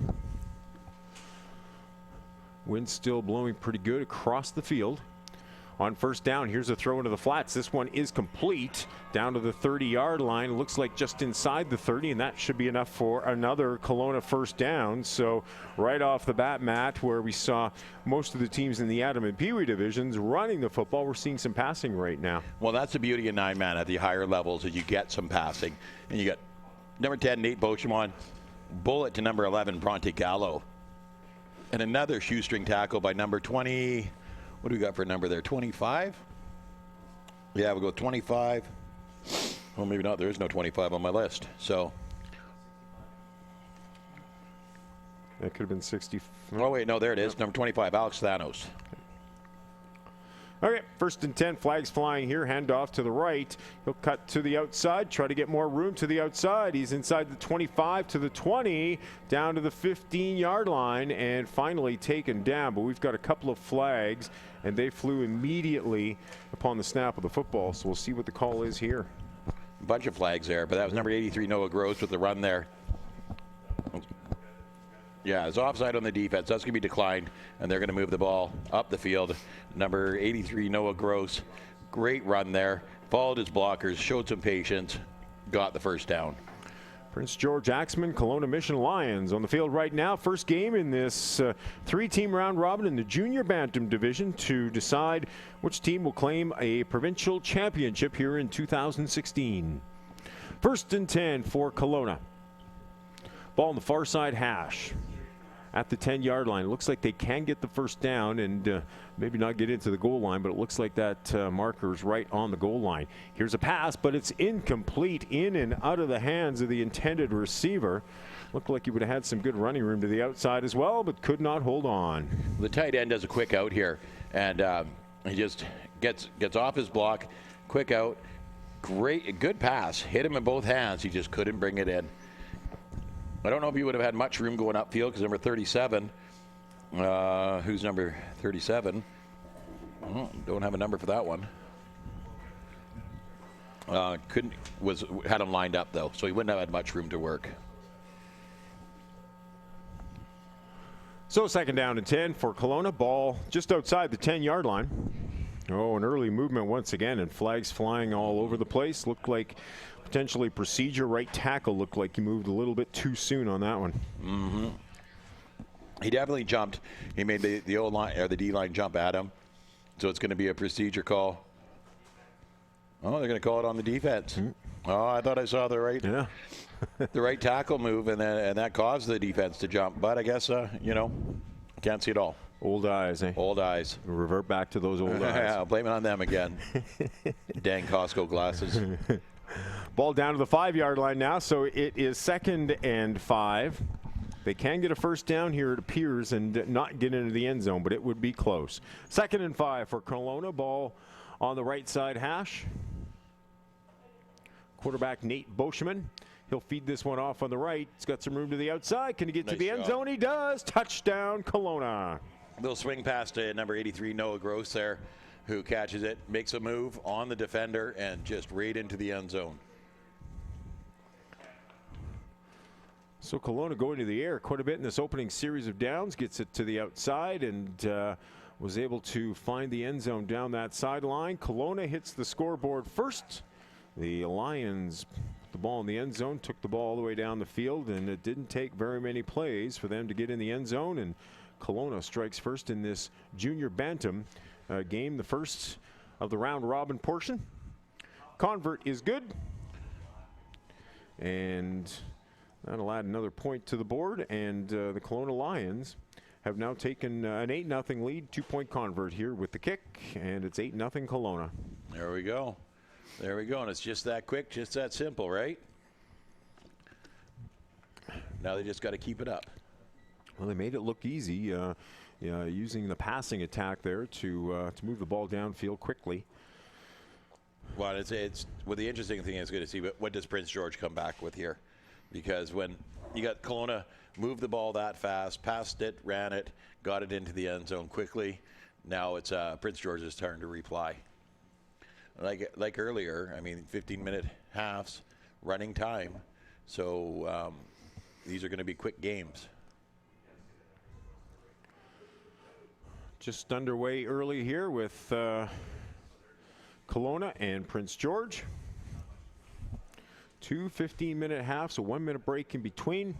Round robin portion between these three teams. There's a high kick, comes down at about the 38-yard line, and the Prince George player falls on that immediately, not taking any chances at all. So that is where the Axemen will take over. 1st and 10, their first possession of the football game. The Colona Lions took it all the way down for a major score. Their first opportunity. We'll see what Prince George can do. I think number 80 here, who fielded the ball, didn't see a real path out of where he was and took the smart route and just took a knee. Get the ball on the ground, get your offense out on the field, give them a chance.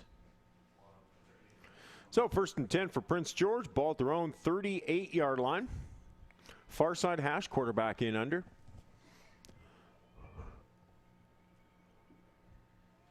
Handoff straight up the middle. Crosses the 40. Out to about the 44-yard line, and a nice run for Prince George on 1st down. Number 25, Alex Thanos. He was last year when they were here. He was the team MVP, and he runs hard, follows his blocker, fights for a few extra yards, and falls forward. This is one thing I love to see of these kids is when you're going down, don't let them take you down backwards. Fall forwards. Play called the line of scrimmage here. It's 2nd down, about 4 yards for Prince George. Ball just inside their own 45-yard line. Tillerico Anderson back to pass. He's going to put this one in the air. He's got an open man, but it's through the arms of the intended receiver, number 22. Braden Connor could not haul that one in, and he had lots of room down the field. He did. He was wide open. I don't know if he was so excited that he was wide open that he couldn't bring it in. Number 12 there, Tellerico Anderson got the ball to him. He just couldn't bring it in. So that results in a 3rd down for Prince George, 3rd and 4. Kicking games pretty much non-existent in Adam and Peewee and most likely in the junior Bantam division here as well. So that means the Axemen will gamble on 3rd and 4. Ball at their own 44-yard line. Handoff straight up the middle. Cuts to the right. He's got some room, and if he gets to the outside, he could go all the way inside the 30 to the 20, and finally knocked out of bounds at the 10-yard line. A big run there for the Prince George Axemen, number 25, Alex Thanos, and he's got his team in the red zone. When number 97, Alex Mace, makes the first contact here and can't bring him down. He's chased, 98, Aiden Vint, but it's number 57, Hunter Tricka, that brings him down, pushes him out of bounds at the 10-yard line. Great run by number 25, Alex Thanos. So it looks like just outside the 10-yard line, so similar situation to what Colona had. Prince George could get a first down and maybe not get in the end zone, but we'll see what they do here. 1st and 10, first opportunity to put some points on the board for the Axemen. Ball in the right side hash. Quarterback looks to the left, throws. This one is complete, but immediately tackled, and this might go for a loss of about 1. Kind of a slow developing play there, and by the time the quarterback got the ball in the hands of the receiver, he had a Kelowna player all over him. Well, it's a screen pass here, but they don't bite on the screen. Number 83 stays with his guy and is able to make the tackle right away. A good defensive play, because if he bites on that screen, that 22 is wide open, heading for the end zone. So good job by number 83, Noah Gross, to stay with that. So a loss of about 1, 2nd and 11 for Prince George. Ball at the 11-yard line. Here's a toss back to the running back. He'll try to get to the outside. Not much room. Finally taken down to the ground. This will be another loss, and once again it was number 25, Alex Thanos, running the football, but he could not break loose there. No, and Prince George going in the wrong direction here. They got all the way down to the 10, but they just can't get around this corner here, and taken down for a loss of about 5 yards. Good job by the defense from Colona to converge on them and just not letting them get open or get to the outside and maybe find some open territory there. So 3rd down and about 16 yards to go. Ball at the 15-yard line. Quarterback back to pass in the pocket. He'll put this one up. It is intercepted by Colona and taken down at about the 18-yard line. So Prince George gambling on 3rd and long, puts the ball up. It's picked off by Colona, and the Lions have the football. Well, the good thing here is they move the ball back about 10 yards from the line of scrimmage, and but number 83 gets up there, gets in front of the ball, picks it off. Turnover. It would have been a turnover on downs otherwise. So all that Prince George succeeded in doing was moving the ball a bit further down the field. Noah Gross has been in a lot of the plays so far. We saw him make the tackle a while ago. Now he gets the interception. So turnover. 1st and 10 Kelowna. Ball just inside their own 20-yard line. Far right hash. Quarterback Boschman in the pocket. Throws. This one is complete. Down the right sideline. Up to the 30, and looks like might have gone out of bounds at about the 31-yard line. So that's a gain of about 12 and a first down for the Lions. Little screen pass here to number 98, Aiden Vint. A nice, great play. Let the defense come in. He rolls out, catches the ball, takes it down the sideline. Just steps out of bounds there. I like the way big boy number 98 there, and he's using his body to his advantage. He's just kind of moving the defenders right off of him. So Kelowna gets another first down. Ball now at the 31-yard line, far right hash.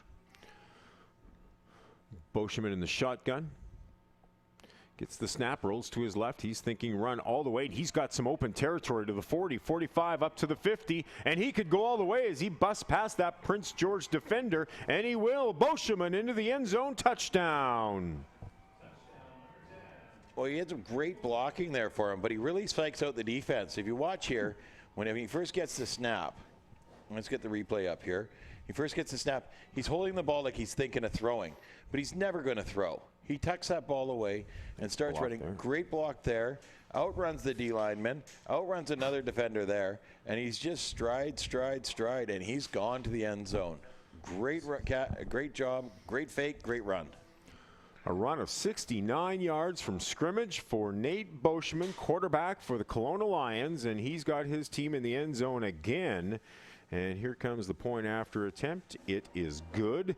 And quickly in this game, Kelowna has built up a 16-0 lead over the Prince George Axemen. Well, here we go. On the kick, there's number 83, Noah Gross, held by number 10, Nate Boschman. I got 2 game changers right here, making this game the way they want it.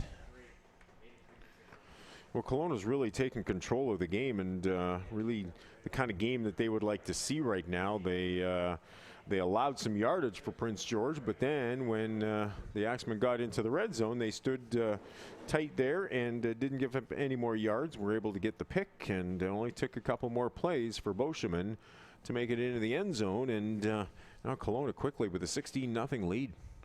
Yeah, no, that was a great run and great blocking on there. Way to get the support. He knew that he knew where he wanted his path. His blockers knew where he wanted his path. They went and opened it up, and he just ran it. So off the kickoff, comes down just outside the Prince George 40-yard line. Player goes down to the field immediately, and that is where the Axemen will take over. 1st and 10. Ball at their own 42-yard line. When you see the kick here, is a big high kick. So the Lions are coming in. They're going to want to go get it. Oh, looks like Kelowna might have got the football too. I thought the official motioned that Kelowna had the ball, or motioned down the field that way. No, it looks like Colona came up with it. Yeah. Oh, I guess it squirted out. I thought he caught it, but it looks like it squirted out between his arms onto the ground, and Colona jumped on the ball, and they're 1st and 10 from the 42-yard line, from Prince George's 42-yard line.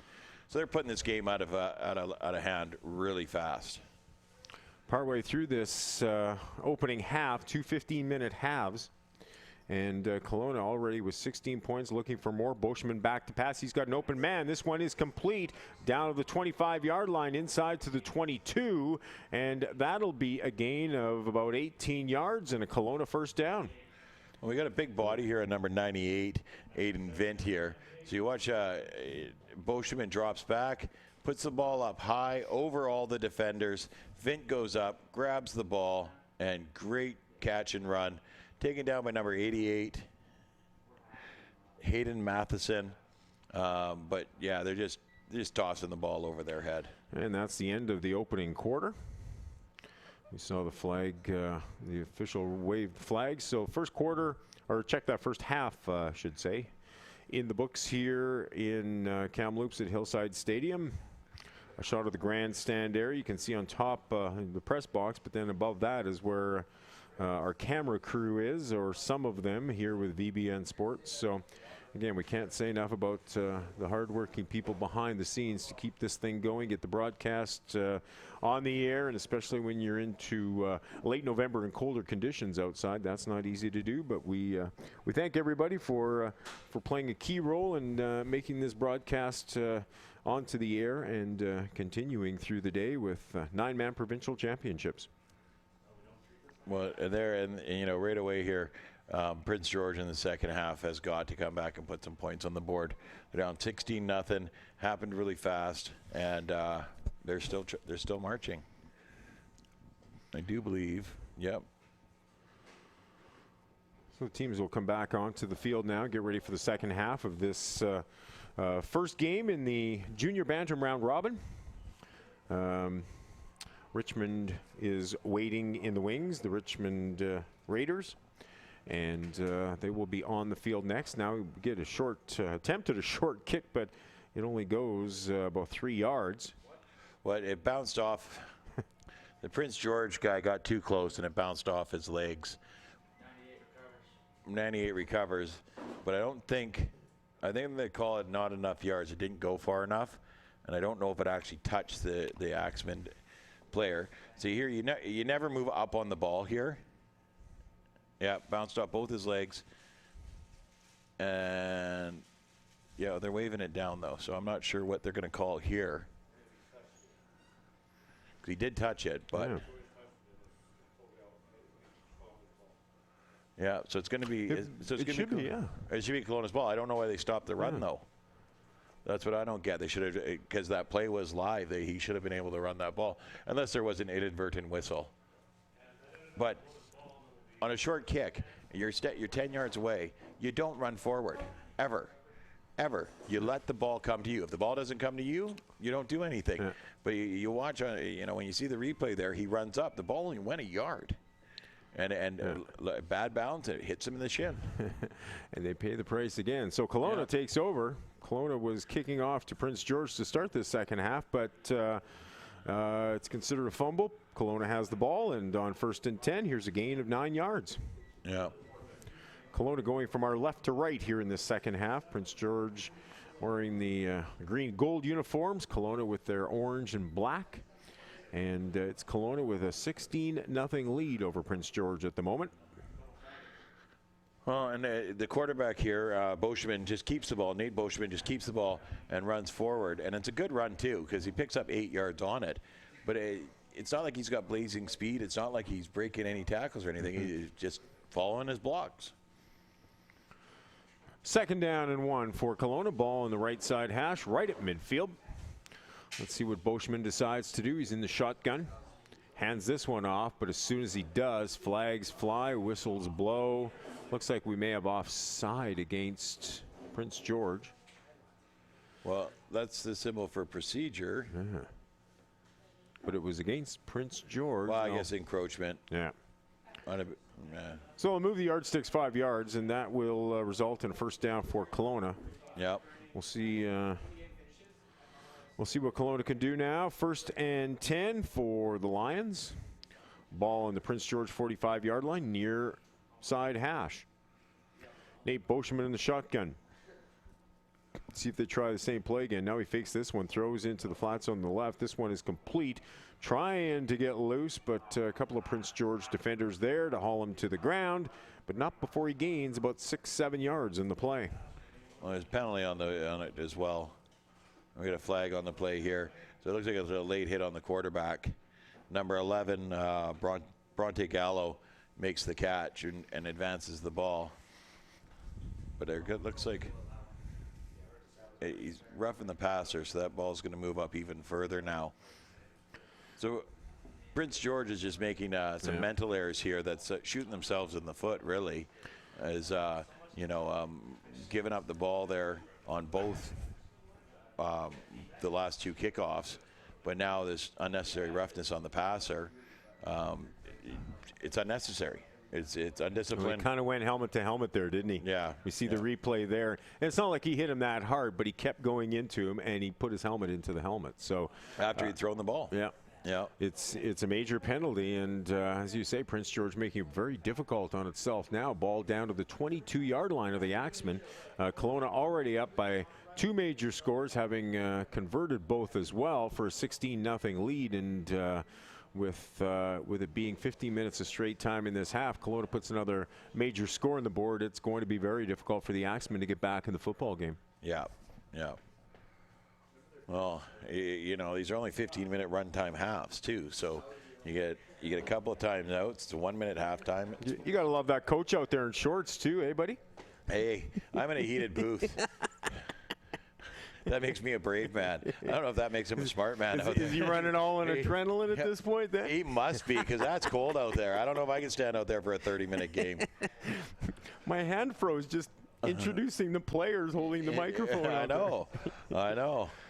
You grew up in Saskatchewan, but you moved to BC and you turned into a wimp pretty quick, I think.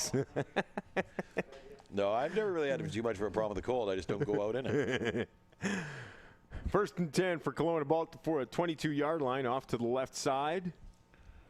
Getting close into that 10-yard line. Looks like it might be pretty close to another 1st down. Will they move the yardsticks? Gain of about 8.5 yards on 1st down. So Kelowna knocking on the door once again, down to the, where are they going to mark it? About 13-yard line. And once again, number 83, Noah Gross, making the play here. Takes a nice little quick swing pass and just advances it.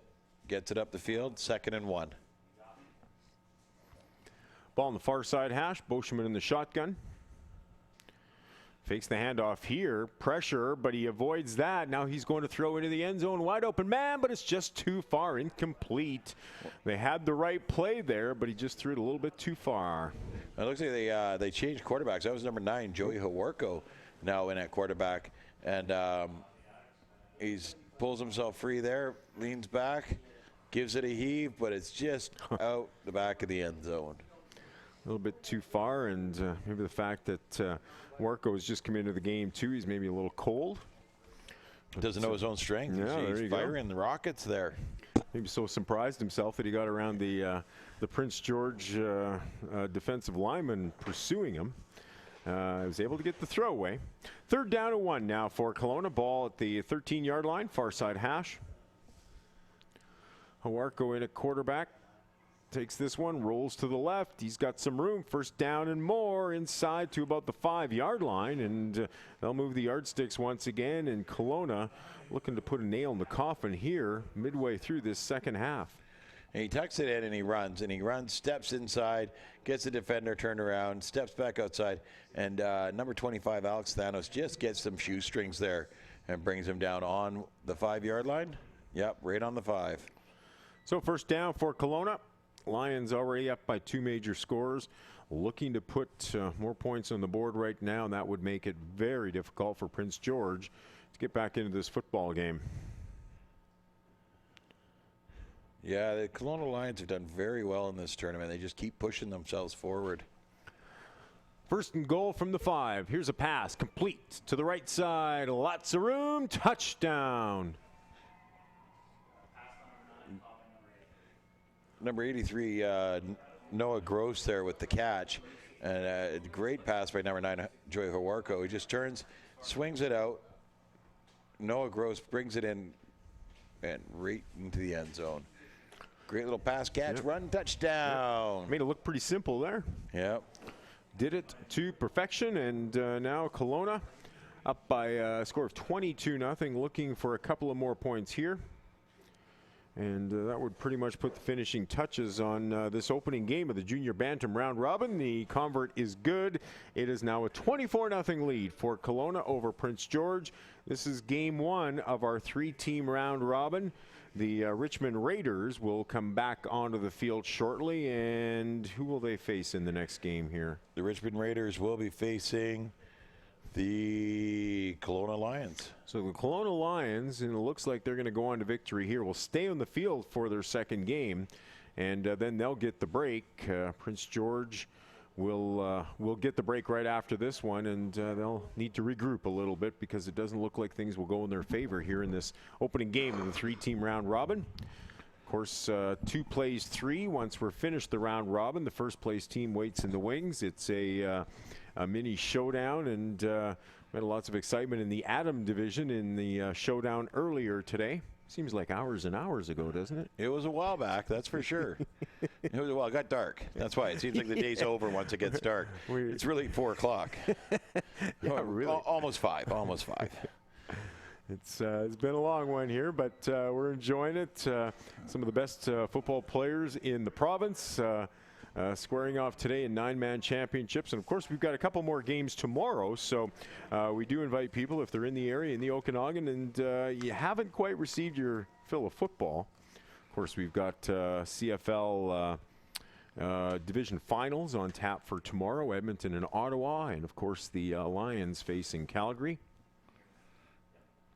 That's where I get my bet in because, of course, I'm a Lions fan. Kathy, my girlfriend's a Stampeders fan growing up in Calgary. So it's going to be an interesting day. Here's a long pass that's completed. However, we've got a flag in the play as well. Tries to break loose down to the 10-yard line.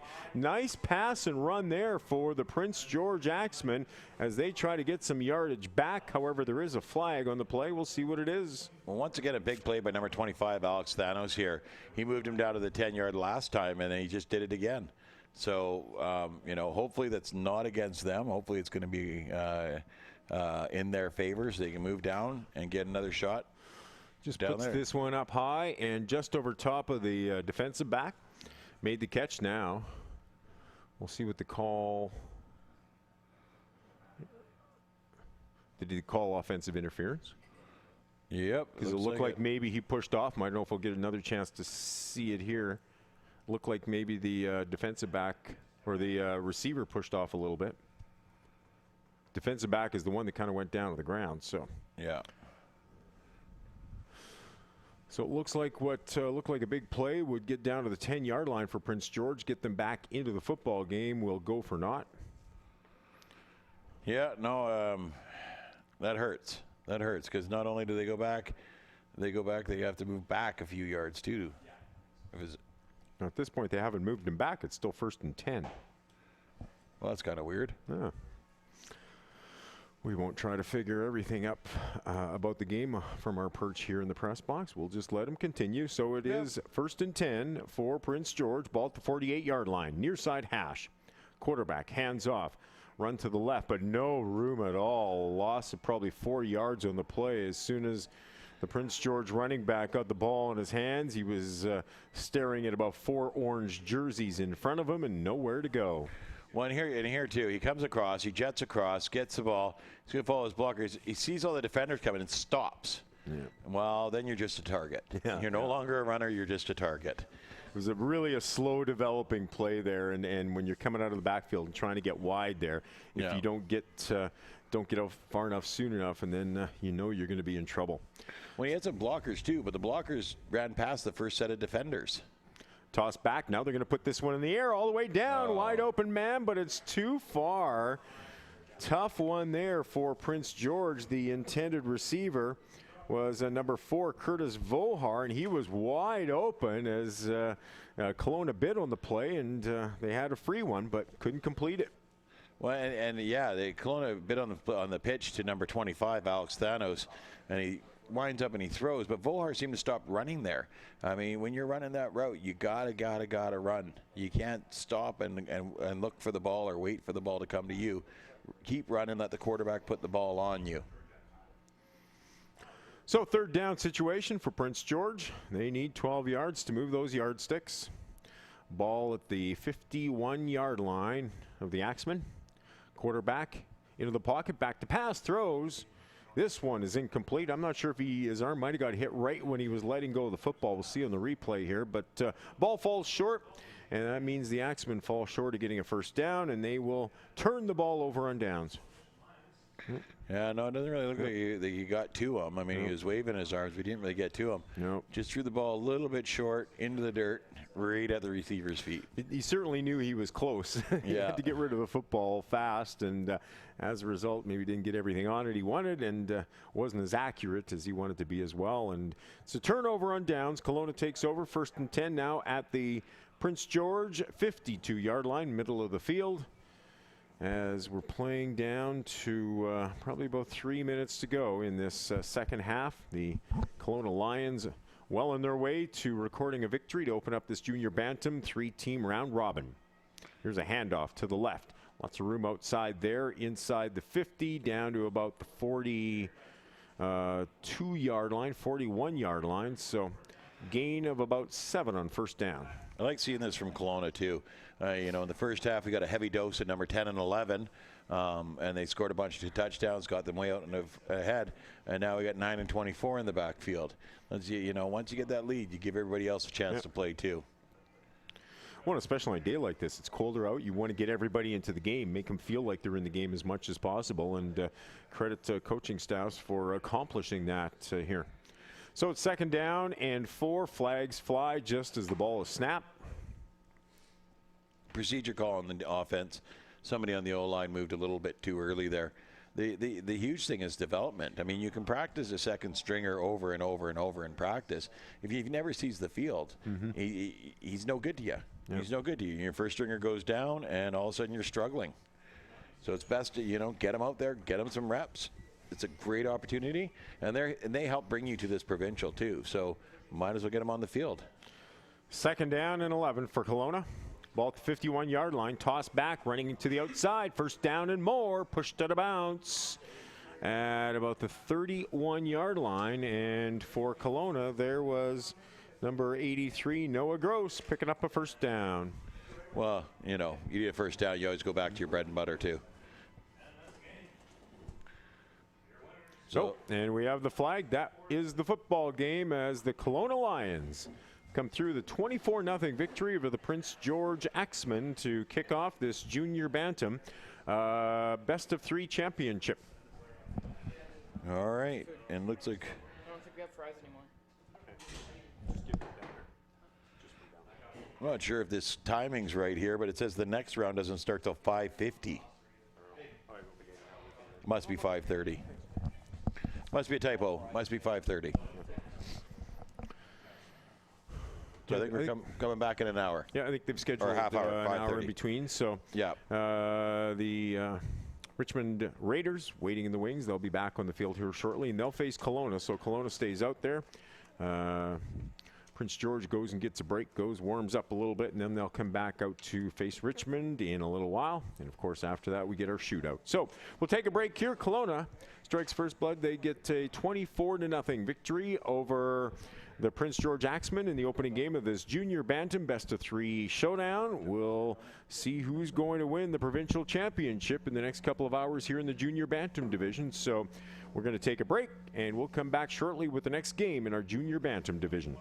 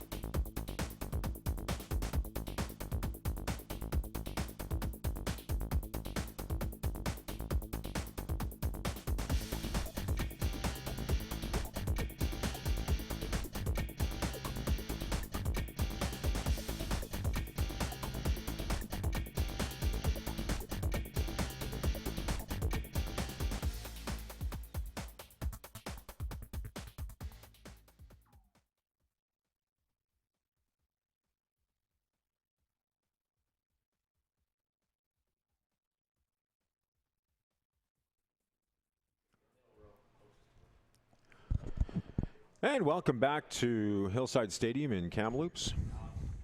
Dale Corey with you, Matt Macri here in the press box with me as well, and we are getting set for the second game in this junior Bantam 3-team round robin. It's Colona and it's the Richmond Raiders, and we're underway. Colona kicks off to Richmond. Bouncing ball finally jumped on by the Richmond return man way back at his own 25-yard line, and that's where the Richmond Raiders will take over. 1st and 10. It was an easy victory for Colona the opening game, and we'll see what Colona can do in its second game against Richmond.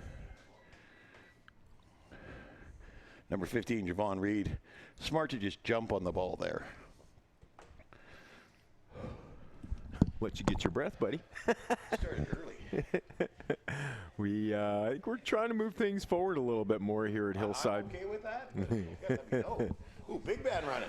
There you go. Big run for Richmond right off the bat. That'll be into first down territory as Richmond Raiders get their first chance to hit the field here this afternoon. Colona all warmed up after a 24-0 victory over Prince George, and we'll see what Richmond can do against a Colona team that looked pretty good in that opener.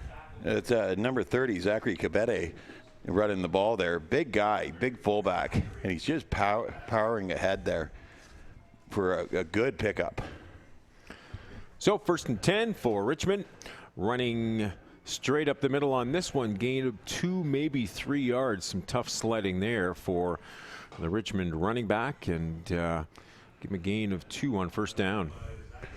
Well, obviously the Richmond coaches were watching.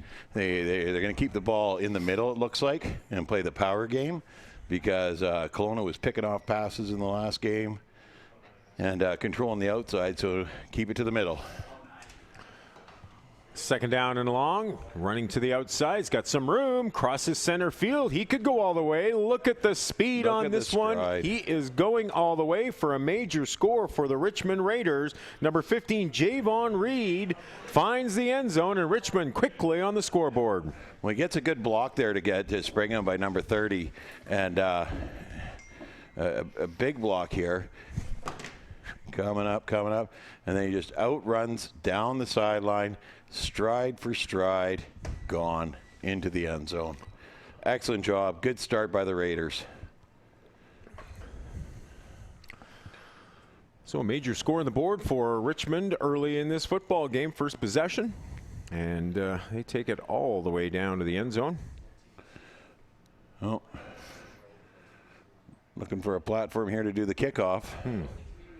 To kick the extra point, but it doesn't look like anybody's got one. Oh, coach is looking.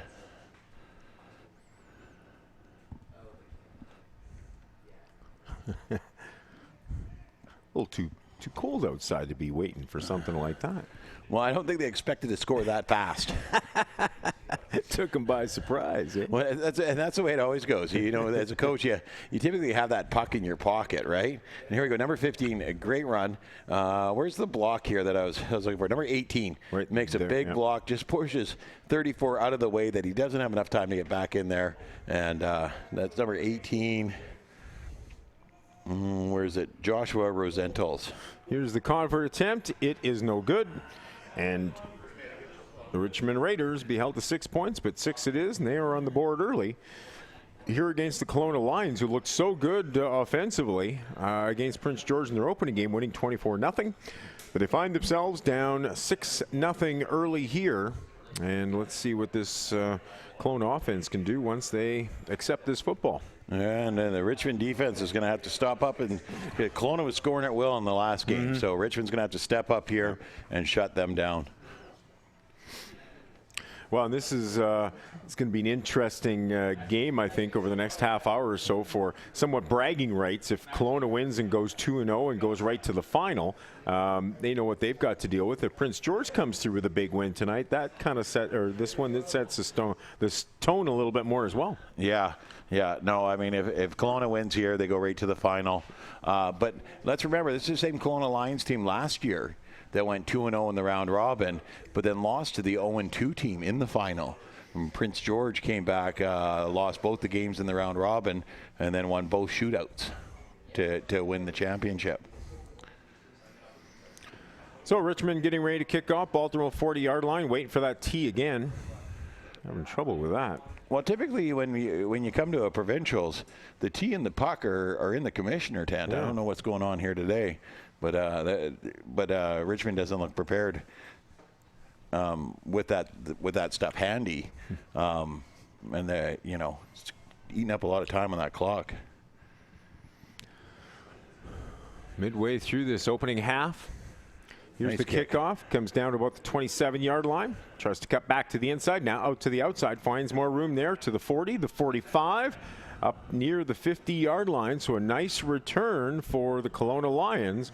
And they will take over 1st and 10 up the outside the 50 or outside the 45 to about the 47-yard line. So nice field position for Kelowna to get things going here 1st and 10. Well, number 10, Nate Beauchemin fields it on a bounce, gets a good block from number 98, Aiden Vent, and then just gets it forward up the field a ways and out of bounds at the 50.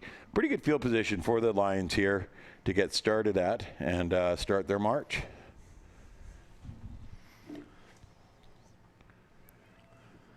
Kelowna 1st and 10, ball at the 47-yard line, far side hash. Quarterback in the shotgun formation. Beauchemin throws, completes this one. And some nice yardage there. Looks like he's got 10 yards, maybe just more than the 10 needed. So looks like a first down for Kelowna on their opening possession of the football game. Well, and Kelowna's going to stick with what works here. Beauchemin's throwing well, gets Bronte Gallo on the quick out there, drops the ball down to him, and he does the hard work, picks up the other 5 yards that he needs, gets a first down for the Lions. So they move the yardsticks. 1st and 10 for Kelowna. Ball at the Richmond 42-yard line. Near side hash. Beauchemin in the shotgun. Rolls to his right. Looks to throw. He's got a man wide open. This one is Wide complete. open. Down at the 20, to the 10, the 5, and taken down at the 2-yard line. Nice pass and run there from Beauchemin. Had a man wide open and really fast. Kelowna knocking on the door. Number 22, Risto Zimmer, just runs a route here, sneaks downfield, and everybody comes up because they think the quarterback's going to run. And Risto gets wide open down there. Beauchemin sees him and drops the ball right into his lap. Great job by number 19, Andrew Estrada, to get down there and make the tackle and save the touchdown. However. Oh, goodness. Is there a flag on the play? However. So it's a 10-yard penalty. That must have been a holding call, eh? They're marching it back 10 yards. So instead of a 1st and goal from the 3, they've got a 1st and 20 from way the heck back here. Are they marking it? Yeah, they'd marked off 5 now. They mark off the other 5. So from the 3-yard line to their own 53-yard line. A big penalty call against Kelowna there. Would have had them 1st and goal, but instead they're backed up now. It's 1st and 10. Ball at the Kelowna 52-yard line. Far side hash. Beauchemin rolls to his right. Looking for an open man. He's going to throw it downfield. He's got a man again. It's open to the 20, to the 15, down to the 10-yard line. How do you like that? Pretty much the same play, and they complete it again. And no penalty flag this time. Well, let's watch the replay here, because you watch them, and the first down marker's right here, right? And he's just behind it. Like, he pulls up right on it. So the whole defense moves up. And it's a carbon copy. Number 22, Risto Zimmer, sneaks in behind all the defense and just waits for the ball. That's you know what? It worked once. Great. Let's try it again. It worked again. Why not, I guess, eh? Yeah. That's kind of like me with marriages. The first one went down in flames. The second one, well, there it went as well. Okay, let's see what they can do now on 1st and goal. He'll roll to the left, tries to get to the outside, gets to the goal line. Is he in? No, they're going to put him down on the half-yard line there. Great play. Beauchemin keeps the ball and just runs like a madman to the outside, slips the first tackle here, and tries to come back, and they just take him out low. Yep. Number 19, Andrew Estrada on the tackle with number 30, Zachary Kabete, coming over top and just making sure he's down. So I just want to, point out with this Richmond roster here, I'm not sure what they sorted it on, but next time sort it on jersey number. Yeah. You know, makes it a bit easier to try and figure out who's who. So we Okay. Off first or second down and goal. They put it in the end zone. Touchdown, Colona. As they ran straight up the middle on that one, and I don't think he even got touched getting in the end zone. Well, and you know, in this kind of play here, he's going to fake the handoff and then just take off running behind his blockers. And he only had to get the half yard, and I like the way the coach calls his own number. He did all the hard work getting him to the half yard line, let him punch it in. Somewhat deceptive when you're used to getting to the goal line and it's moved up to the 5-yard line for 9-man football. Yeah. Convert attempt is good, but there is a flag on the play as well. And here's number 83, Noah Gross, with a big kick here. Excellent job, puts it through the uprights. Not sure what the penalty was for. Didn't see any movement off the line anyway. Well, I think it looked like the defense jumped a bit too soon. So the goal is good with the 2 points. So that'll break it in 8-6 for the Lions. Very small lead, but it's a lead. And now they just got to hold on to it. So Kelowna storms back after Prince George puts it in the end zone, and the Lions, not to be denied, looked like they had it in tight down to the 3. It was called back on a penalty, back to their own 52, but quickly next play they completed a long pass, got it down to about the 10-yard line, and from there 2 plays, it's in the end zone, and Kelowna's on the board, and Kelowna has the lead. It's 8-6 for the Lions over Richmond. Well, it looks like it was the penalty on the kick there was on the Richmond Raiders, because they're kicking from the 45 instead of the 40. Nice high kick, comes down about the 28-yard line. Controlled there. Now coming down the left sideline, has some room, but looks like he must have just stepped out at about the 43. It looks like they're marking at 44. Yeah. So that's where Richmond will take over possession of the football, 1st and 10. Well, he makes a great move here. Let's see if I can catch a number 18. And he just steps out right there, and then right in front of the ref, too. So, I mean, he slips a tackle or two, but just gets that foot out of bounds. Number 18, Joshua Rosentals, with the return there. 1st and 10. Ball at the 44-yard line, far left hash for the Richmond Raiders. Quarterback. Hands off straight up the middle, but no room at all as he is met with a wall of Kelowna defenders. Gain of maybe a yard. Well, it's a big man, number 30 there, Zachary Kabede, just taking the handoff here and trying to push it forward. You watch the handoff here, it's not crisp. He kind of slows down a bit, reaches, has a bend down, reach for it a little bit, right? If you hit him in the belly with a full head of steam, he's running people over.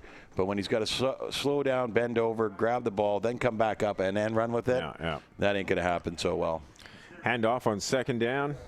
Trying to cut to the outside. Not much room there. Crosses the 45 to about the 48. That's it. So a gain of maybe 3. That will leave Richmond with a 2nd or a 3rd and about 6 situation as they getting close to midfield here. They're at about the 43.5 yard or 53.5 yard line. Well, it looks like one of his blockers didn't realize what was going on there and just stopped running. Number 15 forgot to block. And you can't just leave your guy hanging like that. You got to get in there and pick a man. Pick a man, get in his way, make some room. 3rd down for Richmond. Ball at the 48-yard line. Trying to get to the outside, get some room here, but taken down from behind. No gain on the play. It'll be a turnover and downs for Richmond. Number 10, Nate Boschman, great play here, great defensive play here. So there's the pitch, and it kind of stutter steps, slows, runs backwards a long ways, and then Boschman is able to come across and just hook that arm and drag him down. Great defensive play to stop them from getting the 1st down and getting the ball back. Looks like the Richmond player went down hard, though, on his butt. And I hope this isn't another tailbone issue like it was earlier. That ground's got to be cold and hard. And every part of your body's frozen, so it feels like, you're feeling it all the time now. Every bump, every scrape. So hopefully he's okay. Can't pick up a number. We'll see if we get another replay here and get a chance to find out if it was indeed the running back that is down on the field right now. Of course, we were delayed for quite a few minutes earlier. Now we'll get the replay here and see if we can slow it down enough. Almost a bit of a horse collar, but not too much. Kind of got a bit of the jersey, but... Yeah, number 15 there went down really hard. That's number 15 that's on the ground there, Javon Reed. Didn't look too bad when he was first tackled and was sitting there, but... came down on that hip. Yeah. And came down on that hip pretty hard. Hope he's okay. Earlier, we had quite the delay in the Peewee Championship game. One of the players for Prince George went down and some type of back or tailbone injury, and as a result, was taken off to the ambulance to the hospital. We don't have any word yet as to the nature of that injury. We hope it's nothing too serious, tailbone type injury. So. Well, that's what the coach had told me, that it was his tailbone that he went down on, but then he went off in the ambulance. So it looked like he came down pretty hard on his hip there. He's kind of holding his hip as well. And, and jarred it. I mean, he went down in a sitting position, which hurts at the best of times. But once again, cold ground, cold skin, that's going to hurt. Yeah, the way he bent backwards, he looked like he bent back a little bit awkwardly there. So he is still out. Now they've got him up to his feet, and that's a good sign as you see Kelowna players giving him hand appreciation as the player now making his way over to the bench area. And looks like we'll be able to resume play soon as Colona has it, 1st and 10. Ball at the Richmond 48-yard line. So they take over on downs here, and they're already in Richmond territory, which is bad news for the Raiders. But they need to get a big stop here, get that ball back, so a lot of time got eaten up off the clock as well. Prince George had a lot of momentum, got the opening points on the board, but since then it's been Colona pretty much in control. Here's Boschman, fakes the handoff, rolls to his right, then rolls to the left, now cuts back into the middle, across the 40, now cuts to his left again, has some open room, caught from behind, still running the ball, and finally taken down at about the 29-yard line. What a great run there for the Colona quarterback. Well, he zigs right, zigs left, and makes up a lot of yardage there. First down plus some, all the way up to the 29-yard line. Great job by the quarterback here. And we're seeing some great individual play. I mean, it's a team game. You're led by different individuals, but we're seeing a lot of talent on the field so far today through the Atom division, through the Peewee, and now in junior Bantam. Yeah. We're seeing guys that are young, but have picked up a lot of the game and at an early age are excelling at it, and that's great to see. I love the enthusiasm of the JV division. They've developed their skill enough that they're good at it, and they love the game. They're there for just playing, the ultimate playing the game. On first down, quarterback Boschman rolling to his right. He's got first down yardage and more. Still on his feet, still battling for more yards. Going towards the end zone, and he's in there. Touchdown, Colona. What a run for the quarterback. What an extra effort. You really got to love the effort that Boschman puts in here, because he gets the ball and he runs. He's following his blockers. Great job. Stay with your blockers. He's thinking about throwing. He's got nobody. Scrambles, gets running, steps out, steps back in, and makes people miss. And then the guy who does grab him, he just keeps running through him. Keeps running through him. Keep those legs pumping. Drive. A great run for the quarterback Boschman. We got another player down on the side over there, though. I can't tell. Tough to tell who that is. If it's an orange jersey or a blue jersey, but there's a lot of... Yeah, it's a blue jersey. Yeah, there was a lot of bodies flailing there, that's for sure.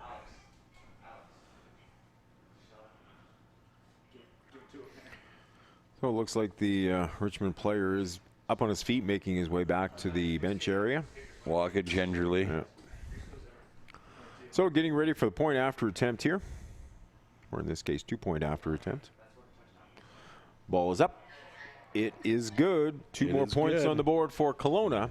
And that increases the Lions' lead to 16-6 over Richmond. Some great offense from Colona here, winning the first game easily, and 24-0 the score over Prince George. And now Colona taking a 16-6 lead over Richmond in this game. Well, Richmond came out and scored first, but is ain't the shootout yet. You got to keep scoring after that. And Colona obviously came to play today. Obviously came to play. They've been running the ball. They've been throwing the ball. Nate Beauchemin today is having a great game. He's made some excellent throws, made some good judgment calls, tucked the ball away and run, here especially.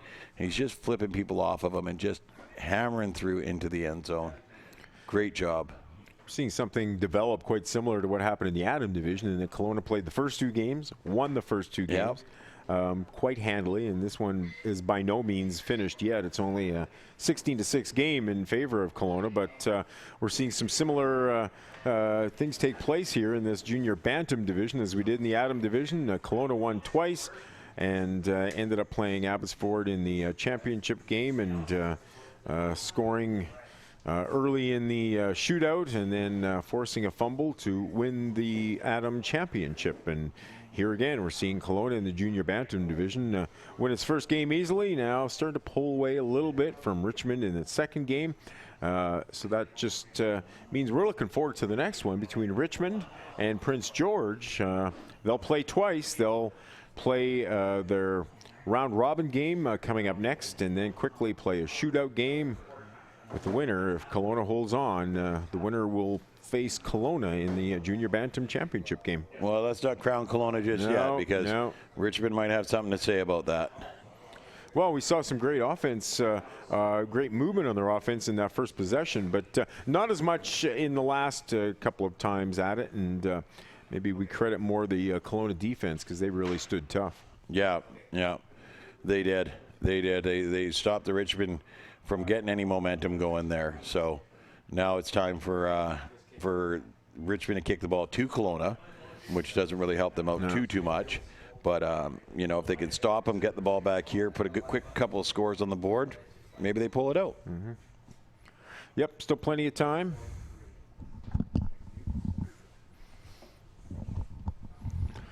$16-0. Yep, as we start the second half. See what Prince George can do. They're going to need a defensive stand here. If Colona comes out, puts points on the board, puts the ball in the end zone, it will make it difficult. So, Prince George, or check that Richmond ready to kick off here. Ball comes down about the 33-yard line. Fielded there, he'll cut to the left, crosses the 40, the 45, crosses midfield, still on his feet. Now cuts back inside to the 40, 35, and now down to the 33-yard line. Great return for Colona, and right away they're in a great field position, trying to get more points on the board to start the second half. Well, there's number 10, Nate Beauchemin. He's a fearless runner. He fields the ball in the air, right? And he looks, gets behind his blockers. Good patience, follow the blockers, follow your blockers, right? And now, break out, get the hole, and big number 30 comes and picks him up from behind. But to show that patience and vision, to stay with your blockers until that hole appears, and then take it. That is the sign of a good runner. So Colona goes 1st and 10, ball at the Richmond 33-yard line. Here's a handoff to the right. Lots of room there to the 25, to the 20. He's got lots of room. Touchdown, Colona. Well, number 83, Noah Gross here. And just a phenomenal run by him. And once again, showing patience. Here we go on the replay here. As he gets the handoff, stays behind his blocker, gets around the outside, steps back on one guy, steps around his own blocker, and just stays foot race. There you go. Get into the end zone. And a good job by the upfield blocker there, in that he didn't hold on enough to take a penalty or anything. He just got in the defender's way to move him away and allow his running back to get the necessary yards. Yeah. Well, the defender didn't even really resist, though. No. Yeah, he didn't have to tug on anything because the defender wasn't really resisting. He was just kind of being guided there. It's getting a little colder out there. Yeah. So, and I mean, Richmond started off, they had a lot of spunk, a lot of pep in their step, and now they're kind of just, walking down the field. Yeah. I know it's cold out. I know it's it's probably been a long day for these kids. I bet you they've traveled up today. And so they've had a long drive and sat around waiting, and now they're, just getting to play now, and it's freezing cold, dark out. But Kelowna, they're used to this weather up here, and they're just ready to go. Great run there. And Kelowna with more points on the board. The convert makes it a 24-6 game for Kelowna. Wow. I didn't, the way Richmond came out and scored on that first possession and looked good doing it, I kind of thought it might be a tighter game. I expected them to put up a little bit more. And again, the game isn't over. We still got 12 minutes to go. But the way Kelowna is running the football right now, controlling the ball as much as anything, leads you to believe that they're in pretty good shape the rest of the way. For sure. But, look at earlier today. We had all it takes is a fumble, and it's game over in the shootout, right? Yeah. Off the kickoff, ball brought back to the 45-yard line, and that's where Richmond will take over. 1st and 10. Immediately following this game, we'll have a couple of minute break, but then we're going to have the final game of the round robin. It'll be Prince George and Richmond. And number 18 there with the return, Joshua Rosentals gets it out to the 45-yard line. Not much of a return, but still pretty decent starting field position. Richmond needs to do something here to rebuild a little confidence, rebuild a little excitement, get themselves pumped up here. They're going to go into that game against Prince George, who fought hard. They lost, but they fought hard against Colona in the first game. And you'd like to see them, Richmond get a little pep in their step. Once again, big man running. First down, run straight up the middle. Some good yardage there. Be a gain of about 7 on first down. And Richmond trying to fight back a little bit more. I love seeing the big guys run like this. Usually they only run when you yell free donuts. But here, he just keeps his feet moving, drops his shoulders, secures the ball, and drags some bodies with him. Great job. We didn't get any donuts up here today, did we? Well, there's an empty box. I think Adam got them all. Oh. But they're teasing us with them. Trust me, Dale, I don't need another donut. I got about 3 going around my waist right now. I'm good. Pizza and French fries will do the job, I think, today. Here's a fumble. And it bounces right back into his arms and continues ahead and gets the first down. What a great job there by the Richmond running back to regain control of that football. I don't know if he forgot what sport he was playing. He threw a little basketball in there. Let's dribble this for a second. Double handoff. Takes it on the bounce, picks it right back up, and picks up a first down. Great job, number 18. I think that's Joshua Rosentals. Yep, Joshua Rosentals. Sort by jersey number, Richmond Raiders. But yeah, no, great job. Good focus. So they move the yardsticks. First down for Richmond. Ball at the 43-yard line of the Colona Lions. On first down, a run straight up the middle off right tackle.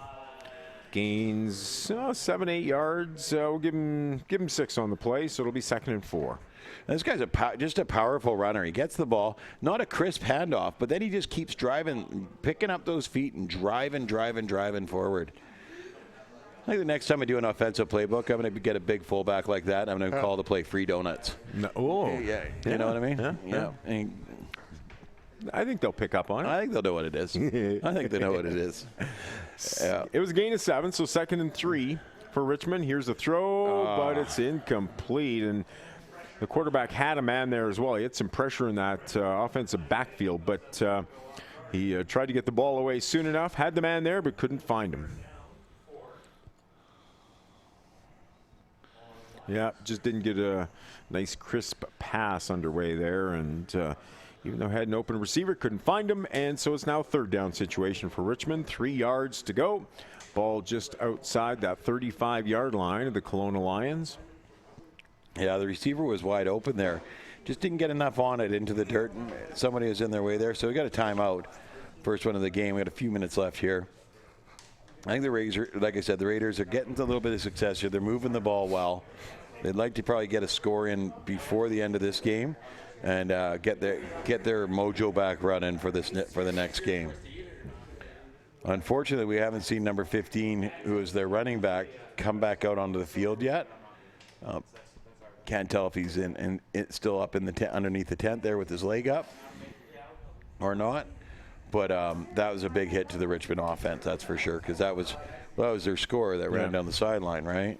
Well, and for the most part, the teams we've seen so far, they've usually only got a couple of players that are their good hands players, and either running the football, quarterbacking the team, whatever the case may be. And if you only got a couple of them and one of them goes down, that makes it that much more tougher, puts the pressure on everybody else that much more. Yeah. I agree. So it's 3rd down, 4 yards to go for Richmond. Handoff, straight up the middle, pushing for more yards, pushing from behind, and they'll get a 1st down out of this one. He's a big player to try to bring down as well, number 30 for Richmond, but he's got sufficient yards to move the yardstick. Yeah, he's big, number 30 there. Just takes the ball. Not a crisp handoff again. They're not getting that handoff crisp to him. I think if they crisp that up, it'd be even better. But he still picks up huge yardages, moves the ball, gets forward.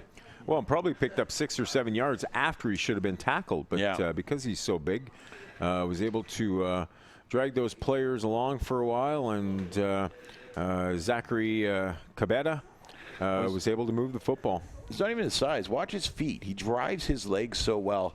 And it's like he's running through mud. He keeps high-stepping through it. No room there. As soon as he got the pitch back, there was a Richmond player, a Kelowna player on top of him, and that'll be a big loss for the Raiders.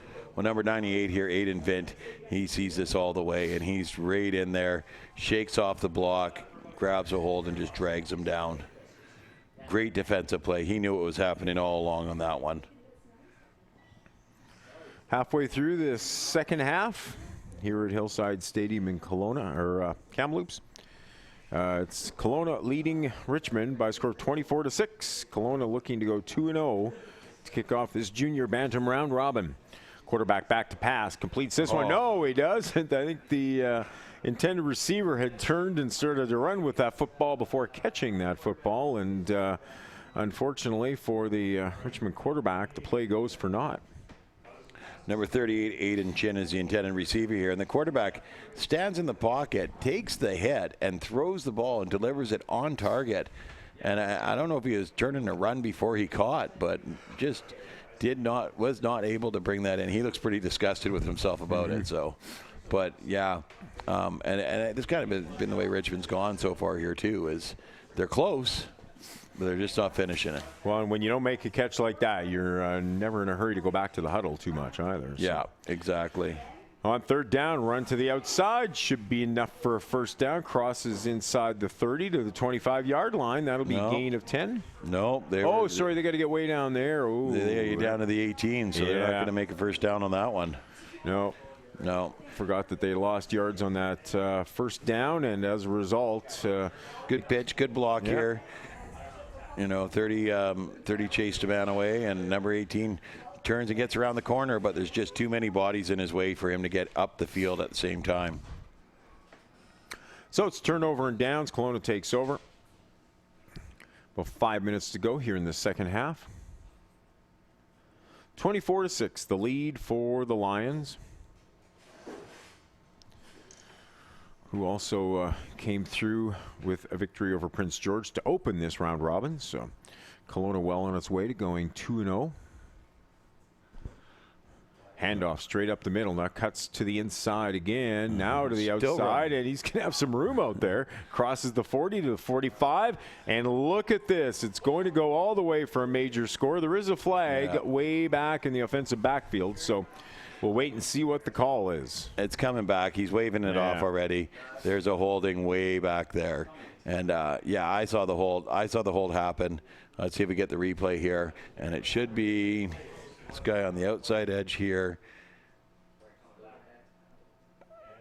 No, I missed it. I must have totally missed it, but there was a hold somewhere there. Yeah, and unless he was looking, maybe he was looking back that way further. Yeah, I thought it was at the 88 there and the 98, right in the middle there, because it looked like he grabbed a guy earlier, but bad eyes, Costco glasses, that whole thing. Yeah. So So the touchdown goes for naught. It was a heck of a run, but it's coming back. It was a holding call against the offense, and they'll bring the football back 10 yards. So instead of a play going for a touchdown, which really would have put the game out of reach, Kelowna is taken back 10 yards, now faces a 1st and 20. You know, when you get a holding call and it negates a decent play, that's one thing. When you get a holding call and it negates a touchdown, that's just a crusher. Because the guy who just got the touchdown just ran a long ways. Yeah. Well, and it's one thing if you held somebody that could have made a play and kept the touchdown, but if it was behind the scenes and it didn't really play into the picture, that's when it's tough. So here's a nice run up the middle. And it's number 11, Bronte Gallo there. Just a punishing run. Drops his shoulder and just hammers one of the defenders here. Handoff, fullback, and he just comes down and he just lowers his shoulder and just crushes him. The tackler, though, number 60, looks like he's coming up slowly. Jonathan Kennedy, he's coming up really slow here. Getting rolled over on his side. I don't know, maybe he got kicked in the stomach, holding his stomach there, or if he's got hit in the head. He made the tackle. He made a really good tackle. Went down low, took out the legs, the whole 9 yards. Could have caught a cleat on the back pedal. So players down on a knee as the training staff attends to the Richmond player who's down on the field right now. Still, well, it looks like the wind has died down a fair amount. We don't really see those flags moving too much anymore. So with darkness has come calmness as well, but more cold as well. And as a result, it just makes it that much tougher for those players. And if you're down by a score of 24-6 late in the football game and you're injured and laying on that field, it's going to seem awful cold. Well, he's gripping his arm there, too. So I don't know if maybe that he came down hard on his arm, which you never like to see. You never like to see these young guys not jumping right back up. I've heard if they just hop right back up and everybody's fine. Yeah. You know. Looks like he might have got his bell rung a little bit there. It was kind of a helmet-on-helmet hit. Yeah, and he came down here. And then he comes down on the whole body across his arm. Yeah. And that was the arm they were holding, too. So hopefully he's okay.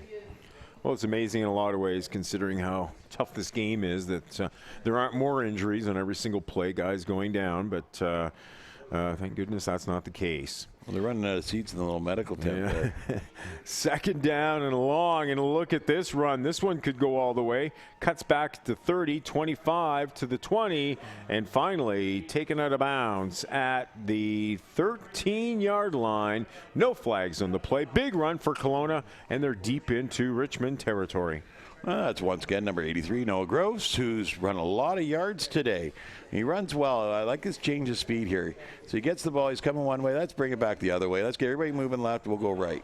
And then he comes around the corner, right, and he sees a defender, taps him on the head, thank you very much, stops, and then gets that guy to sit down and runs around him, and then gets pushed out of bounds. Nowhere to go there. He kind of got hemmed in, but, you know, great change of pace, good running. So first down and 10, ball at the 13-yard line. Colona knocking on the door once again. Final few minutes of this game. Quarterback back to pass throws. This one is complete, I believe, right down near the goal line. If it is complete, it's a heck of a catch. There's also a flag in the offensive backfield as well. Well, I think I have to see the replay here. Roughing the passer on Richmond. It'll be first down on like the 1 yard line. So it looks like he came in late and hit the passer.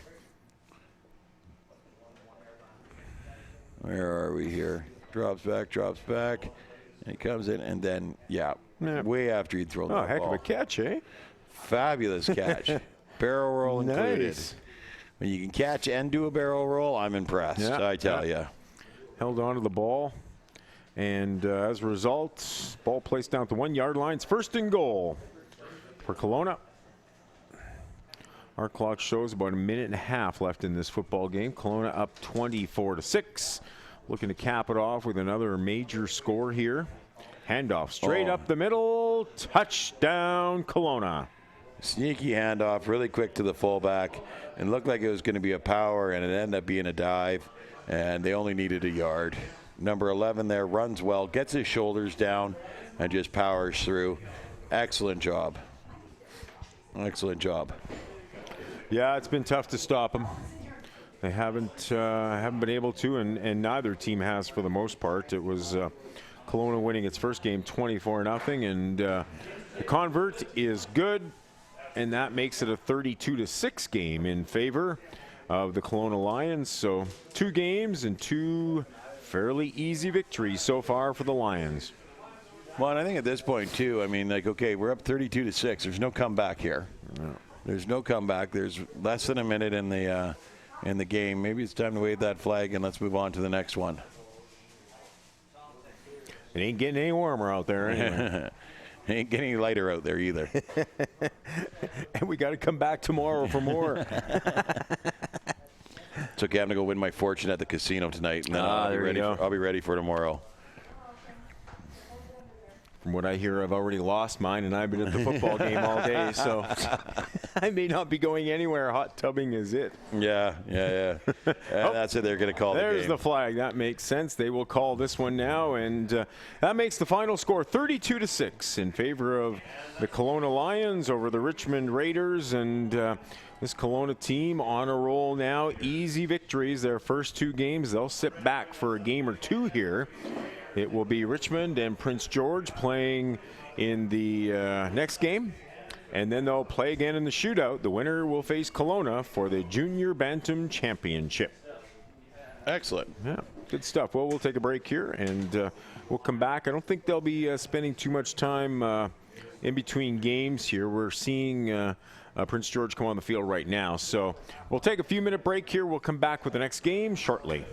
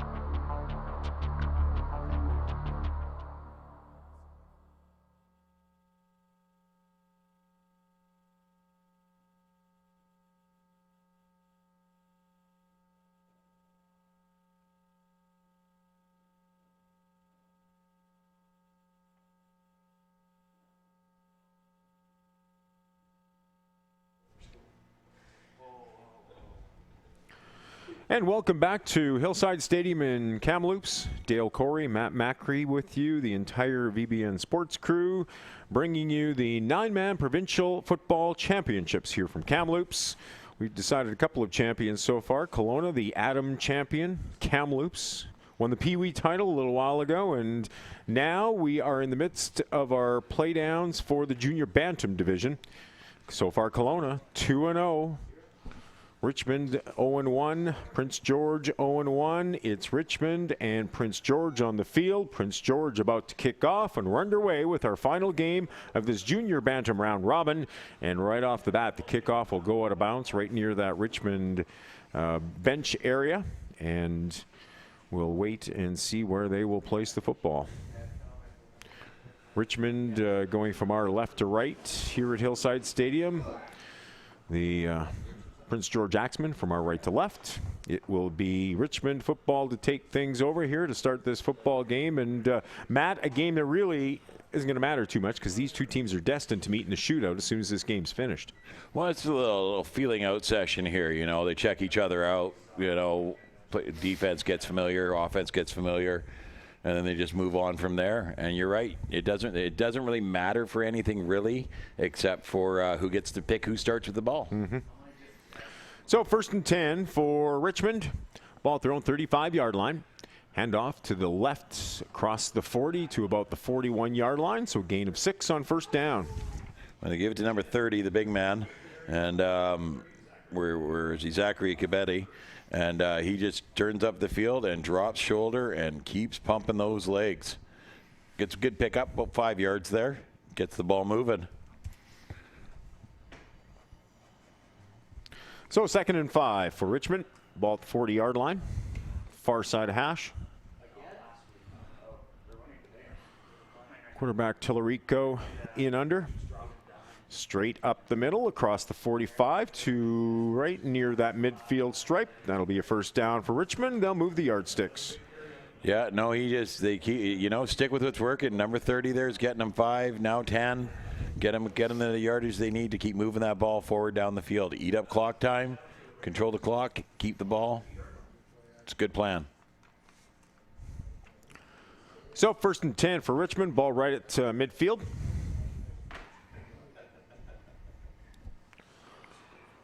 Both Richmond and Prince George struggled in their opening games against Colona. Now here's a fumble off the shotgun. And quarterback falling on that one right away. It was number 18, Joshua Rosenthal's, I believe. 19, or actually. 19, okay. Andrew Estrada. It looks like he took his eyes off just for a second. And the ball bounces off his chest and drops to the ground there. And he has to cover it up. Brings up 2nd and 14. Andrew Estrada, the quarterback for Richmond. 2nd and 14. Ball from the 44-yard line. Tries to get to the outside here, looking for room. He's got some now. Back to midfield. And not much more than that. Maybe across by a couple of yards. So a gain of about 6. Still brings up a 3rd down situation. And Richmond needs about 8 yards to move those yardsticks. When the handoff here, he has to bounce back a bit. Breaks one tackle here and turns and gets up the field. But gets tackle going out of bounds. And right away he winces in pain and rolls on the ground there. So now they're attending him on the sideline. Yeah, that ground there it's ice cold outside. The ground hurts. Everything hurts right now. The hits hurt more. Feel for those guys. Yeah, it's not easy. I know in between games talking with Corey about some of the games he had to play in over the years with the BC Lions, and it's never easy at this point. And I mean, we're not dealing with snow and those types of conditions that can add that much more to it. I remember many games at Taylor Field in Regina when it was minus 20 or 25 or 30. And it's not easy standing out there as a broadcaster or sitting in the stands as a fan, and certainly not as a player. You're the one trying to handle a football that is pretty much frozen, and that just never makes it easy. We're not quite at that point here, but it is cold out there and just simply not easy for these players. Well, the only nice thing is that winds died down. The flags are laying flat. which is good. And there's no wind there whipping through you. Because that earlier today, I mean, it wasn't so much cold, but the wind just killed you. Still attending to the player down on the sidelines there. We're on the campus of Thompson Rivers University here at Hillside Stadium, home of the Kamloops Broncos of the BC Junior Football League. And he comes over here, he comes around, and it's a pretty clean tackle. He wrapped up really good, and he just comes down. I don't know if it's his ankle he kind of rolls up on there or if it's his arm, but right away he just kind of falls limp. It looked like he kind of started feeling for his side there as well. So whether he rolled over the football there, maybe. One of our cameramen doing a dance for us there. Got to stay warm however you can. Well, and I feel for those guys who are up on the roof. No, they got a little tent over top of them, no sides to it or anything, just wide open. I'm pretty sure that tent's keeping them real warm right now, right? You know, I was looking. I went up there earlier and I said, "How you guys doing?" And the one guy was shivering so bad he couldn't even answer. And I said, "Do you want my coat? I got a coat downstairs. I give you my coat." He said, "I already got 3 on." All right. Okay, they've got the player up on his feet, and they'll get him over to the injury tent, which, as you mentioned, is a busy place. Has been all day long. Well, I think number 15's still in there. I haven't seen him move at all. And there's a couple other people that were in there at the end of the last game. I don't know if they moved him into the locker room to get him warm or whatnot. But so 3rd down and 8 for Richmond. Handoff up to the left side, enough for a first down and more across the 40 into the 35-yard line. So they will move the yardsticks. Nice run there of about 13 yards for Richmond, and they're down inside that 35 to about the 34-yard line. Another very poor handoff. He ran into the quarterback and just kind of took the ball away from him. But then he just gets around the outside. One of the Prince George players gets a hold of him, and he just keeps dragging him. So I guess with the amount of injuries Richmond's taken here, you know, they're filling up the tent over there. The offensive coordinator is going to be calling the free donuts play the whole day. 1st and 10 for the Richmond Raiders. Ball just inside the Prince George 35-yard line. Early in this football game, final game of the round robin in the junior Bantam division. Quarterback keeps here. He's in trouble away back at the 40-yard line. He is taken down. Tried to get to the outside, but he had 3 or 4 defenders after him at that point. Nowhere to go, and it's a big loss for the Raiders. Well, big number 97, Koli Baba, just blocks out the sun here for the quarterback and wraps him up and takes him down. Nowhere to go. It was a brick wall in front of him. So 2nd and about 15 coming up for Richmond. Both teams fell to Colona in their first games in this junior Bantam round robin. Meeting in the final game of the round robin here. They're destined to meet in the mini shootout, and we had the Adam shootout earlier today. We'll explain some of those rules when we get a chance. Here's a play on 2nd and 15. Toss out to the right side. Not much room, and right back to where the ball had been placed, and no more than that. So it's going to be a 3rd and 15 situation, and Richmond's in tough right now. This big 97 is a powerhouse. He just gets open there, grabs a hold, and pulls the man down. He crumpled his legs underneath him is what he did there. You know, such a size difference. So 3rd and 15 for Richmond. We've seen teams gamble all the way through on 3rd down in 9-man football. Kicking game has come into play in Peewee and junior Bantam a little bit more from success on convert attempts and kickoffs, but it's always been a gamble on 3rd down. Here's a handoff straight up the middle to the 35, inside to about the 33-yard line, and that will be it.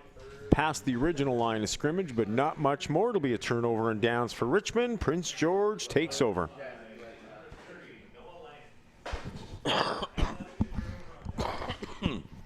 So we'll see what Prince George can do. The Axemen certainly struggled in their opening game. They did. They moved the ball well, but they couldn't finish off their plays, and that really hurt them. But the big thing that hurt them is that Kelowna Lions kept the ball away from them. So when they scored, they'd kick and then recover the kick. kept the offense off the field. So if they get a chance to get their offense out on the field, hopefully they can get some momentum going here. And right off the bat, first down run, pulling players behind him. The running back for the Prince George Axemen has big yardage here. He's got a gain of about 15 yards, and they're moving the yardsticks. That was a great play here. They handed it off number 30, and just keeps pushing forward, slamming bodies, hammering. Wow. Yeah, keeps those feet moving. You're going to wrap him around the waist. He's going to keep running. That's number 30, Noah Lank, running the ball there. And he probably got an extra 5 yards out of that one, just carrying Richmond players along for the ride. First down for Prince George. Ball at the 47-yard line. Handoff to the right he goes. Crosses midfield to the 45, the 40, to the 35. Can he break loose and go all the way? He's got one man to beat. Finally taken down all the way into the 10-yard line. Big run for Prince George, and they've quickly moved the ball downfield. Let's look for flags here, because this is the third time that number 25, Alex Thanos, has gotten him to the 10-yard line. And the last 2 times it was pulled back on flags. But I don't see any flags this time, so it looks like it's good. And he just runs, and finally gets taken out at the legs here, right on the 10-yard line. And again, another great opportunity for a Richmond Raider player to make a tackle there. And he kind of was along for the ride for a bit, but couldn't bring him down. And the running back probably got another 20 yards after that. So a big first down run for Prince George. They've got the ball all the way down to the 12-yard line now. 1st and 10 from the Richmond 12 for this Prince George Axemen team. Far side hash.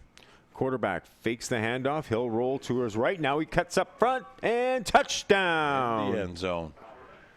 Prince George hits the scoreboard early in this football game, and looking for some momentum after a tough loss to Colona, and they pick some up early with a touchdown here against Richmond. Number 22, Braden Connor, the quarterback here, fakes the handoff, tucks the ball away, and starts running, and finally gets into the end zone for Prince George for the first time today. So they got 6 points on the board, and now they're going to go try and get the 2 points here and put themselves ahead, with Richmond not being able to get on the scoreboard just yet. Well, it's been a while for Richmond, too. They scored the first points of the game against Colona and got the touchdown on the long run. Here's the convert attempt, and it's a run off to the right-hand side into the end zone. It is good. And they just went for 1 on this one here. They just wanted to play it safe, get that extra point, and move on. First time of the day that we've seen a convert attempt stay on the ground, and it's successful for the single point. So the Axemen take a 7-0 lead. Kelowna waiting to face the winner of these 2 teams once they finish this round-robin game, and of course they'll play a shootout. The shootout, always exciting. The teams will start from the 20-yard line. Each team gets a chance to put points on the board, and the first team gets a touchdown. The second team has to match it. If they better it, they win. If they match it, we continue, and they go to the 10. So that is coming up immediately following this round-robin game here in the JB division. So we invite you to stick around for that. It's been a full day of football here in VBN Sports. And, of course, we're back tomorrow with a pair of games. The Bantam Division Championship starting at 10 o'clock. And in that game, it's Salmon Arm and Richmond, and the Midget Championship at 12:30. That has Prince George and White Rock South Surrey. So a couple more games tomorrow to wrap up the season for 9-man football in British Columbia. Looking forward to a couple of them. Here's the kickoff, bouncing right at one of the Richmond players. He was able to control it, corral it, and take it down to the ground. So that means the Raiders will start in good field position here, trying to get back in the football game, falling behind 7-0. Number 69, Navjot Pooney, he's smart there. It's a short kick, so he just falls on it, gets the ball back, and now Richmond has pretty good field position. They're starting on their own 49-yard line for 1st and 10. They don't have to come up the whole field. They only have to cover half the field. Trailing by 7, they really need to put some points on the board quick here. You want to kind of say that the winner of this game can maybe have a little momentum going into the shootout, but we know that the shootout happens so fast. I don't know if you can get any momentum going into something like that. Well, and you need the right play at the right time, eh? Yeah, that's about it. I mean, we watched one game end on 2 plays. Well, the championship for the Adams was decided on 2 plays in the final shootout. Mm-hmm. So winning team scored on the first play and the losing team fumbled on the second play. Yeah. So it just happened so quickly there that you don't know. First down run for Richmond gets them 8 yards, and they're into Prince George territory. Be 2nd and 2 for the Richmond Raiders. Ball at the 43-yard line. Yeah, just push the ball forward, push the ball forward. They've lost their running back. They've lost a couple of their other players too. The Richmond team's really beat up here. So all they're doing is trying to control the ball, get the big man pushing forward. And I think they, if they stick to this, it's working. Oh, here's a chance now. He could break loose and go all the way. He will. This is a touchdown for Richmond. What a slow developing play. I mean, everything about that play was slow, and it worked. That was I'm kind of awestruck right now. The quarterback comes up here, and he doesn't really get set too quick, but he dumps the ball off, and the receiver just kind of jogs, and it doesn't really even seem like he's running hard, but it is a slow developing play, and it worked. Good job. Richmond's found the end zone, and now they just got to get the extra point and get within or tie the game up. Kevin Bangura was the receiver there, going all the way into the end zone for the touchdown. So Richmond now within 1 at 7-6. We'll see if they can put the convert through, and they will keep it. They will go for the single convert or single point convert as well. So looking to tie this game are the Richmond Raiders after getting the first major score of the game. Handoff straight up the middle, and waiting for a call from the officials. Doesn't look like they made it in. No, he is stopped. So the Prince George Axemen will hold on to their lead. It's now 7-6 over Richmond. I want to watch the replay on this. Okay, so he gets the ball, and that's the goal line there. He doesn't have to get to that yellow line. He just has to come through that first line. So that is a good goal. I don't understand why they're waving it off. I think someone needs to question that really quick. Yeah. Anybody got a challenge flag out there? Because the ref's looking at the actual goal line. Because we're playing 9-man, the field's shorter. Yeah. And the goal line's actually down here.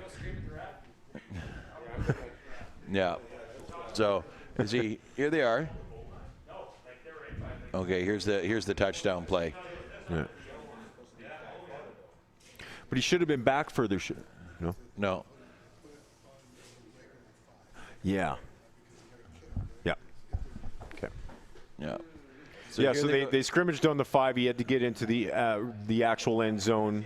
Yeah. Okay. Given it was a running play, yeah. Yeah. Okay. Gotcha. So we're all good. Richmond is not able to get the convert. Fell just short, and as a result, it's a 7-6 football game now. Here's the kickoff. Prince George takes it at about the 40-yard line, now cuts across into center of the field and taken down at about the 53-yard line of the Richmond Raiders. So nice return for Prince George, and they've got the ball on the Richmond side of midfield. So one of our booth guys here went down to get an explanation after we've already figured it out in our own heads. He went down to get an explanation, and the referee was nice enough to actually tell him and explain it to him. Or he could have been just pointing about get the heck out of off the field there. But we'll see what he comes back with from the referee. Well, and normally, they're setting the ball 5 yards back when you're kicking the convert, but in this case, they had the line of scrimmage at the 5 to get into the official end zone. And again, if you're a little confused by looking at the field, it's narrower and shorter by 10 yards than it normally is. Yeah. So the actual goal line, for all intents and purposes, today and tomorrow is the 5-yard line normally. So. Looks like we get through the first half of of this game, and it's already 7-6 for the Axemen over the Raiders. Wow. So we are at halftime, and bit of a break here as the teams regroup for the second half. Again, the game doesn't mean much as far as wins and losses go, because these two teams immediately following this one will play in the shootout. And again, they'll scrimmage from the 20-yard line. If the first team gets a touchdown, and again, if it's a 1-point or 2-point convert, it forces the other team to match it. If they cannot, the first team is the winner and would move on to play Colona in the championship game. So we're getting down to the nitty-gritty here in this junior Bantam division. 1 half to play between Richmond and Prince George, and then we're headed off to the shootout. These 15-minute halves just seem to fly by. You blink and you miss most of it. But both teams have shown a little bit of spunk here and an ability to score in the red zone. So, be interesting. Well, we've had Frank Nazzo up here and Corey Philpott able to talk to him a little bit more in between plays and breaks and try to get an understanding of some things. We were all a little confused on that convert at the beginning, but quickly figured out what the situation was, where they had the line of scrimmage, and as a result, the Richmond player not able to get into the end zone for the extra point. So it is a 7-6 lead for Prince George as the teams now come back onto the field and prepare for the second half.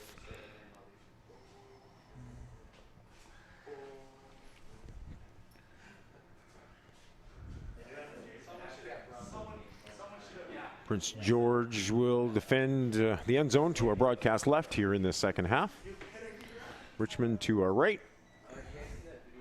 Just looking to see if I can see where the Kelowna players are hanging out. Looks like they might still be in their locker room. Although watching what's happening and ready to get back out there. Bouncing kickoff to the 20. It'll go all the way to the 12-yard line, and that's where the Prince George player picks it up, trying to make his way upfield. Eludes a few tackles and makes it all the way up to the 33-yard line. Good return for the Prince George Axemen, and that's where they'll take over 1st and 10 to begin this second half. Well, he does a good job here. Once he kind of flubs the ball a bit at the beginning here, doesn't field it cleanly, turns around and goes and picks it up, and then turns upfield and gets behind his blockers and uses them properly to get a fairly decent return in a good field position on the 33-yard line. Great vision, and this is what I love about watching them use their blockers. So 1st and 10 for Prince George. Ball at the 33-yard line. Toss out to the left, but it is over the intended receiver. Quarterback kind of shakes his head a little bit as he had a guy that was partially open there, but just couldn't hit him with the pass, and it's 2nd and 10. Number 4, Curtis Vohar's there, and he's ready for it, and he's just wishing he was a foot taller. Wide open. Both of these teams lost to Colona in the round robin. Colona waiting to face the winner for BC Championship, and this Colona Lions team has been strong through the first 2. It's 2nd down and 10. Cuts to the left. Big room here. Cross midfield down to the 45-yard line. Dragging players inside the 40 to the 36-yard line. Big run there for Prince George. They'll move the yardstick. It's a gain of close to 30 yards as they have a 1-point lead, trying to add to it now. Look at the big man, Logan Coley Baba, in the backfield, and he's got some big strides, keeps those legs pumping, just drags bodies with him. And it's not until the other big man, number 30, comes over and gives all his little teammates a hand in the Clash of the Titans there to finish off that play. Well, you can see how tough it is as a smaller, maybe defensive back trying to come across and tackle this guy. 1st and 10 for Prince George. Quarterback into the pocket. He's going to throw this one. Has an open man. It's complete. Down at the 10 and taken down at the 5-yard line. Big pass and run there for the Prince George Axemen. And they're in the red zone looking for more points. Number 11 here, Evan Mayhew, makes the catch.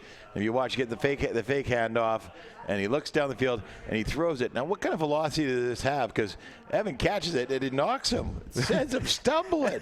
Like that's a rocket coming in. Evan's not a big man, but I don't know. That ball looked like it was heaved pretty hard. That quarterback had a lot of poise in the pocket as well. He had a bit of pressure coming from the backside, but he was able to get the pass away. Here's a run off to the right-hand side. Touchdown. Well, there we go. Alex Thanos is finally getting some success. I mean, he was running well in the first game. Both his big runs are 1 catch and 1 run.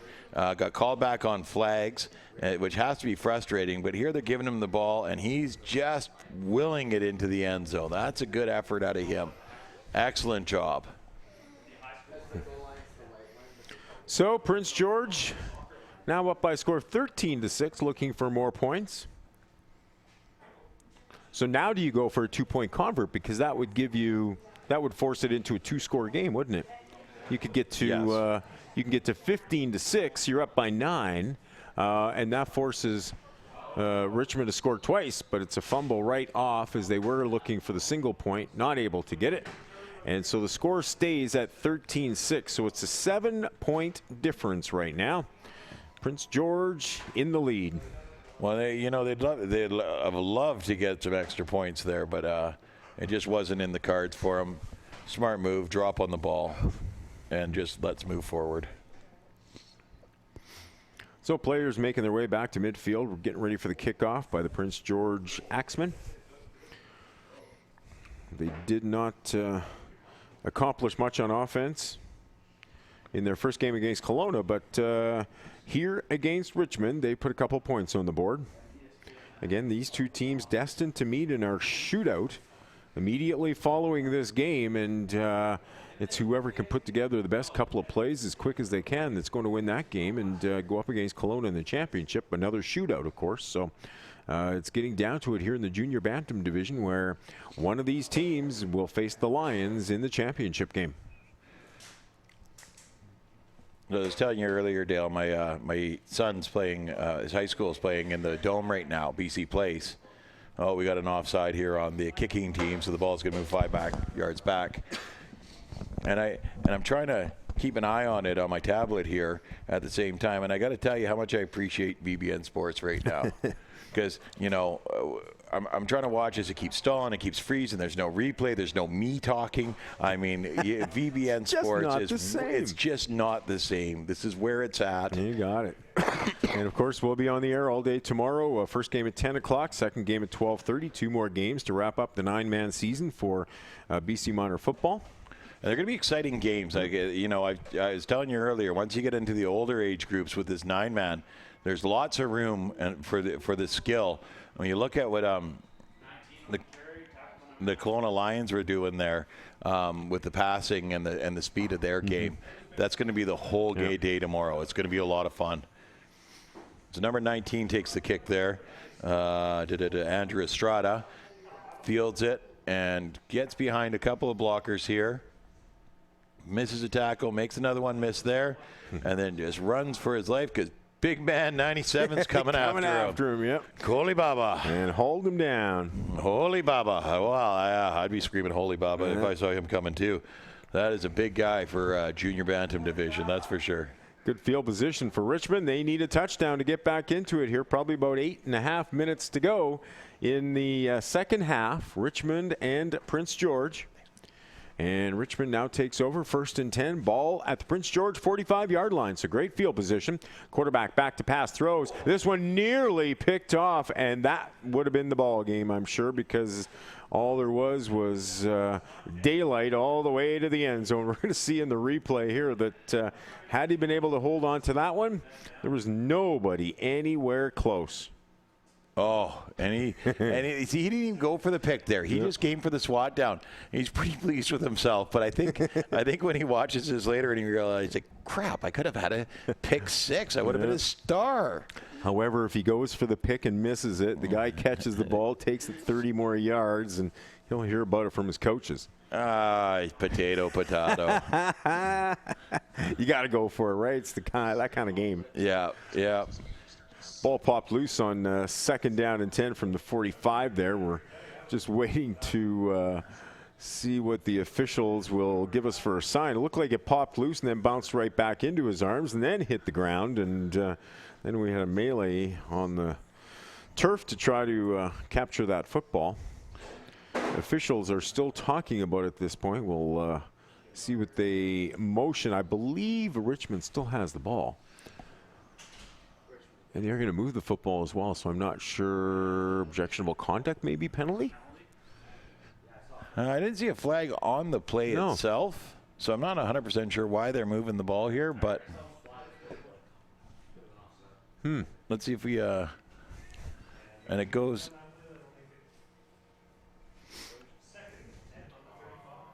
Yeah. Not 100% sure. Not sure what took place there, but at any rate, it's 2nd and 10. Now it looks like we may have a timeout called on the play by Prince George. Well, and here's the thing. If the ball moved forward like that, let's get a replay on what happened there. Yeah. If you gentlemen in the booth have a second and can pop one up there for us. There we go. Love these guys. So ball bounces there, bounces again, was kicked. So maybe, I mean, it looked inadvertent, but it maybe was kicked there. Now maybe that came into play. Mm-hmm. Saw the official right away tap on a player's helmet, so you would lead to believe that he knew that that player had the football, and it was Richmond that had control of the ball. But and then they march it forward 10 yards. Yeah. But it should be first down then if it was a penalty. One would expect it. Yeah, they would flip it to first down right away. So yeah, not sure. Mind you, the guys holding the down markers are probably a lot colder than we are. So their hands are in their pockets. So no, actually they're not. They're doing a good job. We must credit everybody working on the sidelines through the day. Our VBN sports crew, the cameraman up top in the booth and on the field. Not an easy job. On second or first down, he'll run straight up the middle, and they have flipped it now to first down. So that it was a first. Would make sense that the penalty made it a first down situation for Richmond. And on first down, it's a gain of 6.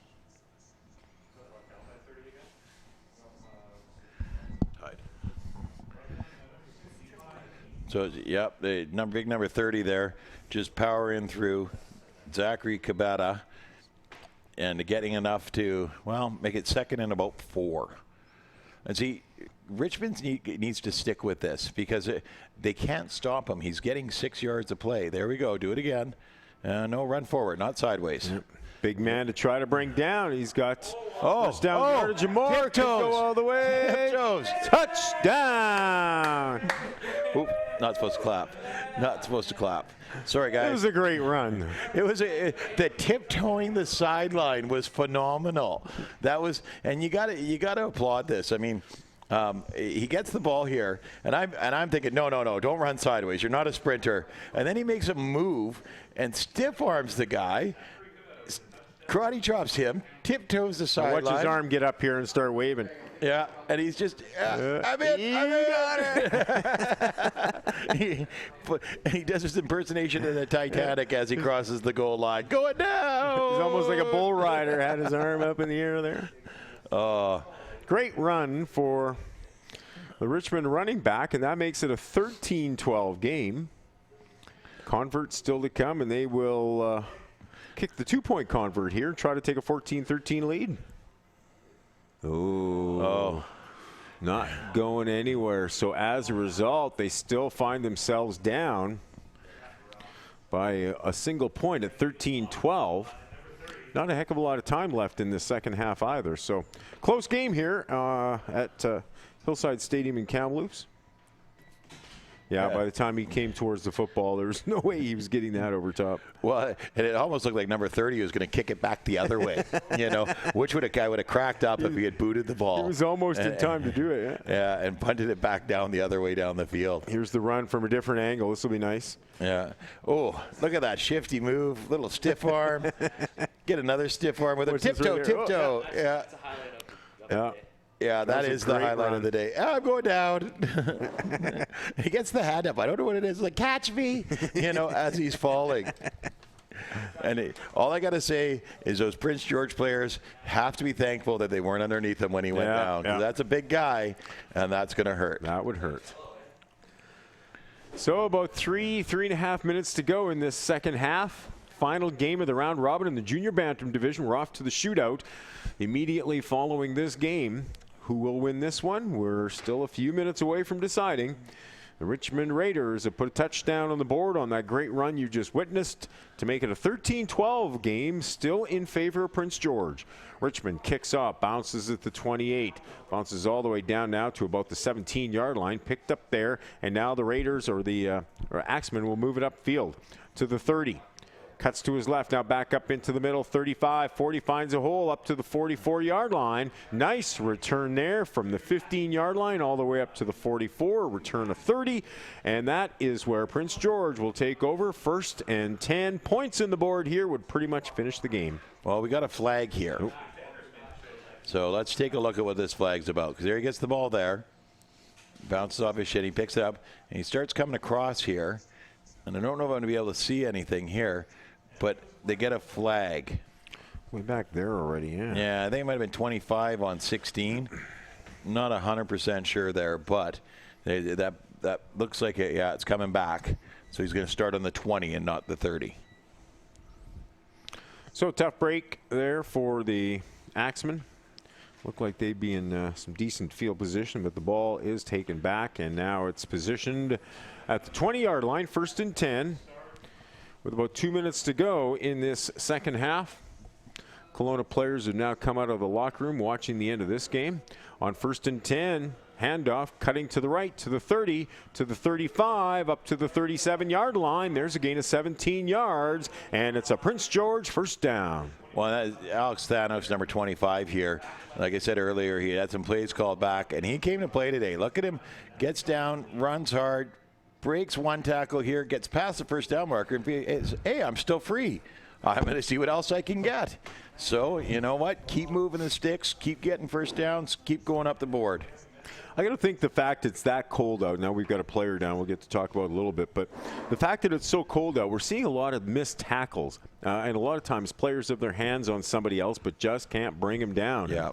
I got to think the cold really has that type of effect on some of these guys. They just don't have it to be able to clutch the guy, to be able to hold him and haul him down.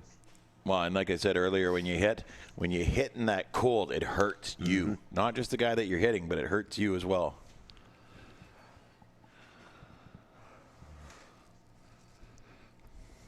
Nice return here as he cuts back inside, gets 17 on the play.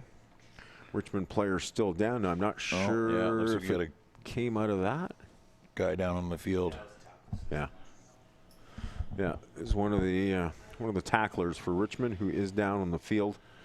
Can't see which number it is at this point. We see the Colona Lions at the end zone outside of their locker room getting ready. These two teams will stay on the field for the shootout.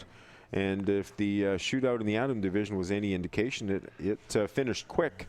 The first game was had a touchdown scored right away. The other team could not get back in the game, and that was over. And then, as Matt, you just alluded to a few minutes ago, in the shootout final, one touchdown scored one way, and when Abbotsford tried to put it in the end zone to tie the game, a fumble, recovery by Colona, and that was the ball game. So, player now making his way back to his feet. Not putting a lot of pressure, it looks like, on that right ankle or right leg.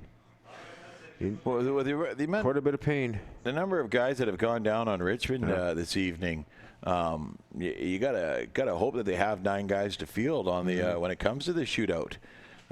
They've been taking some vicious hits, and look at him, he's hobbling off the field here after they got the first down, and he's in a lot of pain, and the coach tells him stop, just take a knee. You know, he's writhing on the ground now, and it shows a lot of courage and determination. Oh, look at him, he gets a piggyback right off. From both teams. That's good to see. Yeah, not too many extra players on that Richmond side. We see 3 that are healthy, it appears, sitting on their bench. You look at the Prince George bench, there's probably close to 10 guys waiting there. I think those are just the ones they moved out of the medical tent to the bench. I think it's there's only no more room. I think it's only the one guy on the sideline that's still healthy. Handoff on first down for Prince George. He'll cut to the left side. He's got some room to the 40. 45 crosses midfield inside the 45 to the 40. Still going. And finally taken out of bounds at about the 38-yard line. Great run there on first down by Prince George. Well, number 19 here on the Richmond team is very brave because he gets this is number 30, Noah Lank, running around the outside edge here. He gets around the outside edge, lowers his shoulder on 19 and just runs him down. 16's a little smarter. He doesn't try and get too low on him and just grabs at the arm. And once again, we have a player down. This does not bode well for Richmond. Yeah, making it tough on them. They don't have. Now they're down to 2 players over on their bench there, and it's not something to take lightly. It's unfortunate that a few of their players have gone down and not dressing a lot of players to start with, and a number of players have gone down with injury so far in this football game. Well, and it's been kind of uncanny with Richmond on how many have gone down. And it's not like they're getting cheap shotted or dirty hits or late hits or anything like that. It's just, you come here, he squares up, he goes to make the tackle, and he just gets run over. And the second one here tries to tackle him as well. And his own player gives him a shot to the side of the head. And he's the one that didn't get up, the second one that was in on that tackle there. Now he's up on his own power there and heading off to the sideline, which is good. But like I said, we look over on that bench there, and if those two are healthy, that might be all Richmond's got left to call from. Means the same 9 are going both ways for the most part, and that's not easy at this point. Well, you're sitting at 44 seconds left in this, and you just got to get out of this game, get into the shootout, and win. Win quick, win fast. And there's an interception. Look at that. First down. It's intercepted. Richmond bringing it back up the field to the 40. Taken down at the 43-yard line as Prince George decides to put the ball in the air, and they pay for it there as Richmond comes up with an interception. See the quarterback going back to pass, and nice play for him to go up in the air to haul that one in. Number 88 here, Tenzin Bray, on the interception and runs it back.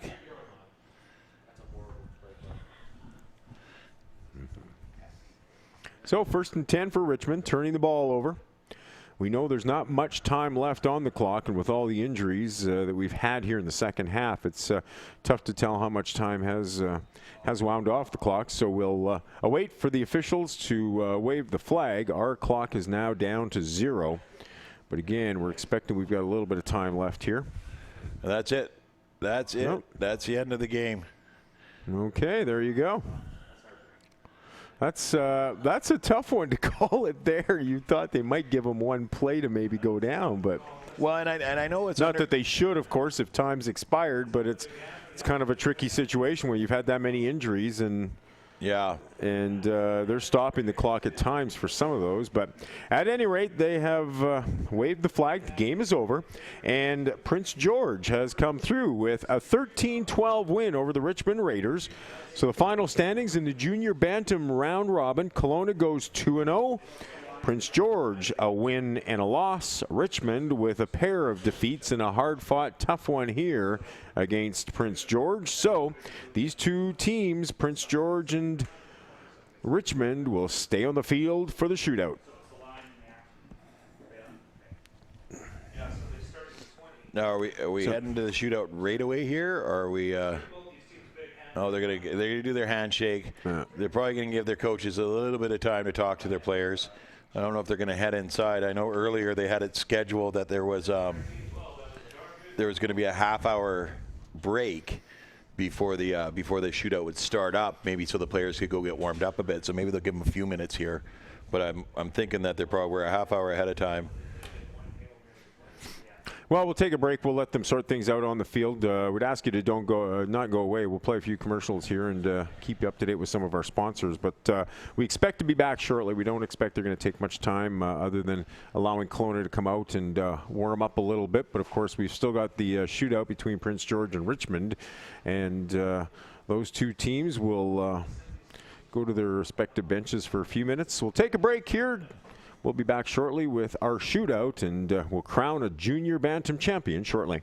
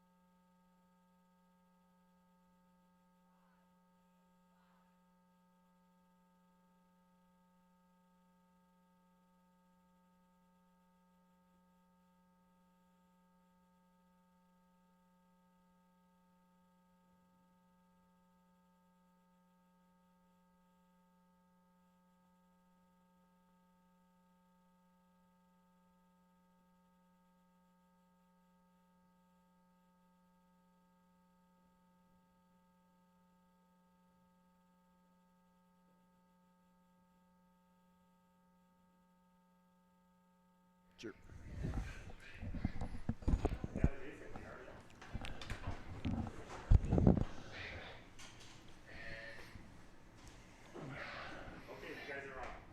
And welcome back to Hillside Stadium here in Kamloops. Dale Corey along with Matt Macri. It's the provincial 9-man football championships. We've been here all day. We've crowned Colona a champion in the Atom division. We've crowned Kamloops a champion in the Peewee division. Who's going to win the junior Bantam division? We don't know yet. We've still got 3 teams in the mix. Matt, what do you think? We're into our first shootout game. This is Richmond and Prince George, the teams that just finished. The winner faces Colona. What do you see happening here? That Colona team is big. They're fast. They're prepared. They're all wearing pro-style capes on the field here, keeping warm. Richmond and Prince George had a good fight in their game, 13-12 final score, and they battled back and forth up and down the field.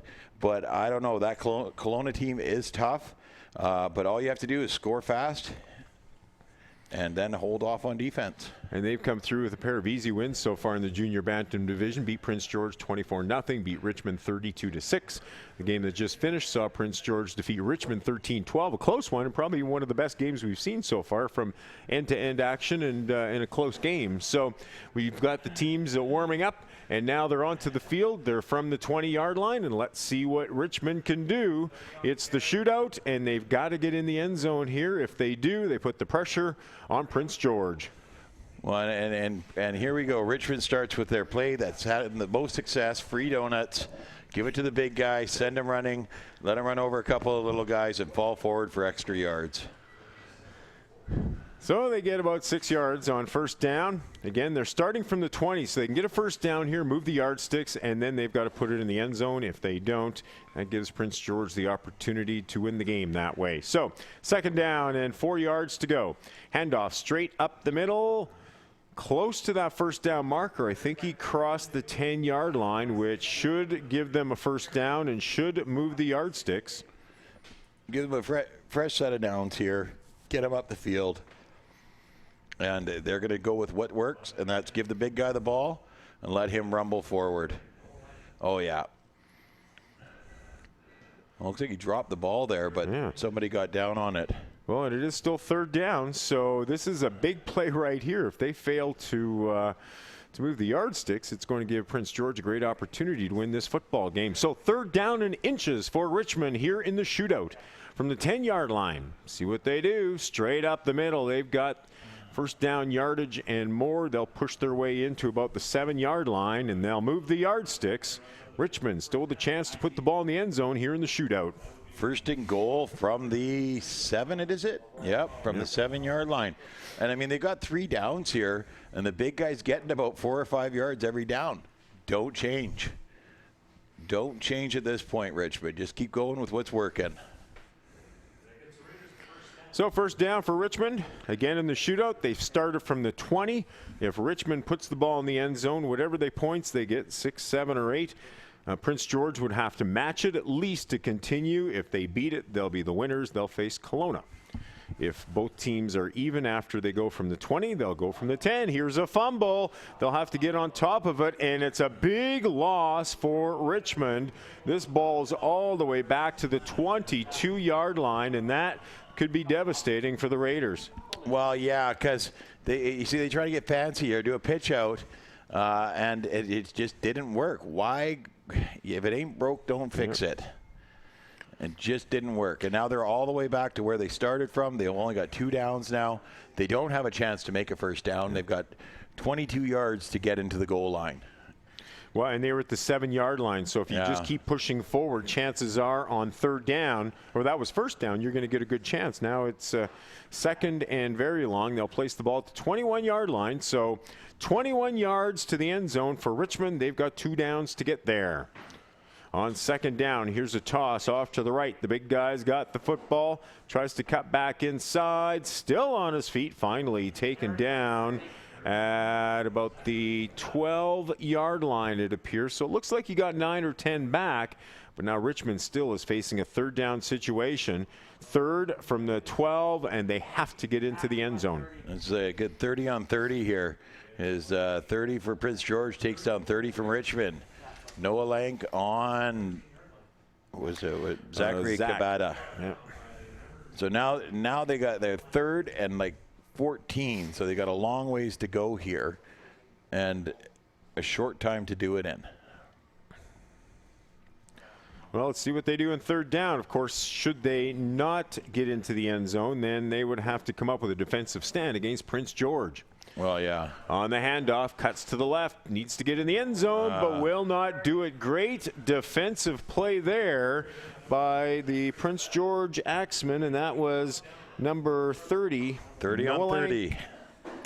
30 on 30 again. Here we go. Big man comes in. He could have kept going to the outside, but he tries to turn it too tight up the field. He should have been running more on a diagonal there towards the corner of the end zone. Well, it looked like he wasn't really going full speed either, and a big guy like that's tougher to break down if he can get into a stride, but it looked like he was always kind of looking to turn it upfield and didn't get under full speed, and because of that, it was easier to bring him down. Yeah. So let's see what Prince George can do. If they can put the ball in the end zone, they'll win the football game. Simple as that. 1st and 10, ball at the 20-yard line, middle of the field. Quarterback hands off. This one goes straight up the middle to the 10, to the 5, and into the end zone for the touchdown. Prince George wins the shootout. They get a defensive stand, and on the first play from the 20, they take it into the end zone, and Prince George will move on to the final against Colona. When you get the big man here, number 97, and he just gets those high knees going, runs over the one guy, runs over the other guy, and just keeps going, drags a couple of them into the end zone. Let's hear it for those Raiders. Let's hear it for those Axemen. Yeah, they're pretty excited there from Prince George. Now they got to stop this Colona Lions team. And this Colona Lions team's good. They've scored at will today. They've played very well. They've got a bunch of players that can score. It's not just one; it's a bunch of them. I was talking with one of the coaches, a friend of mine that's the head coach of the JB team from Salmon Arm, and he's telling me they had 57 points scored on them all year. When they played in the semifinals last week, Colona Lions put 48 points on them. You know, that's almost their season total on points. So this is a very, very good Colona team. And we haven't, these 30-minute games, you don't even get to see all the facets of their game. They haven't shown everything. And right now, all they have to do is score and stop. Score and stop. So, but this Prince George team's pretty fired up right now. They're pretty fired up. Well, let's see if they can carry that momentum into the shootout final. It's Colona and Prince George. The game that they played a little bit earlier, a couple hours ago when we got underway at the Junior Bantam playoffs. It was a 24-0 victory for Colona, and the Lions certainly looked good in that game. So now it's a chance for Prince George to regroup real quick as both teams huddle up on the sidelines. And in the next minute, we'll get underway with this final shootout. It's exciting stuff. I kind of like this aspect of the game. Yeah, it's fun, and I love it in a tournament setting. But when you're playing for a provincial title, I'd love to see a full game. I'd love to see a full game. Well, I think in this case, it can get decided by a couple of plays, one way or the other, not a full game. In this case, it's a shootout. Lions could have one bad snap and fumble the football, and Prince George puts it in the end zone like they just did. They'd win the provincial championship, and of course takes nothing away from them. But Kelowna's dominated both teams so far through the round robin. But we'll see when it comes down to a shootout. Well, you look at earlier today in the Adams division, we had the Abbotsford Peewees, or the Abbotsford Adam Black Falcons. They played very well in both games of the round robin. Won one, lost one, a close one, and they come into the shootout and they beat the first team handily. And they come to the second one, and their first play they fumble the ball down, dead, that's it, done. And that's it just sucks for it to be that. And obviously taking the other stand that this is what it's all about. It's football, and every play is important. And you got to be up for it.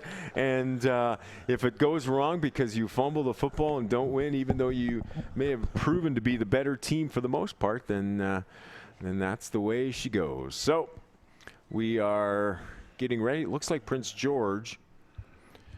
They do have a toss here to see who takes the football first. You think Colona might, given they finished first, have the option of going first or second? I'm not sure. They flipped a coin. Oh, did they? Yeah. Maybe they got the call because they were first. Yeah. But I thought it was the choice. But you know, I don't know. As a coach, I would be taking defense first. Would you? Yeah. Yeah. Try to get a stop, and if you do, and then you can put the winning points on it. Exactly. Yep. And if they score, then I know what I got to do. Yeah. Right. Yeah. I'd hate to go in there, score, and then go for one, and then they come in and score and go for two and win. Right. So, I mean, I don't. Do we have any chance of seeing a field goal attempt here? I don't know. No field goals. Oh, there's no field goals. They got to go for a touchdown. Okay, gotcha. Okay, so Prince George has the football to get things going here. It's the shootout final in the junior Bantam division here at Hillside Stadium in Kamloops. The final few minutes of our long day here at Hillside Stadium. We're about to be able to relax for a few hours. Do it all again tomorrow for a couple of games. Bantam and Midget Championships starting at 10 and 12:30 respectively. But first we must finish the junior Bantam division, and it's down to two teams, Prince George and Colona. Prince George has the ball at the 20. And right off the snap, there is a penalty. It looks like it's going against Prince George, and it's something we haven't even talked about, Matt, is how a penalty can play a role in the shootout like this, and this is going to take him back 5 yards and make it even tougher. Well, and I don't know why he's flipping the down marker, because it's still first down. You don't lose a down on that. But so it's still 1st and 15. So they still have 3 downs to make the first down. But now they just have to go back from further back to do it. All right, first down over again. 15 yards to go. Ball at the 25-yard line, middle of the field for Prince George. Here's a fake handoff straight up the middle, but no room at all. That play wasn't going anywhere. Might have got a yard back and that's going to make it a long second down situation for the Axemen. Yep, and they give it to the big man, and right away he's wrapped up. They holds onto the legs, and then the rest of the team comes swarming in there. Very good defensive team here. Yeah. They're not gonna give up that easy play like the other team did. They're gonna come in here and play a very strong defensive game. Yeah, no, great defensive stand there on first down. So second down and 15 still for Prince George. They need to get into the end zone. They're going to go deep here. A pass, it's complete into the end zone for a touchdown. The flag goes down. Now the call is going to be, it's interference. Interference against who? Against the offense. I think he's going to call the push off here. Yeah, he went. Oh, really? He waved it off, and then decline. he pointed. Look at that. Prince pointed George to the gets Kelowna the side. point. So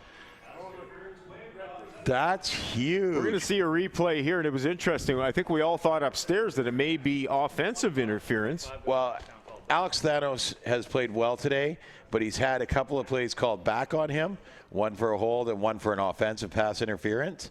So, yeah, I guess that was a great job. I think that was the right call. I mean, I didn't see any interference on the offensive player anyway. No. He just went up for the ball. The Kelowna player couldn't reach it. And so it's 6-0 for Prince George. They will go for the 2-point convert here. Or check that single-point convert. Single-point convert. Try to run it to the outside, and it looks like he made it in the end zone. He did. And so it's the single point for the Axemen. They go up 7-0, and now Colona is forced to score a touchdown and get at least a single point on the convert to keep this thing going. Well, and this is huge, and this is where things can go wrong for Colona. A fumble now kills them. Yeah. A turnover kills them. 3 and out kills them. So they've got to come and they've got to play their game. Now, Colona is a really good team. We saw that earlier. They've got a bunch of players that can make plays. They've turned broken plays into big gains. It's going to be interesting here. I'm a little excited. This is kind of got me on the edge of my seat. And will it come down to a kick for a win, a 2-point convert to win, or would they go for trying to run it into the end zone? That was a good play. I didn't see any interference there, really. No, a little hand fighting. I don't know why the flag was thrown, period, but there wasn't really anything that would have negated that touchdown. Okay, here we go. Kelowna's got the football at the 20-yard line, needs to get into the end zone to force this thing to continue. Here's Boschman down the right side. He's got room there all the way. Touchdown. One play is all it takes for the Lions. They're in the end zone. It's a 7-6 game, and now it comes down to what does Kelowna do? Kick for the win? They kick for the win. I think so. They've nailed every one of their extra points tonight. I don't know.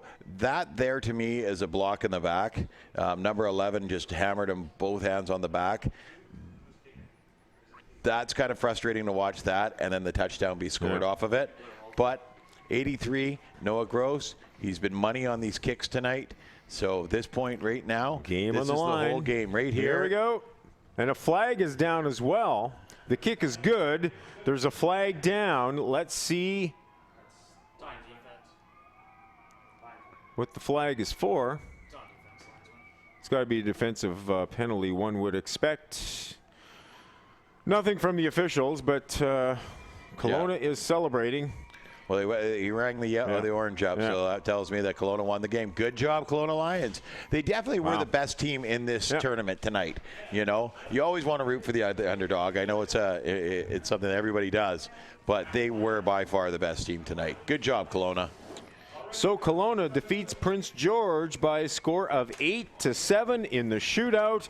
You see the Kelowna players there celebrating, and as Matt mentioned, they were dominating in the round robin. They easily defeated Richmond and Prince George. Prince George put the pressure on them by scoring a touchdown in the shootout, but in one play, Boschman made it to the end zone. The next play, the kick was through the uprights for 2 points. And that's the game right there, as Kelowna defeats Prince George by a score of 8-7. Let's just take a look at the replay on that scoring play again. I just want to watch that block on the D line there, or the O line on the D line, because to me that was a block in the back. It kind of looks like the refs missed one here. So you see they try and come through the line here, and 11 comes across and just shoves him down. Mm-hmm. I know. All right. Yep. Well, but he kind of got one hand on his shoulder, one hand on his back. I guess it's a clean one. But you know what? Kelowna deserved that. Good job, Kelowna.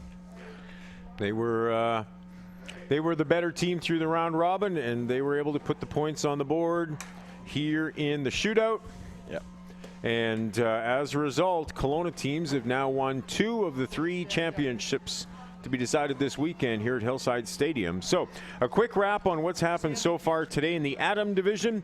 It was Kelowna winning all 3 games, defeating Abbotsford and Prince George in the round robin, beating Abbotsford in the shootout, and Kelowna Riders claimed the Atom title. Kamloops won the Peewee Championship. The Kamloops Broncos defeated the Prince George Axemen by a score 40-0. So Kamloops won the Peewee division. And as you just witnessed in the Junior Bantam division, it was an 8-7 final. Well, ladies Kelowna and gentlemen, that was George. an exciting shootout. Now we'll head Holy downstairs cow, let's give them a for the big hand celebration. for a great game. There's Joe. Let's give all 3 teams a great hand.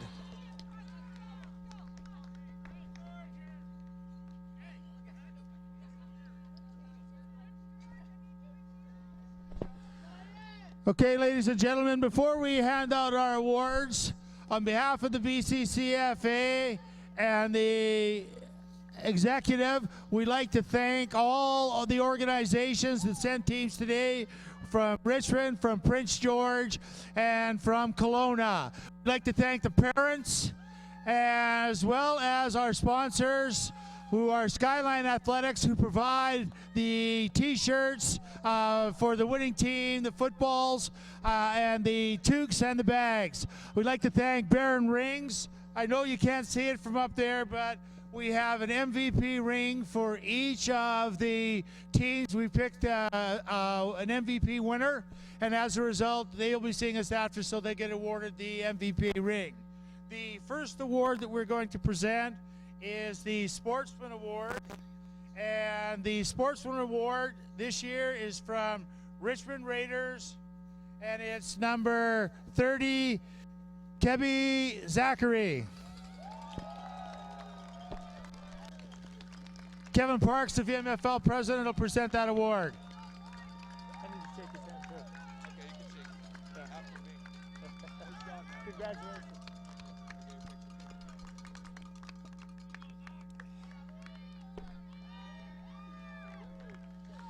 Now the MVP awards, we'll give out the MVP award. We'll get the pictures with them in their toques and holding the ring. The first one will be from our third place team, Richmond Raiders. Again, that goes to number 30, Kadebi Zachary.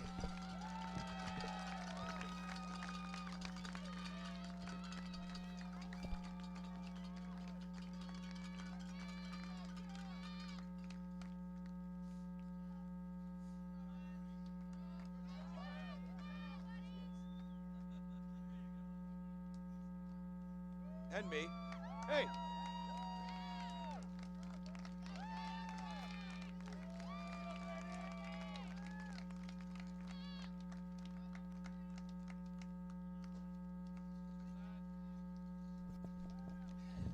Our second MVP goes from our second place team, Prince George, number 25, Alex Thanos.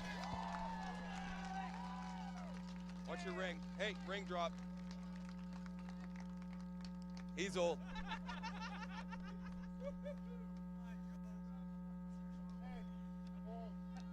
We know.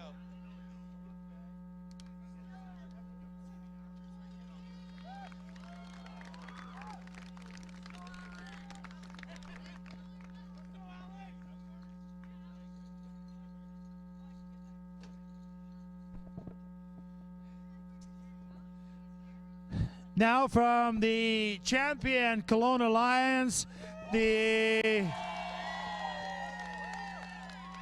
2016 champion Colona Lions, number 83, Noah Gross, MVP.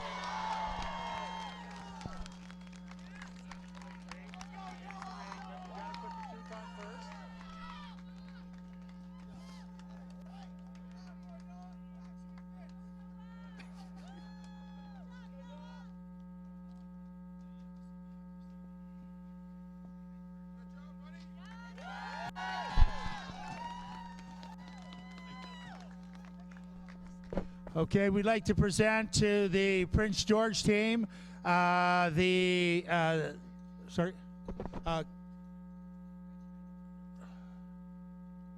we'll be presenting the bronze medals to the Richmond team. Kevin Parks, the president of the VMFL, will be doing that. The captains from the Prince George Axemen, if you'd step forward too, so we can present the plaque for you for the second place finish in the 2016 championship. The vice president will be handing out the silver medals. Valder Belgrave of the BCCFA will be handing out the silver medals to you, and we can get a picture with you in the plaque, please.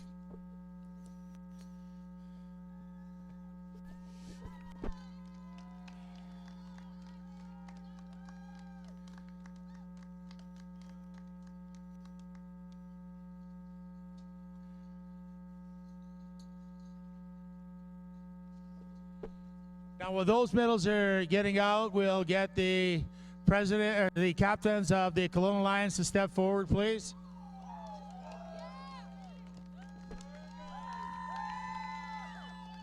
Now, while we have just one more medal presentation there, and then you can exit the stage.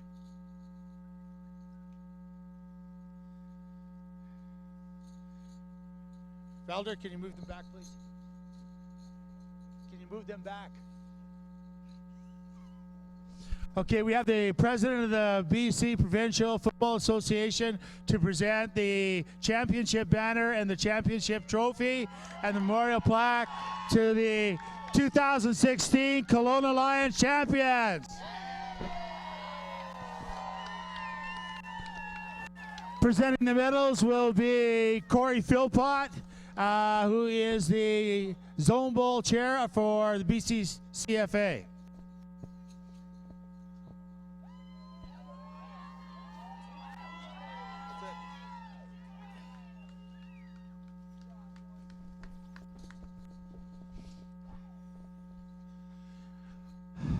I'd like to thank everybody for coming out and attending. Don't forget we have games tomorrow if you're in the area as well for the Bantam and the Midget Championships.